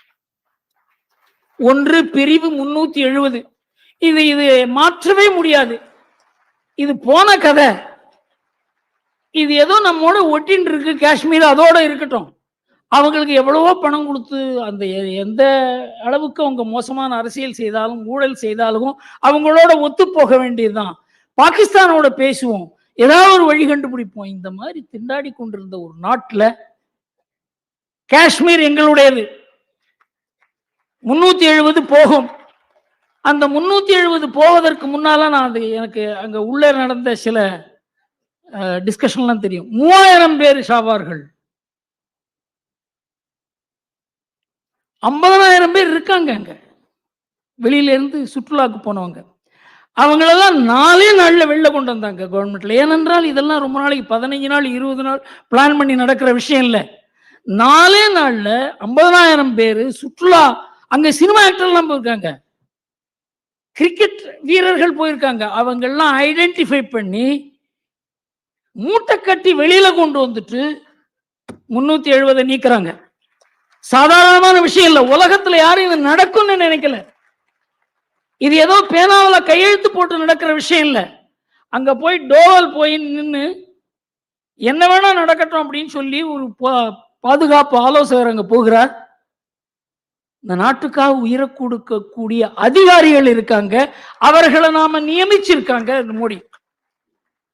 அவருக்கு ஒன்றும் விருப்பு வெறுப்பு இல்லை. இவர் நம்ம சம்பந்திக்கு தெரிஞ்சவரா, பக்கத்து வீட்டுக்காரர் தெரிஞ்சவரா, நம்ம ஜாதி ஆளா, இதெல்லாம் இல்லை. அதனாலதான் இந்த மாதிரி ஒரு அதிகாரிகள் குழாம தயார் பண்ண முடியுது. உலகமே வியக்கும் அளவுக்கு. அதாவது இந்த முஸ்லிம் நாடுகள்லாம் இதை சப்போர்ட் பண்ணாங்க. இதெல்லாம் நடக்கிற காரியமா? சீனாவுக்கு இதை அப்போஸ் பண்றதா சப்போர்ட் பண்றதாங்கிறதுல குழப்பமா இருந்தாங்க. டர்க்கி மாத்திரம் தான் சப்போர்ட் பண்ணாங்க. பாகிஸ்தானை பத்தி கேட்க வேண்டிய அவசியமே இல்லை. இன்றைக்கு பாகிஸ்தானுடைய நிலைமை என்ன? பாகிஸ்தான்ங்கிறது யாருமே போய் பார்க்கறது, பாகிஸ்தான்றதே மறந்துட்டாங்க எல்லாரும். பிச்சை எடுக்கிற நாடா இருக்கிறது. அந்த நாட்டிலேயே சொல்றாங்க இந்தியா எப்படி வளர்ந்துருக்கு பாரு. மோடிக்கு அங்க ஆதரவாளர்களும் மோடிக்கு அட்மைரர்களும் அங்க உருவாயிருக்காங்க. எந்த நாட்டுல? 97% முஸ்லீம்கள் இருக்க நாட்டுல மோடிக்கு நல்ல பேர். இந்த மாதிரி நம்ம நாட்டுல ஒரு பிரைம் மினிஸ்டர் வரமாட்டாரா அப்படி இப்படியே பேசுறாங்க, டெலிவிஷன்ல பேசுறாங்க. அடுத்தது ராமர் கோவில். எவ்வளவு நாளா இந்த பிரச்சனை இருக்கு தெரியும். இது ஒரு சிம்பிள் எக்ஸாம்பிள் சொல்றேன், எத்தனை பேருக்கு தெரியும் தெரியல. 1947 சோமநாதர் ஆலயம் இடிக்கப்பட்டு அங்க ஒரு மசூதி இருந்தது. அப்ப பட்டேல் என்ன பண்றார், பட்டேலும் கே முன்ஷியும் நேர காந்தி கிட்ட போய் இந்த இடத்துல சோமநாதர் ஆலயம் கட்டப்பட வேண்டியது, ஏன்னா முதல்ல முகமது கஜினியால் இடிக்கப்பட்டு பலமுறை இடிக்கப்பட்டு திரும்ப திரும்ப புதுப்பிக்கப்பட்ட ஒரு கோவில் அது.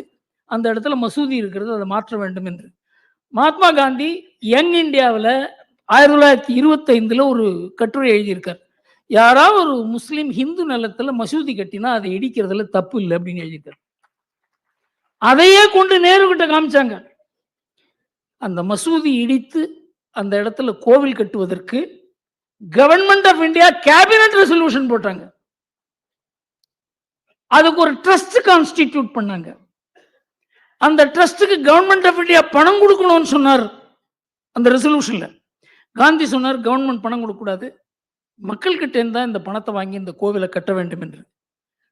பட்டேல் இறந்த பிறகு கூட இந்த கோவில் கட்டுவதற்கு அரசாங்கம் எல்லா உதவியும் செய்தது. 1951 இந்த கோவிலுக்கு கும்பாபிஷேகம் செய்வதற்கு ராஜேந்திர பிரசாத் போகும்போது ஜவஹர்லால் நேரு கூறுகிறார், இது செக்யூலர் கவர்மெண்ட், நீங்க போகக்கூடாது என்று கூறுகிறார். அவர் சொல்றாரு அரசாங்கத்தினுடைய முடிவு. அரசாங்கம் கட்டிய கோவிலுக்கு நான் போகக்கூடாது என்று கூறுவதற்கு உங்களுக்கு அதிகாரம் கிடையாது. அப்படித்தான் நம்ம நாடு மாற ஆரம்பித்தது. ஜவஹர்லால் நேரு கூறுகிற சமய சார்பின்மை தான் நம்ம நாட்டினுடைய சமய சார்பின்மை. காந்தியோ பட்டேலோ கூறுவது அல்ல என்கிற 2 ஸ்ட்ரீம் நம்ம நாட்டில் உருவானதுக்கு முதல் காரணம் ராஜேந்திர பிரசாத சோமநாதர் கோவிலுக்கு போகக்கூடாதுன்னு ஜவஹர்லால் நேரு சொன்னதுதான். காது வச்ச மாதிரி அயோத்தியா, மதுரா, காசி எல்லாம் முடிக்க வேண்டிய விஷயம், அதை ஒரு பிரச்சனையாக்கி 1976 இந்திரா காந்தி போய் அந்த மசூதி பிபி லால் கமிட்டியை வச்சு கமிட்டி சொல்றாங்க இங்க இருக்கிறதெல்லாம் கோவில் தாங்க, கீழே கோவில் மேல மசூதி. கே முகமதுன்னு அவர் புக்கே எழுதியிருக்கார். நான் ஒரு இந்தியன் மலையாளி. அவர் சொல்றாரு நாங்கள்லாம் அந்த டீம்ல இருந்தோம். 1990 இந்த இடதுசாரி ஹிஸ்டோரியன்ஸ் தான் வந்து முஸ்லிம்ஸை தடுத்தாங்க, இதை கொடுத்துடாதீங்க ராமஜன் பூமியை, கொடுத்தாக்க பிஜேபி பெருசா வளர்ந்துரும், ராமரே எங்க பிறக்கல, அவர் எங்க ஈரான்ல பிறந்தாரு, ராமர் இருந்தாருங்கிறதுக்கா எவிடன்ஸே இல்லை. இந்த மாதிரி எல்லாம் சாதாரணமான மக்களுக்கு ஒரு மனசுல ஒரு வெறுப்பை ஊட்டி ஆக்சுவலா இதெல்லாம் பண்ணல அப்படின்னாக்க பிஜேபியும் வளர்ந்திருக்காது, ராமஜென்மபூமியும் விஸ்வரூபம் எடுத்திருக்காது, ராமர் இல்லை என்றால் இந்த நாட்டுக்கு இந்த பெரிய ஒரு எழுச்சியே ஏற்பட்டிருக்காது. ஏன்னா அந்த மூமெண்ட்லாம் நாங்க இருந்தோம், அந்த சமயத்துல அனுபவிச்சோம். ராமருடைய பவர் என்னங்கிறத நான் சொந்த முறையில அனுபவிச்சிருக்கேன். இன்றைக்கு நாடே மாறிவிட்டது. இதற்கு காரணம் ராமர் கோவில். அதை எப்படி பண்ணாங்க, எவ்வளவு அழகா பண்ணாங்க. அத உச்ச நீதிமன்றம் ஒரு மனிதாக தீர்வு கொடுக்கிறது. அதோட எல்லாரும் ஏற்றுக்கொள்ள வேண்டியதான். கரண் சிங் சொன்னார், உச்ச நீதிமன்றம் தீர்வு கொடுத்தப்புறம் ராமர் கோயிலுக்கு போவனா மாட்டேனான்னு சொல்றதுக்கு ஒரு அருகதையே கிடையாது, நீ போகணும், அதுதான் ஒரே கடமை. இன்றைக்கு என்னாச்சு, காங்கிரஸ் ராமர் கோவிலுக்கு போக வேண்டாங்கிற முடிவை ஏன் எடுத்தாங்க? அவங்களுக்கு பெரிய பிரச்சனையே முஸ்லிம் லீக் கேரளாவில் வயநாடு தொகுதியில் ராகுல் காந்தியை சப்போர்ட் பண்ணல அப்படின்னு சொன்னா ராகுல் காந்தி பார்லிமெண்ட்டுக்கு போக முடியாது. இதை நாம எழுதியிருக்கோம். முஸ்லீம் லீக் என்ன தெரியுமா சொன்னாங்க? இடதுசாரிகள்லாம் போக மாட்டேன்னு சொல்லிருக்காங்க, நீங்க போயிடுவீங்களா? Entire Congress, its electoral fortunes in North India has been compromised for one parliamentary seat. இதான் உண்மை. இது ராமர் கோயிலுக்கு எதிரான முடிவு இல்லை. அதனால என்னாச்சு, காங்கிரஸ்ல chief ministers, ministers, party leaders எல்லாரும் நாங்க கோயிலுக்கு போவோம்னு சொல்றாங்க. கட்சி எடுத்த முடிவு வேற, கட்சியில இருக்கவங்க அதை பார்க்கறது வேற. அதனால இது ஒரு பெரிய பிரச்சனைகள், அதாவது 30, 40, 50 வருஷமா இருக்க பிரச்சனைகளை ஒரு அரசாங்கம் அவங்க சால்வ் பண்றதுங்கிறது அவ்வளோ ஈஸி கிடையாது. இதுல பாகிஸ்தானை அப்படியே அடைக்கினது, நம்ம மிரட்ட முடியாத சைனா. எப்ப பார்த்தாலும் மிரட்டுவாங்க. மிரட்டல் அப்படின்றது எழுச்சி பெற்ற பாரதம். நம்பர் 1 தலைவர் நரேந்திர மோடிங்கிறத மார்னிங் கன்சல்ட்டுங்கிற ஒரு, அது நமக்கு அதுக்கு சம்பந்தமே கிடையாது. உலகத்தில் இருக்க ஜனநாயக நாடுகளில் எந்தெந்த தலைவர்களுக்கு அதிக மதிப்பு இருக்கிறது என்று கணக்கிடும் ஒரு தனிநபர் ஒரு அமைப்பது 3 ஆண்டுகளாக 4 ஆண்டுகளாக மோடி தான் உலகத்திலேயே ஒரு தலையாய தலைவர் என்றுதான் அவங்க சொல்லிட்டு இருக்காங்க. எல்லாம் கீழே தான். எல்லா நாட்டு தலைவர்களும் பைடன் உட்பட எல்லாருமே கீழே தான். இது நம்ம நாட்டில் இதை பத்தி பெருமையா பேசுவது கூட கிடையாது யாரும். இது நாம செய்யறது இல்லை, உலகத்திலேருந்து நமக்கு வந்திருக்க முடியும். Italy prime minister, Australia prime minister, France, British, Russia, முஸ்லிம் நாடுகள் எந்த இடத்துல போனாலும் இவருக்கு பெரிய பெரிய விருதுகள். இவர் பாசன் கூப்பிடுறார் ஆஸ்திரேலியன் பிரைம் மினிஸ்டர். இவரை மாதிரி ஒரு அட்ராக்டிவ் லீடர் கிடையாதுன்னு சொல்றாங்க இத்தாலியன் பிரைம் மினிஸ்டர். இதெல்லாம் இந்த நாட்டுக்கு உள்ள அங்கீகாரம், ஒரு தனிநபர்களுடைய அங்கீகாரம் கிடையாது. நாடுனால அவருக்கு மதிப்பு, அவர்னால நாட்டுக்கு மதிப்பு. அதனால நம்ம நாட்டினுடைய பொருளாதார வளர்ச்சி, அரசியல் வளர்ச்சியை தவிர இது எனக்கு இந்த டிசிஷன் எப்படி எடுக்கப்பட்டது என்று கூட எனக்கு தெரியும். யுக்ரைன் 24 மணி நேரம் தான் டைம் இருந்தது பிரைம் மினிஸ்டருக்கு எந்த மாதிரி முடிவு எடுப்பது என்று. நம்முடைய வெளியுறவுத்துறை கூட இதுக்கு சாதகமாக இருந்திருக்க மாட்டார்கள். அவர் இருக்கிறார். இந்த முடிவு தான் இன்றைக்கு உலகமே ஆடிவிட்டது. அந்த முடிவினால் உலகத்தினுடைய ஒரு நாட்டுக்கு இருக்க உறவுகள் மாறிவிட்டன. நடுநிலை நாடுகளுக்கு எல்லாத்துக்குமே ஒரு கையில ஒரு தனி அதிகாரம் வந்திருக்கிறது. உலக வல்லரசுகளுக்கு அவங்களுடைய அதிகாரம் குறைந்திருக்கிறது. The world order is changing because of India. இப்ப என்ன ஆயிடுது? ராமர் கோவிலுக்கு போக மாட்டேன்னு சொல்ற ராகுல் காந்தி, ராமர் அந்த இடத்துல கோவிலை இடிச்சு மசூதி கட்டின பாபர் சமாதிக்கு போறார். இந்த 3 பேரும் அந்த அயோத்தியா பக்கமே போல. அயோத்தியா பக்கம் போன ராகுல் காந்தி அங்க போய் ஹனுமான் கோவில் தரிசனம் பண்ணிட்டு வர. அவர் யாராவது இங்க பரிகாரம் ஏதாவது சொல்லியிருப்பாங்க போல் இருக்கு. அதை போய் தரிசனம் பண்ணிட்டு வர்றாரு, கோவிலை பார்க்க போகல. ராமர் கோவிலுக்கு போகக்கூடாது என்று இந்த 3 பேரும் உறுதி பூண்டு இருக்காங்க. ஏன்? இந்த ராமர் கோவில் அப்படிங்கிறது அவங்க பிஜேபி கையிலே கொடுத்துட்டாங்க. ராமர் கோவில மாத்திரம் இல்ல, வந்தே மாதரம், ராமராஜ்யம், இந்த எல்லாமே பிஜேபி கையில கொடுத்துட்டாங்க. இதுல என்ன ஆச்சுன்னாக்க, சுதந்திரத்துக்கு முன்னால் இருந்த காங்கிரசினுடைய அந்த ஸ்தானம் பிஜேபி கையில காங்கிரஸ் தானமாக கொடுத்து விட்டது. இது காரணம் வாக்கு வங்கி அரசியல். ஒரு கட்சி அழிவதற்கு இதெல்லாம் காரணங்கள் மாத்திரம் இல்ல, இதெல்லாம் அடையாளங்கள். இந்த இந்தி கூட்டணிங்கிறது ஒரு ஆபத்தான கூட்டணி. 1981 அனுபவத்தை கூறினேன். எங்களுக்கு ராஜீவ் காந்தியை தோக்கடிக்கணுங்கிற ஒரு எண்ணம் தான் போச்சோ. என்கிட்ட நிறைய பேசியிருக்கார், சார் நீங்க பண்றது தப்பு அப்படின்னு சொல்லி. நிறைய பேர் ஆர்எஸ்எஸ்லயே நிறைய பேர் சொன்னாங்க ராஜீவ் காந்தி தோக்கடிக்கிறது நல்லதில்லை, ஏன்னா ஆல்டர்னேட்டிவே கிடையாது. ஆனா எங்களுக்கு ராஜீவ் காந்தியை தோக்கடிச்சே ஆகணும். தப்பான சைடில் இருந்தேன் இப்போ. ஏனென்றால் இந்தியன் எக்ஸ்பிரஸே அழிந்து விடும். இந்தியன் எக்ஸ்பிரஸை காப்பாற்றணும்னா ராஜீவ் காந்தியை தோக்கடிக்கணும். ராஜீவ் காந்தியை தோக்கடிச்சாக்க இந்த மாதிரி ஒரு அராஜக கும்பல் தான் வரும் அப்படிங்கிறதெல்லாம் தெரிஞ்சு அப்போ சோ சொல்லுவார். சோ நானு ராம்நாத் கோயங்கா உட்காந்து பேசியிருக்கோம். ஆனா இன்னைக்கு அந்த நிலைமை இல்லை. ஏன்னா அன்றைக்கு ராஜீவ் காந்தி பேர்ல போஃபர்ஸ் என்ற குற்றச்சாட்டு இருந்தது. இன்றைக்கு மோடி பேர்ல ஒரு குற்றச்சாட்டு கிடையாது. ஒரு தூய மனிதர், அவருக்குன்னு ஒண்ணுமே கிடையாது. அமித்ஷா சொல்லுவாரு, பல நாளைக்கு அவர் சாப்பிட கூட மாட்டார் அப்படிம்பார். இதெல்லாம் அவங்க கிட்ட இருக்கவங்க, நெருங்கி பழகினவங்க, நண்பர்கள். அந்த மாதிரி ஒரு தலைவர் இருக்கிறதுனாலதான் அவரால் இந்த உலகத்தையே ஏற்று நிற்க முடியுது. நம்ம நாட்டில் இருக்கவங்க எல்லாம் நத்திங். இன்னைக்கு அவர் உலக சக்திகள் அவரை ஏற்று அவரை டார்கெட் பண்ற மாதிரி நம்ம நாட்டில் யாருமே பண்ண முடியாது. அவர்களெல்லாம் ஏற்று நிற்கிறார் அவர். இந்த ஒரு நிலைமையில தமிழ்நாட்டில் ஒரு துர்பாக்கிய நிலைமை, இந்த திமுகவை எதிர்த்து ஒரு கூட்டணி அமையாது. அதுக்கு முழு பொறுப்பு எடப்பாடி பழனிசாமி தான். திமுகவுக்கு இந்த தேர்தலில் ஒரு பெரிய ஒரு அட்வான்டேஜ் கிடைத்திருக்கிறது என்றால் அதனுடைய முழு பொறுப்பையும் எடப்பாடி தான் ஏற்க வேண்டும். இந்த தேர்தலில் நாம எல்லாரும் ஒரு முடிவு பண்ணோம், ஒருத்தர் 100 பேர்கிட்ட பேசணும், பாஜகவுக்கு தான் ஓட்டு போட வேண்டும் என்பதை நாம முடிவு பண்ணோம். இது நம்முடைய கடமை. இதுல கட்சியே கிடையாது. ஏனென்றால் பாஜக வளருவது ஒன்றுதான் இன்றைக்கு திமுகவை எதிர்கொள்வதற்கு வழி. அதிமுக திமுக எதிர்ப்பை கைவிட்டு விட்டது. அவங்க சொந்தமா ஏதாவது சின்ன கட்சியா வச்சு நடத்திட்டு இருந்தா போறோம்னு நினைக்கிறார் எடப்பாடி. அவர் விபூதி அழிக்க ஆரம்பிச்சுட்டாரு, எங்கேயோ போய் முக்காடு போட்டு அவர் போய் மீட்டிங் எல்லாம் அட்டன் பண்றார். இது துர்பாக்கியம். இந்த ரெட்டையில அவர் கையில் இருக்கிறதுனாலதான் இந்த பிரச்சனைகள். இதுக்கு மாற்று இல்லை. திமுக ஒழிக்கப்பட வேண்டும் என்பதில் நமக்கு 2 கருத்து கிடையாது. ஆனால் அதற்கு சாதகமான ஒரு சூழ்நிலையை உருவாக்க முடியாத ஒரு நிலைமையில நம்ம இருக்கோம். எப்படி இருந்தாலும் பல மெஜாரிட்டி ஆஃப் த பிளேசஸ்ல டிஎம்கே தோக்கடிக்கிறது தான் நம்முடைய கடமை என்பதை நாம் மனதில் வைத்து இந்த எலெக்ஷன்ல வேலை செய்வோம். Thank you very much.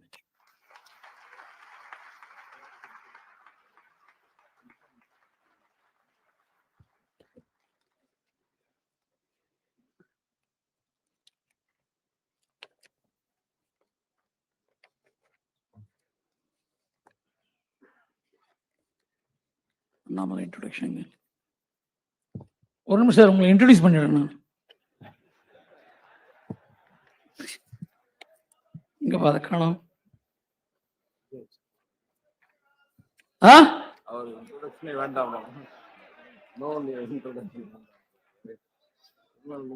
இல்ல, இவரை பத்தி இன்ட்ரோடக்ஷன் சிம்பிளா சொல்லணும்.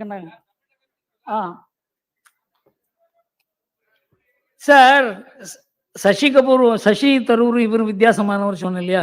அவர் லண்டன்ல பிறந்து அமெரிக்காவில் படிச்சார். இவர் கிராமத்துல பிறந்து கிராமத்திலே படிச்சார். அவருடைய ஐபிஎஸ் அனுபவம் பன்முகத்தன்மை வாய்ந்தது. இவர் ஐபிஎஸ் ஆபீசரா இருக்கும் பொழுது அதை சொல்லலாம்னு நினைக்கிறேன். இவர் எதிர ரஜினிகாந்த் அரசியல் ரொம்ப தீவிரமா வரணும்னு நினைச்சார். அவர் சொன்னார், நான் சீஃப் மினிஸ்டரா வரமாட்டேன் சார். நீங்க சீஃப் மினிஸ்டர் எல்லாம் வேற யார் சார் சீஃப் மினிஸ்டரா போடுவீங்க அப்படின்னு. சார் உங்களுக்கு தெரியுமா, அண்ணாமலைன்னு ஒருத்தர் இருக்காரு. எனக்கு அண்ணாமலையே பேப்பர்ல கேள்விப்பட்டிருக்கேன், அவ்வளவுதான். அவருக்கு அண்ணாமலைக்கு தெரியுமா தெரியாதான்னு தெரியாது. அந்த அளவுக்கு இவருக்கு ஒரு தாக்கம் அவர் ஐஏஎஸ் ஆபீசரா இருக்கும்போதே இருந்தது, ஐபிஎஸ் ஆபீசரா இருக்கும்போதே இருந்தது. பாஜகவுடைய சித்தாந்தத்தால் ஈர்க்கப்பட்டு அவருக்கு பொது வாழ்வுல நாட்டினுடைய நலன்ல, நாணயத்துல, நேர்மையில அவருக்கு ஏற்கனவே நாட்டம். ஒரு போலீஸ் அதிகாரிக்கு என்னென்ன குணங்கள் இருக்கணுமோ, ஒரு துணிவு, நேர்மை, நாணயம், ஒரு உழைப்புல நம்பிக்கை, இதெல்லாம் ஒரு போலீஸ் ஆபீசருக்கு இருக்கணும். அதெல்லாம் எத்தனை போலீஸ் ஆபீசருக்கு இருக்குன்னு தெரியாது. ஆனா இதெல்லாம் இருக்கணும். அந்த குணங்கள்லாம் பொருந்தியவர். அந்த குணம் இன்றைக்கு அரசியலுக்கு தேவை. ஆனா அவருக்கு அரசியல் ஈடுபடும். அரசியல்ங்கிறது ஒரு பெரிய சேலஞ்ச். அவருடைய வாழ்க்கையில நிம்மதியா இருந்த மனுஷன் இன்றைக்கு நிம்மதியெல்லாம் ஒரு ஓரத்தில் எடுத்து வைத்து விட்டு இன்றைக்கு அரசியல் இருக்காருங்கிறதுல சந்தேகமே கிடையாது. அவருடைய உழைப்பு, அவர் படுற கஷ்டம். நான் ஒரு தடவை அவர்கிட்ட பார்க்கும்போது உடம்பு ஜாக்கிரதையா பார்த்துங்க சார், உடம்பு ஜாக்கிரதையா பார்த்துங்கன்னு சொல்லுவேன். அவர் இன்றைக்கு பாஜகவினுடைய நம்பிக்கை நட்சத்திரமாக திகழ்கிறார். அவருக்கு மேலும் மேலும் உடல், மனம், மன உறுதி எல்லாரையும் எல்லாம் கடவுள் கொடுத்து தமிழ்நாட்டுக்கு ஒரு மாறுதல் உண்டாக்கும் ஒரு கருவியாக மாற்றுவார் என்று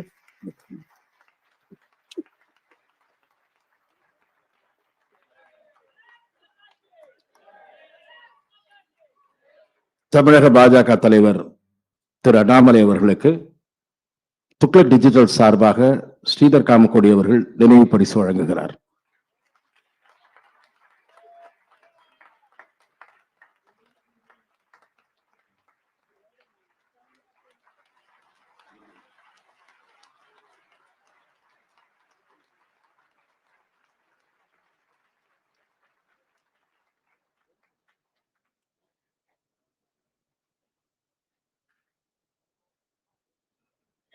திரு அண்ணாமலை அவர்களை சிறப்புரையாற்ற அன்போடு அழைக்கிறோம்.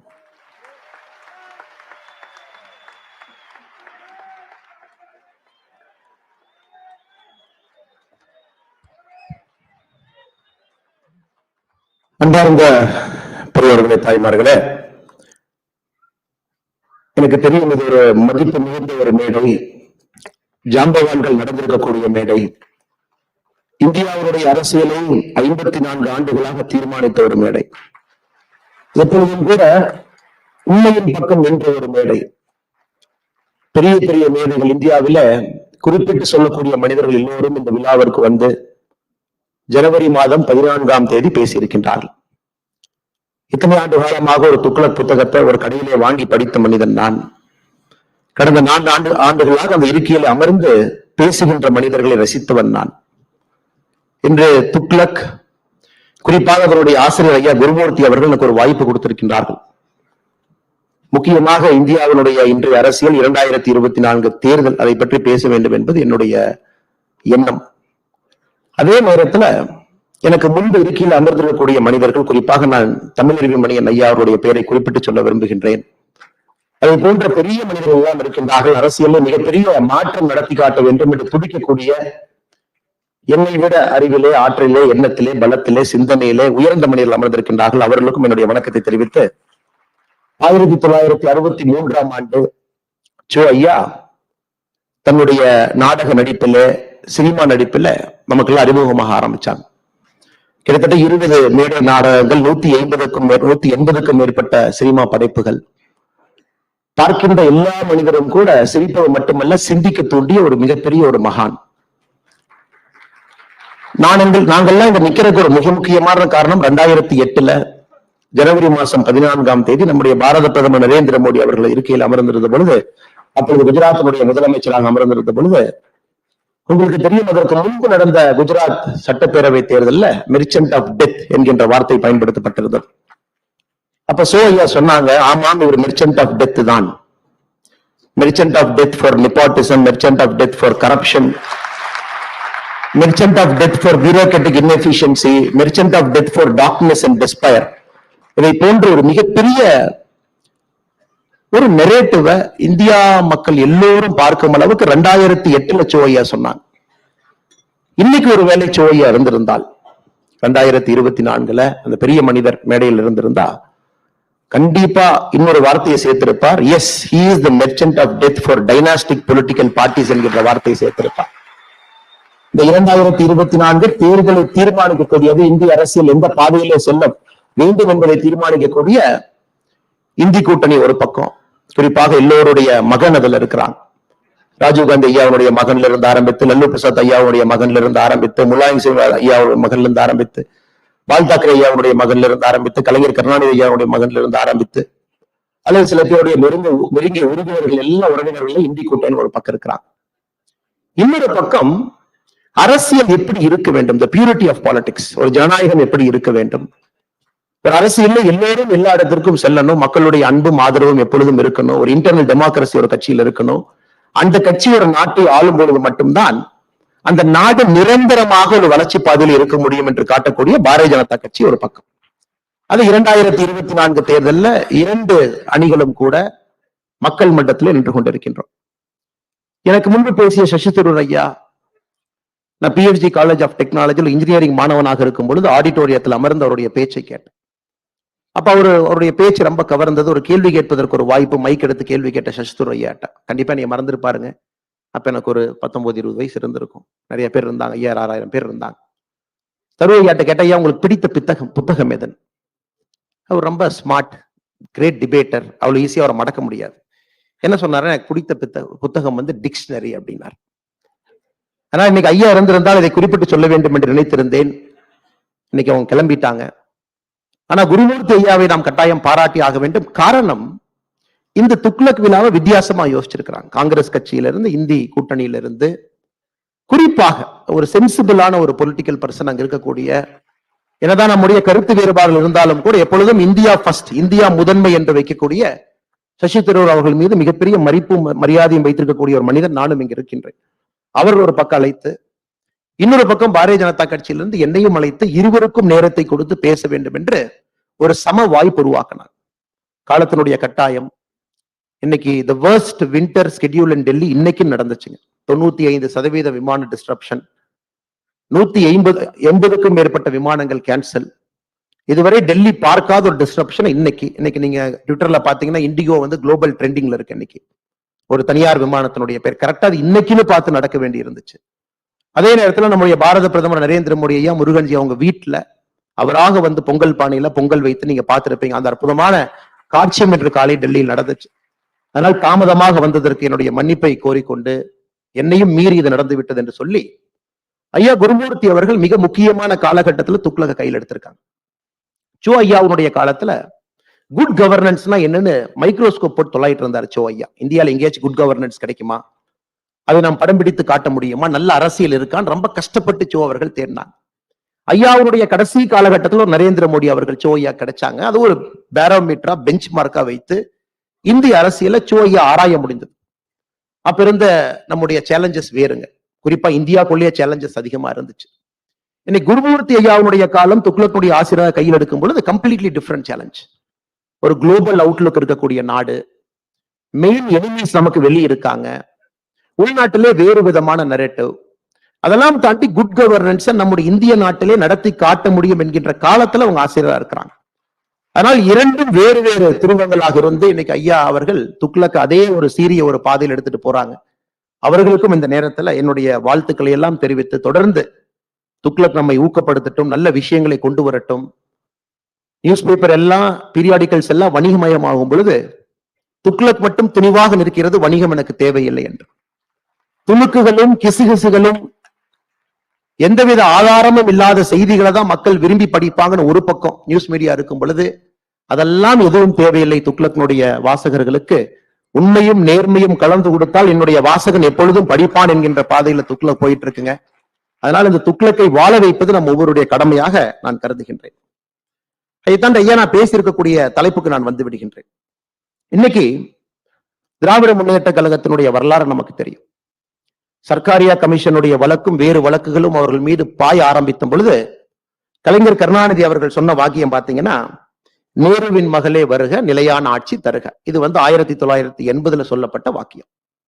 அதன் பிறகு விபி சிங் ஐயாவுடைய ஆட்சி கவிழ்ந்து, அது குறிப்பாக இந்தியா டுடேல வந்த ஒரு கட்டுரையின் அடிப்படையில ஜெயின் கமிஷன் ரிப்போர்ட்ல ராஜீவ்காந்தி அவருடைய படுகொலைக்கு ஏதோ ஒரு தூரத்துல கூட திமுகவுக்கு சம்பந்தம் இருக்கலாம் என்கின்ற யூகம் அந்த கட்டுரையில வந்த பொழுது காங்கிரஸ்காரங்க எல்லாம் ஒன்னா சேர்ந்து சப்போர்ட்டை வாபஸ் வாங்கணும்னு சொன்னாங்க. அன்னைக்கு ஒரு ஆட்சி கவிழ்ந்தது, திமுக வெளியே போனாங்க. ஆனா மறுபடியும் திமுகவுக்கு காங்கிரஸ் தேவைப்பட்ட பொழுது 2004 அது அப்படியே மாத்தி சொன்னார். 1980 கலைஞர் ஐயா சொன்னது, நேருவின் மகளே வருக, நிலையான ஆட்சி தருக. நாங்க 2004 கலைஞர் ஐயா என்ன சொன்னார்னா, இந்திராவின் மருமகளே வருக, இந்தியாவின் திருமகளே வெல்க அப்படின்னா. திமுகவுக்கு இது புதிது கிடையாது. யாரையாவது ஒருவரை தொங்கி பிடிக்க வேண்டும். அவர்கள் எவ்வளவு மோசமாக இவர்களை நடத்தினாலும் கூட, இந்திய அரசியல்ல இவர்களுடைய கரைகள் அங்கங்கே இருந்தாலும் கூட, வேறு வேறு காலகட்டத்துல யாரோ ஒருவரை தொங்கி பவர்ல இருக்கணும், பவர் ஹங்கிரி ஒரு பார்ட்டியாக திராவிட முன்னேற்ற கழகம் மாறி இருக்கிறது கடந்த ஒரு 30-40 ஆண்டுகள். அதனாலதான் சமீபத்துல இந்தி கூட்டணி நடந்த பொழுது நமக்கு தெரியும், டிஆர் பாலு ஐயாவும் ஸ்டாலின் ஐயாவும் அந்த கூட்டத்துல உள்ள இருந்தாங்க. நம்ம அனைவருக்கும் இது கூட தெரியும். குறிப்பாக north Indian news papers, periodicals ரொம்ப அதிகமா அதை கவர் பண்ணியிருந்தாங்க. உள்ளே நிதிஷ்குமார் அவர்கள் இந்தியிலே பேசும்பொழுது மொழியாக்கம் கேட்கிறாங்க. மொழியாக்கம் செய்ய முடியாதுன்னு ஒரு பெரிய லெக்சர் நிதிஷ்குமார் ஐயா கிட்டத்தட்ட ஒரு 10-15 நிமிஷம் பேசுறாங்க. குறிப்பாக எப்படி ஆங்கிலம் இந்தியாவிலே திணிக்கப்பட்டது, எப்படி ஹிந்தி 2வது வந்துச்சு, எப்படி இந்தி தான் இந்தியாவுடைய தேசிய மொழினா நிதிஷ்குமார் அவர்கள் பேச ஆரம்பிக்கும் பொழுது சத்தமே இல்லாம கேட்டுட்டு 2 பேர் வெளியே வர்றாங்க. ஏன்னா history is repeating it self. 1980 பார்த்தோம், 2004 பார்த்தோம், 2024 அதை பார்க்கிறோம். எப்படியாவது தொங்கி பிடித்து இந்த இந்தி கூட்டணியில இருக்க வேண்டும் என்கின்ற ஒரு பெரிய மாயையில திராவிட முன்னேற்ற கழகம் இருக்கிறாங்க. ஒருவேளை நிதிஷ்குமார் அவர்கள் இன்னும் ஒரு 10 நாள்ல தமிழகத்திற்கு வந்தா திராவிட முன்னேற்ற கழகத்தினோட இப்ப இருக்கக்கூடிய தலைவர் ஸ்டாலின் ஐயா என்ன சொல்லுவாங்கன்னா, நிதிஷ்குமார் அவர்களே வருக, போஜ்பூரி கற்றி தருக என்று சொல்லுவார். நிச்சயமாக அந்த அளவுக்கு தான் அரசியலை பொறுத்தவரை திராவிட முன்னேற்ற கழகத்தை 1980 44 ஆண்டுகள் பிரிச்சு பாத்தீங்கன்னா இந்த 3 வாசகம் மட்டும்தான் திமுக என்கின்ற கட்சியை நமக்கு பிடித்து கொடுக்குது. சமீபத்துல OECD அமைப்பு ஒரு ஆய்வறிக்கை கொடுத்திருந்தாங்க. ஒரு சொசைட்டில ஒரு சமுதாயத்துல கடைசி 10% பிறக்கக்கூடிய எக்கனாமிக் பர்சன்டேஜ்ல லாஸ்ட் 10% ஆஃப் அன் எக்கனாமி, அதுல பிறக்கக்கூடிய ஒரு குழந்தை நடுத்தர வாழ்க்கைக்கு வருவதற்கு எத்தனை நாட்கள் தேவைப்படுகிறது? Somebody is born in the last 10% economic percentile in a society, 50% வர்றதுக்கு எத்தனை நாள் ஆகுது? இந்தியாவிற்கு எழுதியிருந்தார்கள், இது நாட்கள் இல்லை 7 தலைமுறை ஆகிறது. பின்லாந்துக்கு பாத்தீங்கன்னா 1 தலைமுறை, ஸ்வீடனுக்கு 2 தலைமுறை, குறிப்பாக இந்த குளோபல் சவுத்தில் இருக்கக்கூடிய நாடுகள் எல்லாமே 6 தலைமுறை 7 தலைமுறையில் இருக்கு. இந்தியாவை பொறுத்தவரை 7 தலைமுறை ஆகிறது. பாவர்ட்டி டிராப்ல இருந்து அந்த குழந்தை தப்பிக்கவே முடியாது. என்னதான் தப்பிக்கணும்னு ஒரு ஜெனரேஷன்ல ட்ரை பண்ணாலும் அந்த குடும்பத்துல யாருக்காச்சும் உடம்பு சரியில்லாம போகும், கேன்சர் வரும், 1 லட்சம் ரூபாய் செலவு பண்ண வேண்டி வரும், மறுபடியும் கீழே வந்துருவாங்க. மறுபடியும் கஷ்டப்பட்டு மேல வரணும்னு நினைச்சா ஒரு ஆக்சிடென்ட் ஆகலாம், ஒரு நேச்சுரல் டிசாஸ்டர் ஆகலாம், ஒரு வெள்ளத்துல வீடு அடிச்சுட்டு போயிடலாம், ஆடு மாடு காணாம போயிடலாம், மறுபடியும் கீழே வந்துருவாங்க. இந்த OECD ஆய்வறிக்கை பாத்தீங்கன்னா குறிப்பாக பாவர்ட்டியில கீழ் இருக்கக்கூடிய 10% மேலே வருவதற்கான சாத்தியக்கூறுகள் இந்த உலகத்துல மிராக்கல் எக்கனாமிஸ்ல மட்டும்தான் நடந்திருக்கு. இன்னைக்கு நம்முடைய மோடி ஐயாவுடைய 9 ஆண்டு கால ஆட்சியை நாம் மைக்ரோஸ்கோபிக்க எக்ஸாமின் பண்ணோம்னா we can safely say India is on the verge of breaking the poverty trap. இந்த poverty trap என்று சொல்லக்கூடிய அந்த வார்த்தையை அதிலிருந்து தப்பிக்கவே முடியாது என்று சொன்ன அந்த விஷயத்தை இன்னைக்கு நாம உடைக்க ஆரம்பித்திருக்கின்றோம். சமீபத்தில் மோடி அவர்கள் அயோத்தியாவுக்கு போயிருந்த பொழுது மீரா என்கின்ற சகோதரி வீட்டுக்கு போயிருந்தாங்க. அந்த மீரா அவங்களுக்கு கேட்டாங்கன்னா, ஏன் உங்க வீட்டுக்கு வந்திருக்கேன் தெரியுமா சொல்லுங்க அப்படி. மீரா அவர்கள், இல்ல நீங்க வர்றீங்கன்னு சொன்னாங்க, நீங்க வந்தது சந்தோஷம், ஏன் தெரியல. நம்முடைய கேஸ் அடுப்பு இல்லாதவங்களுக்கு நம்ம கொடுக்கிறோம், குறிப்பாக யாரு கேஸ் அடுப்பே இல்லையோ 2014 பின்பு கொடுக்க ஆரம்பிச்சிருக்கோம். அதுல 10வது கோடி கேஸ் அடுப்பு உங்க வீட்டுக்கு வந்திருக்கு. 10th crore connection. அதான் உங்களை பார்க்க வேண்டும் என்பதற்காக நான் வந்திருக்கேன். அப்ப யாராவது ஒருவர் நம்முடைய பாரத பிரதமர் நரேந்திர மோடி அவர்களும் மீரா அவர்களும் பேசுற அந்த 7 நிமிஷம் வீடியோவை பாத்தீங்கன்னா, மீரா அவங்களுக்கு ரொம்ப ஆழமா கேட்பார். உங்க வீட்டுல என்ன திட்டம் எல்லாம் வந்திருக்கு, நீங்க என்ன படிச்சிருக்கீங்க, நீங்க என்ன வேலை பாக்குறீங்க, நான் பூ சுத்துற வேலை பாக்குறேங்க ஐயா, நான் பூ விக்கிறேங்க ஐயா, என்னென்ன ஸ்கீம் எல்லாம் வந்திருக்கு நீங்க பாத்தீங்கன்னா கிட்டத்தட்ட 7 ஸ்கீம் மீராவுடைய வீட்டுக்கு எட்டி பாட்டிருக்கும். கரண்ட் வந்திருக்கும், கேஸ் அடுப்பு வந்திருக்கும், இந்த மாதிரி ஒரு ஸ்கீம் 7 ஸ்கீம் வந்திருக்கு. இன்னைக்கு மோடியினுடைய சாதனை என்னன்னாங்க, நம்முடைய நாட்டுல காம்போசிட்டா திட்டங்களை கொண்டு வந்து, காம்போசிட்டா ஒரு பாஸ்கெட்டா பாவர்ட்டி என்கின்ற இந்த வியாதியை அடிக்கக்கூடிய ஒரு தனி திறமை வாய்ந்த ஒரு மனிதனாக மோடி இன்னைக்கு வந்திருக்காரு. Even hit it like anything, ஒரு ஹேமரை வச்சு அடிச்சாது உடையும் அப்படிங்கிற மாதிரி. இந்த ஹாஃப் மெஷர் கிடையாது, தொடவி பார்க்கறது கிடையாது, தொட்டு பார்க்கறது கிடையாது, உரசி பார்க்கறது கிடையாது. He is trying to break the concept of poverty trap. அதான் இந்த ஆட்சியினுடைய நம்முடைய மெம்பர்ஸ் இண்டிகேட்டர். ஒரு பக்கம் நான் பெருமையா சொல்லலாம், என்னுடைய நோட்ஸ் இருக்கக்கூடிய நான் பார்த்து ரொம்ப பெருமையா சொல்லலாம்.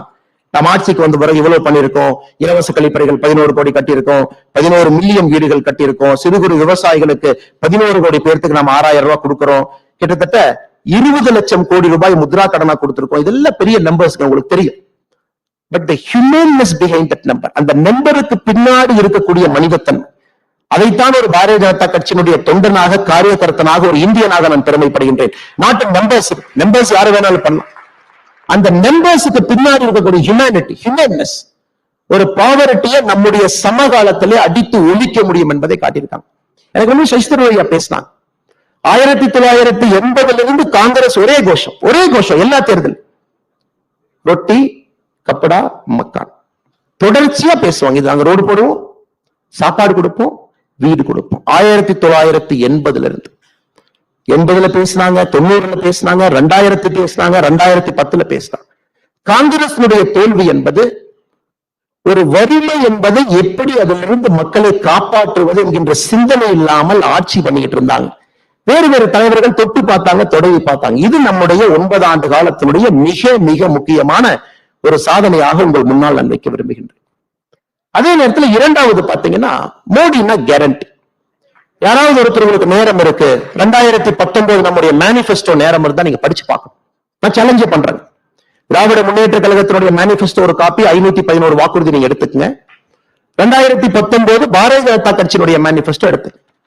பாரதிய ஜனதா கட்சியினுடைய மேனிபெஸ்டோ வெரி டெக்னிக்கலுங்க, சர்ஃபேஸ் மேனிபெஸ்டோ இல்லைங்க. எல்லா எலெக்ஷன் டைம்ல பாத்தீங்கன்னா அரசியல் கட்சிகள் சர்ஃபேஸ்ல எழுதுவாங்க, நாங்க வந்தா பாவர்ட்டியை ஒழிப்போம், வேர் இஸ் த நம்பர்? நாங்க வந்தா பழங்குடியை பண்ணுவோம், வேர் இஸ் த நம்பர்? நாங்க வந்தா விவசாயிகளுடைய வருமானத்தை பெருக்கும். இல்லைங்க, நம்ம மேனிஃபெஸ்டோ மட்டும்தான் இந்தியன் ஹிஸ்டரியில நீங்க எந்த மேனிஃபெஸ்டோ எடுத்து பார்த்தாலும் it is an indicator with a number and target. அதனால யாருக்கெல்லாம் நேரம் இருக்கோ நம்முடைய மேனிஃபெஸ்டோ நீங்கள் எடுத்து படிக்க வேண்டும் என்று நான் அறிவுறுத்துகின்றேன். அதுல பாத்தீங்கன்னா ரொம்ப ஸ்பெசிபிக்கா சொல்லியிருப்போம். இதுவரை மீனவர்கள் நலனுக்கு அக்கறையை காட்டல, நம்ம காட்டுவோம். நம்ம ஆட்சிக்கு வந்தவுடன் மத்திய சம்பத்த யோஜனா 10,000 கோடி ரூபாய் நேரடியாக ஒதுக்கீடு செய்யும். ஆட்சிக்கு வந்த பிறகு மீன்வளத்துறைக்கு புதிதாக ஒரு அமைச்சகத்தை உருவாக்கி செஞ்சிருக்கும். அதே போல சும்மா சொல்லிங்க, ஒரு வீட்டுக்கும் 2024 டிசம்பர் 31 முடிவதற்குள்ள ஜல்ஜீவன் திட்டத்துல லாஸ்ட் ஹவுஸுக்கு பைப்ல தண்ணி கொண்டு போய் கொடுப்போம். நம்ம ஆட்சிக்கு வரும்பொழுது 2014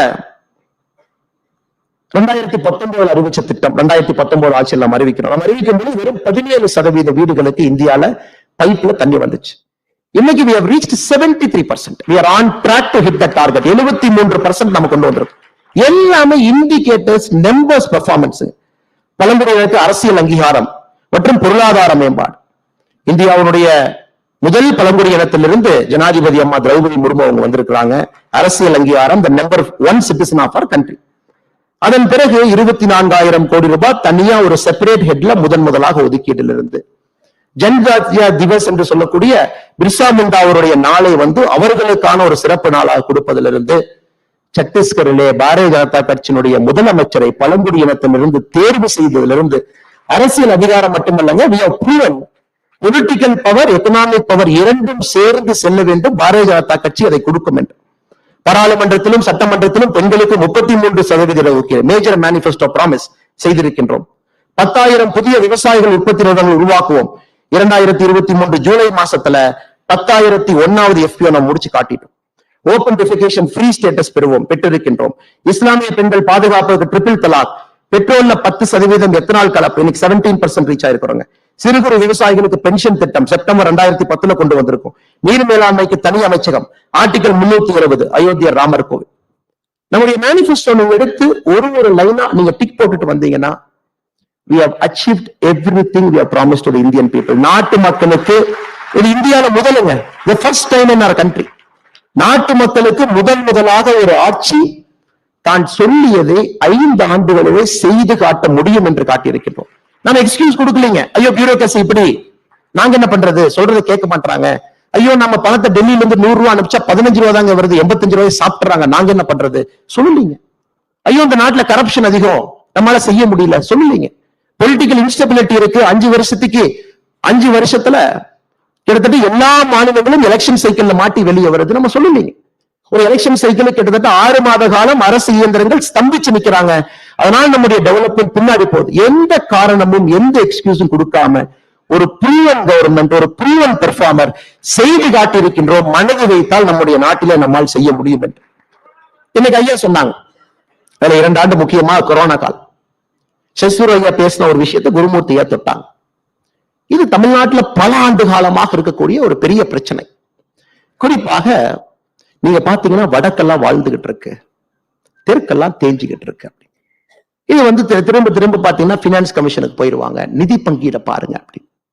சசி தரூர் அவர்கள் ஒரு பெரிய அறிவாள். நிச்சயமாக அவர்களுக்கு தெரியாத ஒண்ணு இல்லைங்க. இன்னைக்கு இருக்கக்கூடிய formula modified version of Gadgil formula அப்படிங்கிறது 1969 இந்திரா காந்தி அம்மையார் கொண்டு வந்தது. இந்திரா காந்தி அம்மையார் 1969 காங்கிரஸ் ஆட்சியிலே கொண்டு வந்த பொழுது north south different states devolution of resources பாப்புலேஷனுக்கு 50% இந்திரா காந்தி அம்மையார் வெயிட்டேஜ் கொடுத்திருந்தாங்க. அது 100 ரூபாய் நம்ம அனுப்புறோம், அல்லது 100% 50% வாஸ் பாப்புலேஷன். 1990 திரும்ப காங்கிரஸ் எல்லாம் இருக்கும் பொழுது இட் வாஸ் ஸ்டில் 35%. நம்முடைய ஆட்சியில நாம கொண்டு வந்த பினான்ஸ் கமிஷன்ல, குறிப்பாக 15வது பினான்ஸ் கமிஷன் முழுமையாக நம்மோடு இருந்துச்சு.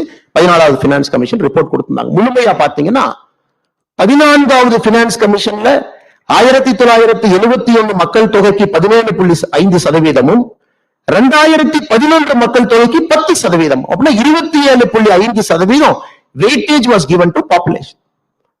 பாரதிய ஜனதா கட்சி ஆட்சிக்கு வந்த பிறகு ஐயா குருமூர்த்தி அவர்கள் சொன்னது போல கன்சென்சஸ் எல்லா மாநிலத்தினுடைய அனுமதியை பெற்று எங்க 50-60% ஆரம்பிச்சதவங்க we have brought it down to 15%. இன்னைக்கு 15% மட்டும்தான் பாப்புலேஷனுடைய வெயிட்டேஜ்.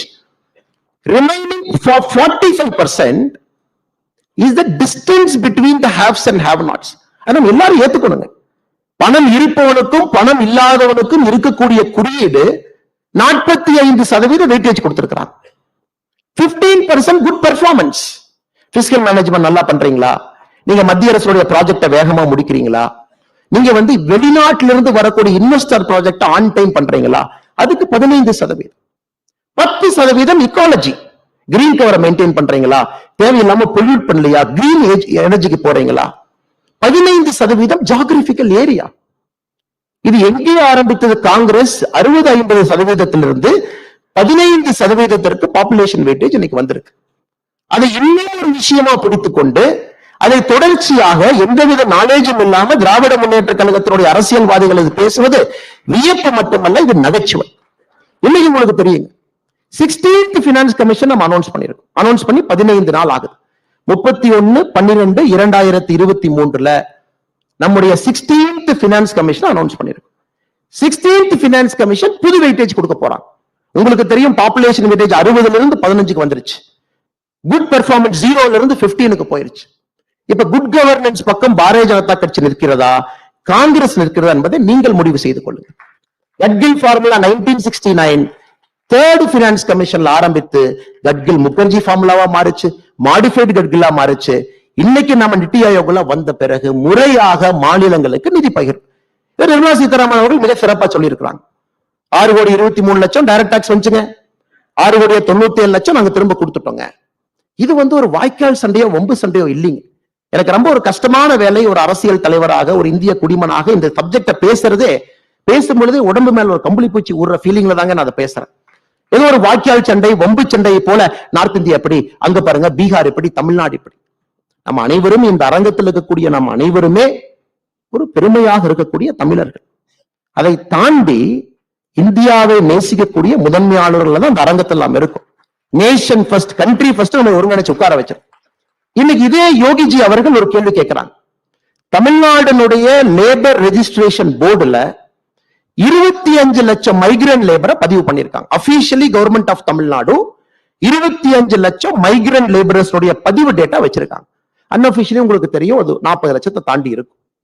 இன்னைக்கு யோகி அவர்கள் முதலமைச்சருக்கு போன் போட்டு, அண்ணா என்னுடைய நார்த் இந்தியன் லேபரர் தமிழ்நாட்டுக்கு வேலை செய்யறான், உங்க ஊர்ல வேலை செய்யறான், அல்லது அண்ணாமலை ஊர்ல வேலை செய்யறான், அல்லது குருமூர்த்தி அவங்க ஊர்ல வேலை செய்யறான், அல்லது தமிழ்மணி ஐயா ஊர்ல வேலை செய்யறான், அல்லது ராதாகிருஷ்ணன் ஐயா ஊர்ல வேலை செய்யறான், நல்லி குப்சாமி செட்டியா ஊர்ல வேலை செய்யறான். அந்த மனிதனை உருவாக்குவதற்கு யூபி எவ்வளவு செலவு பண்ணிருக்கோம். அதனால ஒரு யூபிக்காரர் தமிழ்நாட்டுல வேலை செய்யறாங்க, எம்ப்ளாய்மெண்ட் போர்டு ரெஜிஸ்டர்ல இருக்கு, எனக்கு ஒரு 10,000 ரூபாய் அனுப்பிச்சுட்றீங்களேன்னு கேட்டா இது என்ன ஆகும் இந்த நாடு?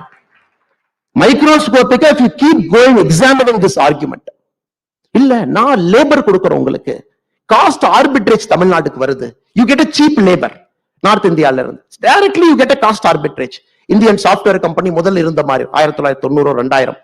இப்ப யோகி அவர்கள் நிதிஷ்குமார் அவர்கள் அந்த ஆர்குமெண்ட் நம்ம முன்னாடி வச்சா, நாளைக்கு காலையில எங்களுக்கு எந்த நார்த் இந்தியன் லேபரும் வேண்டாம், தயவு செஞ்சு நீங்க போங்கப்பா, எங்க வேலையை பார்த்துக்கிறோம் நம்மால் சொல்ல முடியுமா?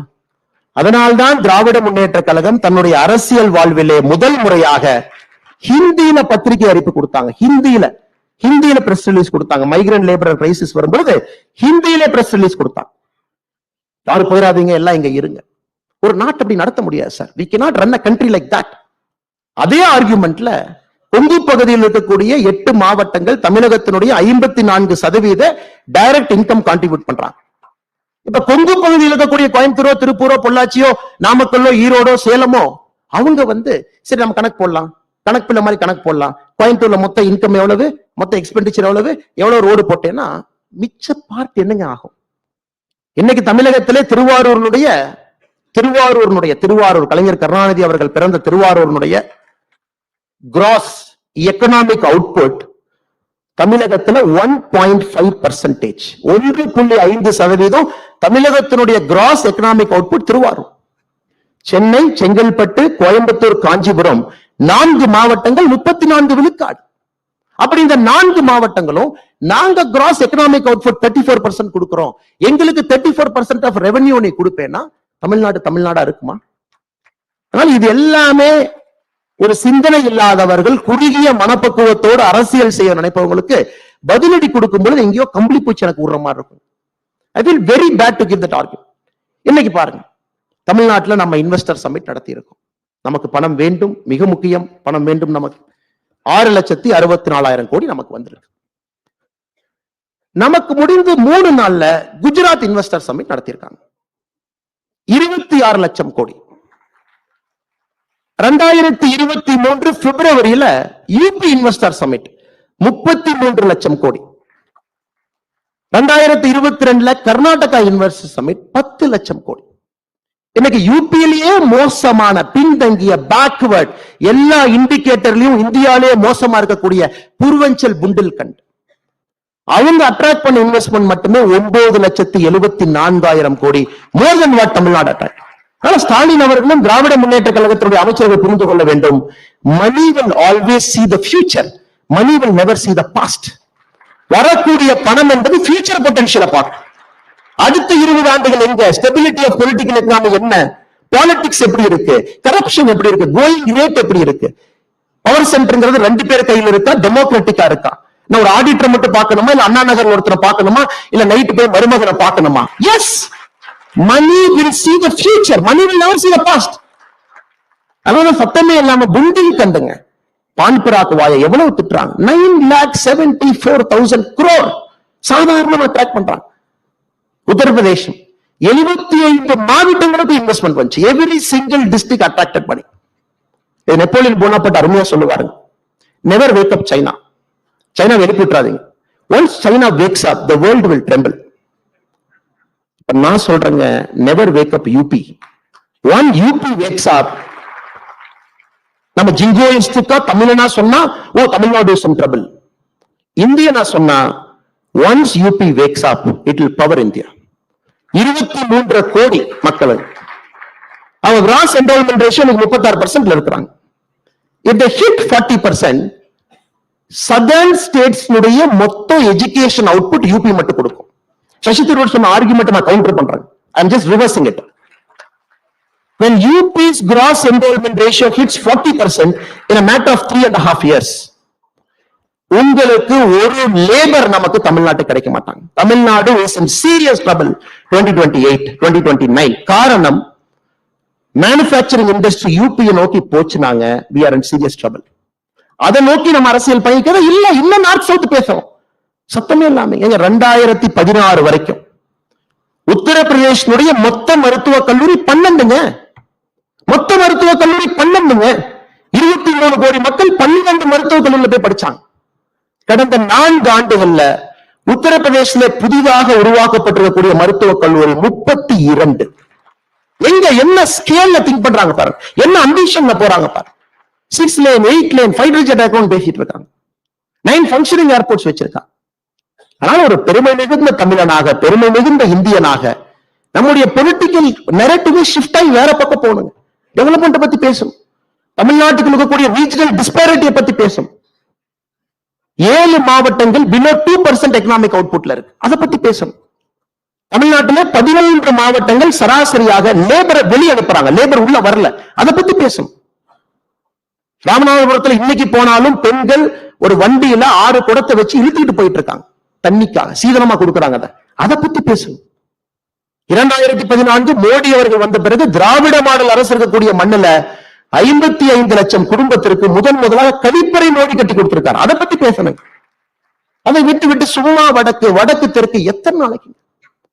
We have seen the power shift, global power shift பத்தி குருமூர்த்தி சொன்னாங்க. We are seeing a global power shift, we are seeing a power shift within the country.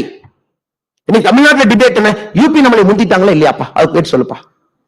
உடனே பினான்ஸ் மினிஸ்டர் பெரிய ஒரு அறிக்கை கொடுக்குறாரு தமிழ், இல்லைங்க யூபி முந்துல கிட்ட இருக்காங்க, பட் நாங்க தான் முன்னாடி இருக்கோம். இதுதான் டிபேட். ஏங்க எங்க இருந்த யூபியை எங்க கொண்டு வந்து நிறுத்திருக்காங்க? பொலிட்டிக்கல் வில், ஒரு கிளீன் கவர்மெண்ட், ஒரு விஷன், 3 விஷயம் மட்டும்தான். 3 இருந்தால் எந்த மாநிலம், எல்லா மக்கள் தானுங்க, எல்லா ஹியூமன் பொட்டன்ஷியல், எல்லாரும் labour. All they need is a good education and a stable law and order, அவ்வளவுதான். ஒரு பிரைவேட் கார பணத்தை போட்டானா இவ்வளவு பேசுறாங்க இல்லைங்க. நம்முடைய நகரத்தார் கம்யூனிட்டி செட்டியார் அவங்க கம்யூனிட்டி வாரணாசியில இத்தனை ஆண்டுகளாக அவங்களுடைய இடத்தை ஒருத்த கப்ஜா பண்ணி வச்சிருந்தான். நீங்க UPA 1 UPA 2 இருந்தீங்க. அது எவ்வளவு மகத்துவான இடத்துக்கு யாராச்சும் போய் ஒரு பெட்டிஷன் கொடுத்தீங்க இடத்த கொடுங்க. அதுக்கு ஒரு யோகி புல்டோசர் எடுத்துட்டு வந்து இடத்தை இடிச்சு தமிழ்நாட்டை சார்ந்த நகரத்தார் செட்டியாரை கொடுத்து ஐயா மறுபடியும் ஒரு மண்டபம் கட்டுக்குன்னு சொல்ல வேண்டிய நிலைமை யோகி அவர்களுடைய காலத்துல. ஆனா இன்னைக்கு தமிழ்நாட்டினுடைய பிரச்சனைன்னு இன்னைக்கு தமிழகத்தினுடைய பிரச்சனையாக நான் பார்ப்பது நீட்லெஸ் ஜிங்கோயிசம். நீட்லெஸ் ஜிங்கோயிசம் தேவையே கிடையாது, தேவையே கிடையாது. எதுக்குங்க ஜிங்கோயிசம்? எதற்கு திராவிட முன்னேற்ற கழகம் ஜிங்கோயிசம் இருக்கணும்? நேற்று ஒரு விஷயம் சொல்லியிருந்தேன். ஆர்டிபிஷியல் இன்டெலிஜென்ஸ் தமிழ்நாட்டு ஸ்கூல்ல கொண்டு வந்துட்டோம் திராவிட மாடல் அரசு. நான் சும்மா ஒரு ரிப்ளை போட்டேன் ட்வீட்ல. முதலமைச்சர் அவர்களே, மரியாதையோடு சொல்லுகின்றேன், வணக்கத்தோடு சொல்லுகின்றேன். ஆர்டிபிஷியல் இன்டெலிஜென்ஸை CBSE ப்ரோக்ராம்ல மத்திய அரசு கொண்டு வந்து 3 வருஷம் ஆகுது. மைக்ரோசாப்டோட கையெழுத்து போட்டு 3 வருஷம் ஆகுது. இன்னைக்கு தான் நீங்க விழிச்சிருப்பீங்களா? அதுக்கு இன்னைக்கு தமிழக அரசு ஒரு செய்தி குறிப்பு கொடுக்குறாங்க, ஒரு பெரிய செய்தி குறிப்பு அட்டாக் பண்ணி நீங்க கொடுத்தீங்க. பெரியார் அவர்கள் 1920 அண்ணா யூனிவர்சிட்டியில போய் கம்ப்யூட்டரை பார்த்தாரு. அப்புறம் பெரியார் அவர்கள் அண்ணா யூனிவர்சிட்டியில போய் கேட்டாரு. அவருடைய பிறந்த நாளை சொன்னோன்னே அந்த கம்ப்யூட்டர் சொல்லுச்சு, ஐயா உங்க பிறந்த நாள் சனிக்கிழமைன்னு சொல்லுச்சு. அந்த அளவுக்கு வளர்ந்த ஒரு மாநிலத்தை பத்தி நீங்க பேசுறீங்களா? நான் ரிப்ளை போட்டேன், ஐயா IAS ஆஃபீஸருக்குலாம் சம்பளம் கொடுக்குறீங்க, யாரோ டைப்ல அடிக்கிறாங்க, கொஞ்சம் அறிக்கையை கரெக்டா டைப் படிங்க. 1920 எங்கேயும் பெரியார் வந்தாரு, அண்ணா யூனிவர்சிட்டிக்கு போனாரு, எங்கேயும் கம்ப்யூட்டர் வந்துச்சு. ரெண்டாவது, பெரியார் அவர்கள் பிறந்தது புதன்கிழமை, சனிக்கிழமை இல்லைங்க ஐயா. கம்ப்யூட்டர் தப்பா சொல்லுச்சா, பெரியார் தப்பா சொல்லுச்சா? உடனே முதல் முறையாக தமிழக அரசு என்ன பார்க்கிற அறிக்கைக்கு திருச்சி அறிக்கை வர்றாங்க 2 மணி நேரத்தில். 1970 போனாரு. இவ்வளவுதாங்க எனக்கு தமிழ்நாடு பாலிடிக்ஸ். இவ்வளவுதான் சார், இவ்வளவுதான் சார் நம்ம இருக்கோம், இவ்வளவுதான் சார் இருக்கும். நம்ம debate and maturity and discussion எல்லாமே இந்த லெவல்ல முடிஞ்சிருச்சு சார். இதை தாண்டி நம்ம மேல போறது இல்ல சார் அரசியல் கட்சிகள். இதுக்குள்ளேயே தான் இருக்கு. பங்காளி கட்சின்னு ஒருத்தர் சொல்றாரு, பங்காளி கட்சினா உங்களுக்கு தெரியும் இல்ல? அண்ணாமலை அவர்கள் தர்மபுரியில வந்து சொன்னாரு, மோடி அவர்களே தமிழ்நாட்டுல வந்து இருந்தா, தமிழ்நாட்டுல எல்லா நிகழ்ச்சியிலும் மோடி அவர்கள் காலையில இருந்து நைட் வரைக்கும் உட்கார்ந்து இருந்தா தமிழ்நாடு அதிக இன்வெஸ்ட்மெண்ட் ஈர்த்திருக்கும். நான் பங்காளி கட்சியை கேட்கிறேன், நீங்க மோடி கூப்பிட்டீங்களா? மோடி இன்விடேஷன் நான் கூட்டிட்டு வர்றோம். இதே இன்வெஸ்டர் உங்களுக்கு பையனுக்கு விளம்பரம் வேணும், உங்க போட்டோ வேணும். மோடி அவர்கள் invitation sir Indian investor summit நடத்தலாம், கவர்மெண்ட் ஆஃப் இந்தியா பார்ட்னர் பண்ணுங்க, நாம எல்லாம் சேர்ந்து நடத்தலாம். மோடி அவர்களை நாங்கள் கூட்டிக் கொண்டு வந்து உட்கார வைக்கின்றோம். தமிழக மக்களுக்காக மோடி ஐயா வருவாங்க. பங்காளி கட்சி அவங்க பேசுறதுக்கு முன்னாடி படிக்கணும். they should read. என்ன சப்ஜெக்ட் நடக்குது? இந்த PhD பசங்க பேசுற கிளாஸ் 4ஆம் கிளாஸ் பையன் உள்ள வந்து ஓடி விளையாடக்கூடாது. என்ன நடக்குது? தமிழ்நாட்டுடைய அரசியல் எங்க போயிட்டு எக்கனாமிக்கா டெவலப்மெண்ட் ஓரியன்டா கிராத் பாலிடிக்ஸ்ல போயிட்டு இருக்கக்கூடிய நாட்டுல இன்னும் நான் அப்படி இருந்தேன், எங்க அப்பாவுக்கு மீச பெருசு, எங்க மாமாவுக்கு முகமெல்லாம் இப்படி, நாங்கெல்லாம் அப்படித்தான் 3 வீடு வச்சிருந்தோம், 10 வீடு வச்சிருந்தோம், நாங்கெல்லாம் பெரிய ஆட்கள், அவ்வளவு பெரிய மிராசுதாரன் நாங்க. ஏங்க ஸ்டார்ட் அப் பையன் கிழிஞ்ச பேண்ட போட்டு $1 பில்லியன் அடிச்சிட்டு இருக்கோம். அதை பத்தி பேசுங்கன்னா நாங்க 1970 எவ்வளவு பெரிய வீடு கட்டிவோம் தெரியுமா? அப்படியே 100 ஏக்கர்ல பண்ணையம் பண்ணது. மிராசுதாரர் வெர்சஸ் ஒரு லேண்ட் டெனன்ட் பேசக்கூடிய வார்த்தைய தமிழ்நாட்டு அரசியலே பேசிக் கொண்டிருக்கிறோம். இன்னைக்கு சசி தரூர் அவர்கள் பேசும்போது இன்னொரு விஷயத்தை குறிப்பிட்டார். குறிப்பாக அவர் 2006 ஐநா சபையினுடைய செக்ரட்டரி ஜெனரல் தேர்தலுக்கு போட்டியிட்ட பொழுது தோல்வி அடைஞ்சார். பன் கி மூன் கொரியன் கேண்டிடேட். இதை பத்தி சசி தரூர் அவர்கள் நீளமான ஒரு கட்டுரை எழுந்தாங்க. நான் ஏன் தோல்வி அடைந்தேன் ஒரு கட்டுரை, அதை நீங்க படிக்கணும். எப்படி இந்தியா மாறி இருக்கிறது என்பதற்கு சசி தரூர் அவர்கள் ஓபன் மேகசின் எழுதின Why did I lose the 2006 United Nations General Secretary election? அதுல 3 பாயிண்ட் சொல்றாரு. ஐயோ எல்லாம் காங்கிரஸ்ல வந்து சவுத் கோஆபரேஷன்ங்கிறாங்க. டன்சானியாவே நமக்கு ஓட்டு போடல. நான் போய் கேட்டேன் டன்சானியாட்ட ஏயா ஓட்டு போடல எலெக்ஷன் தோத்ததுக்கு அப்புறம். டன்சானியா சொன்னாங்க, இல்ல எங்க பழைய பிரசிடென்ட் ஜூலியஸ் நைரேரே அவங்க வந்து மன்மோகன் சிங்க்கு ரொம்ப க்ளோஸா இருந்தீங்க, நீங்க ஓவர் க்ளோஸ் ஆயிட்டீங்க எங்களுக்கு. அதான் புதிய பிரசிடென்ட் வந்தோடனே பார்த்தாரு, உங்களுக்கு டிப்ளமசியே தெரியல, எப்படி நீங்க ஒரு கட்சி ஸ்டாண்ட் எடுக்கலாம், அதான் வச்சு செய்யணும், நாங்க ஓட்டு போடல. இது டன்சானியா. அடுத்தது கட்டார் எமீரை போய் பாக்குறாரு இன்னொரு மீட்டிங்ல. சசி தரூர் கேட்கறாங்க, ஏன் சார் எனக்கு ஓட்டு போடல? எமீர் ஆஃப் கட்டார் சொல்றாரு, என்னைய வந்து ஓட்டு போடுங்கன்னு யாருமே கேட்கலீங்க உங்க அம்பாசிடர், ஆனா கொரியன் அம்பாசிடர் வந்து கேட்டார், அவருக்கு ஓட்டு போட்டோம். 2006 George Bush comes to India, has a working lunch with மன்மோகன் சிங். எலெக்ஷன் நடக்கிற வருஷம் மன்மோகன் சிங் அவர்கள் மினிட்ஸ் ஆஃப் த மீட்டிங்ல சசி தரூருக்கு ஓட்டு போடுங்கன்னு அமெரிக்கா சப்போர்ட்டே கேட்கல. சோ கான்டலிசா ரைஸ் இருந்தாங்க, அவர்கள் அப்ப சப்போர்ட் பண்ணது கொரியன் கேண்டிடேட். பாருங்க, இது இப்ப மோடி அவர்களுடைய இந்தியாவில் நடக்கும் நீங்க நினைக்கிறீங்களா? அதனால சசி தரூர் அவர்கள் கண்டிப்பாக ஐநா சபையினுடைய செக்ரட்டரி ஜெனரலாக இருப்பதற்கு முழு தகுதி பெற்றிருக்காரு, எந்த மாற்று கருத்து இல்லை. ஆனால் இப்ப இருந்தாருன்னா நம்ம ஆக்கியிருப்போங்க. 2016 இருந்தா மோடி ஆக்கியிருப்பார், 2026 மோடி ஆக்குவார். ஆனால் நீங்க அந்த ஆர்டிக்கலை படிச்சாவே தெரியும் எப்படி ஃபாரின் பாலிசி இருந்துச்சு, இப்ப எப்படி இருக்கு. திரும்ப திரும்ப இந்த வட சொல்ற கடை தான் அதிகமா இருக்கு. நார்த் சவுத் நிதி பகிர்மானம் இல்ல, இப்படி பண்ணிட்டாங்க, பாப்புலேஷன் வச்சு கொடுக்குறாங்க. பாப்புலேஷன் வச்சு கொடுக்க ஆரம்பிச்சதே நீங்க தானுங்க, கட்கில் ஃபார்முலாவை கொண்டு வந்ததே நீங்க தான். இன்னைக்கு பீகார், இப்ப பீகார்ல சமீபத்துல ஒரு ஆய்வறிக்கை படிச்சுங்க, வேற மாநிலத்துல என்னெல்லாம் பேசுறாங்க அப்படின்னு. சோ பீகார்ல ஒரு நியூஸ் பேப்பர் ரொம்ப இன்ட்ரெஸ்டிங்கா ஒரு எக்கனாமிக் அனாலிசிஸ் போட்டிருந்தாங்க. நேரு அவர்கள் கம்பல்சரியா நார்த் இந்தியன் ஸ்டேட்ஸுக்கு ஃப்ரைட் ஈக்குவலைசேஷன் பாலிசி போட்டார்.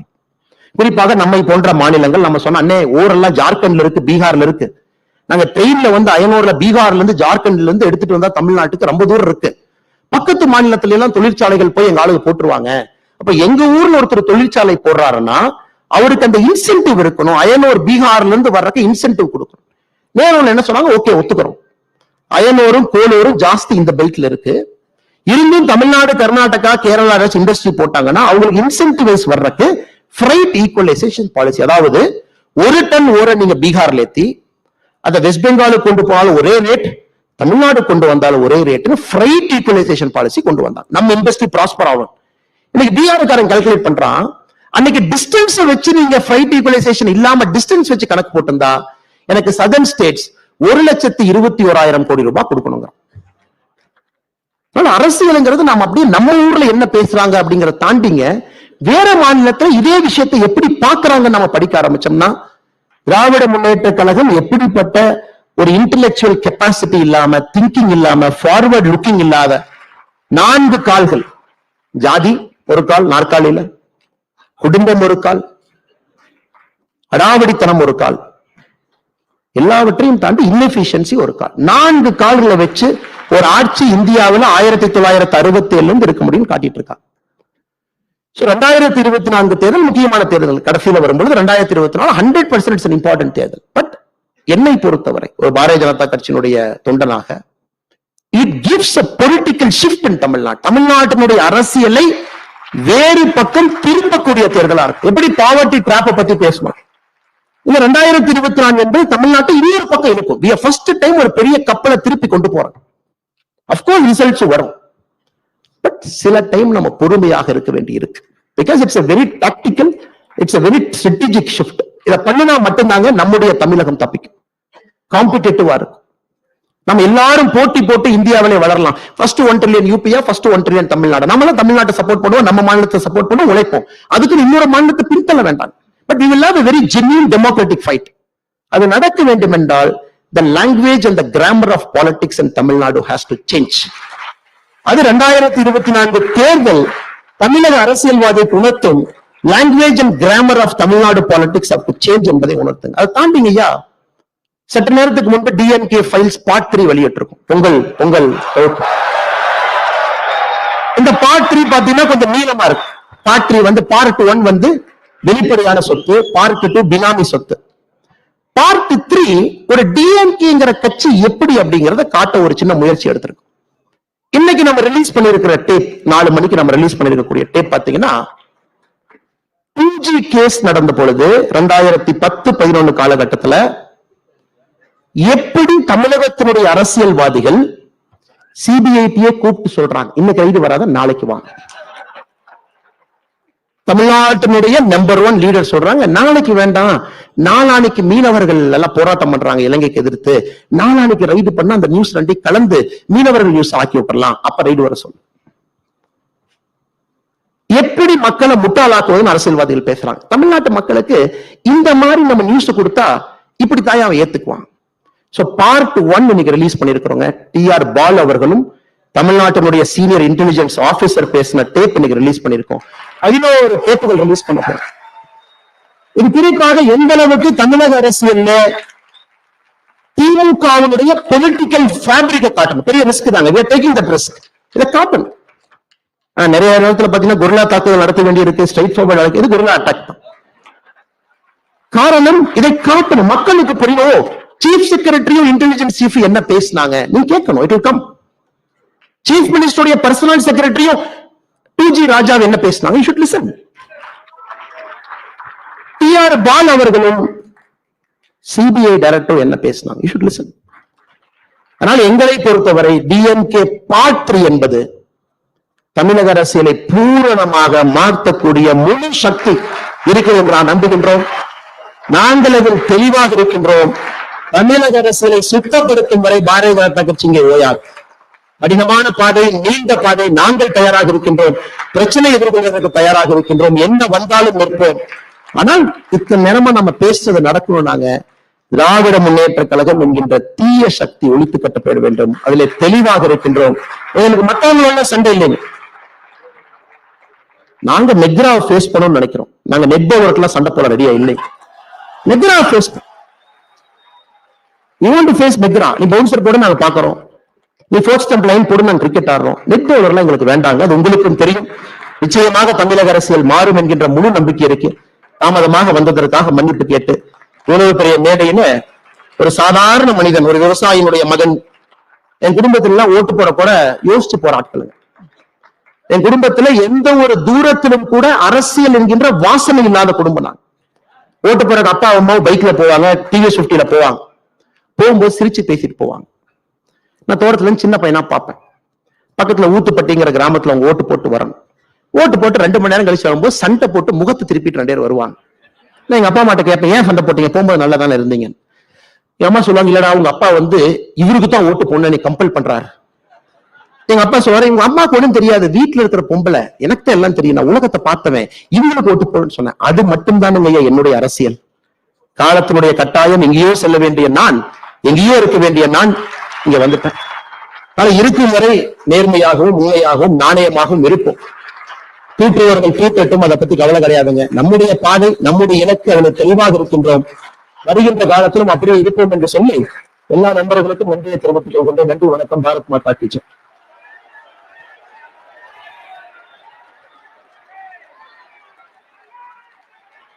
இவ்வளவு நேரம் பொறுமை காத்த வாசகர்களுக்கு நன்றி. அனைவரும் வழக்கம் போல இருவரை இருந்து தேசிய கீதம் சேர்ந்து பாடுவதற்கு இருக்க வேண்டும். திருமதி சுசித்ரா அவர்களோடு சேர்ந்து நாமும் தேசிய கீதம் இசைப்போம். जनगण मन अधिनायक जय हे भारत भाग्य विधाता, पंजाब सिंध गुजरात मराठा द्राविड उत्कल भंगा, विंध्य हिमाचल यमुना गंगा उच्चल जलधि तरंगा, तव शुभ नामे जाए, तव शुभ आशीष मांगे, गाहे तव जय गाथा, जनगण मंगलदायक जय हे भारत भाग्य विधाता, जय हे जय हे जय हे जय जय जय जय हे।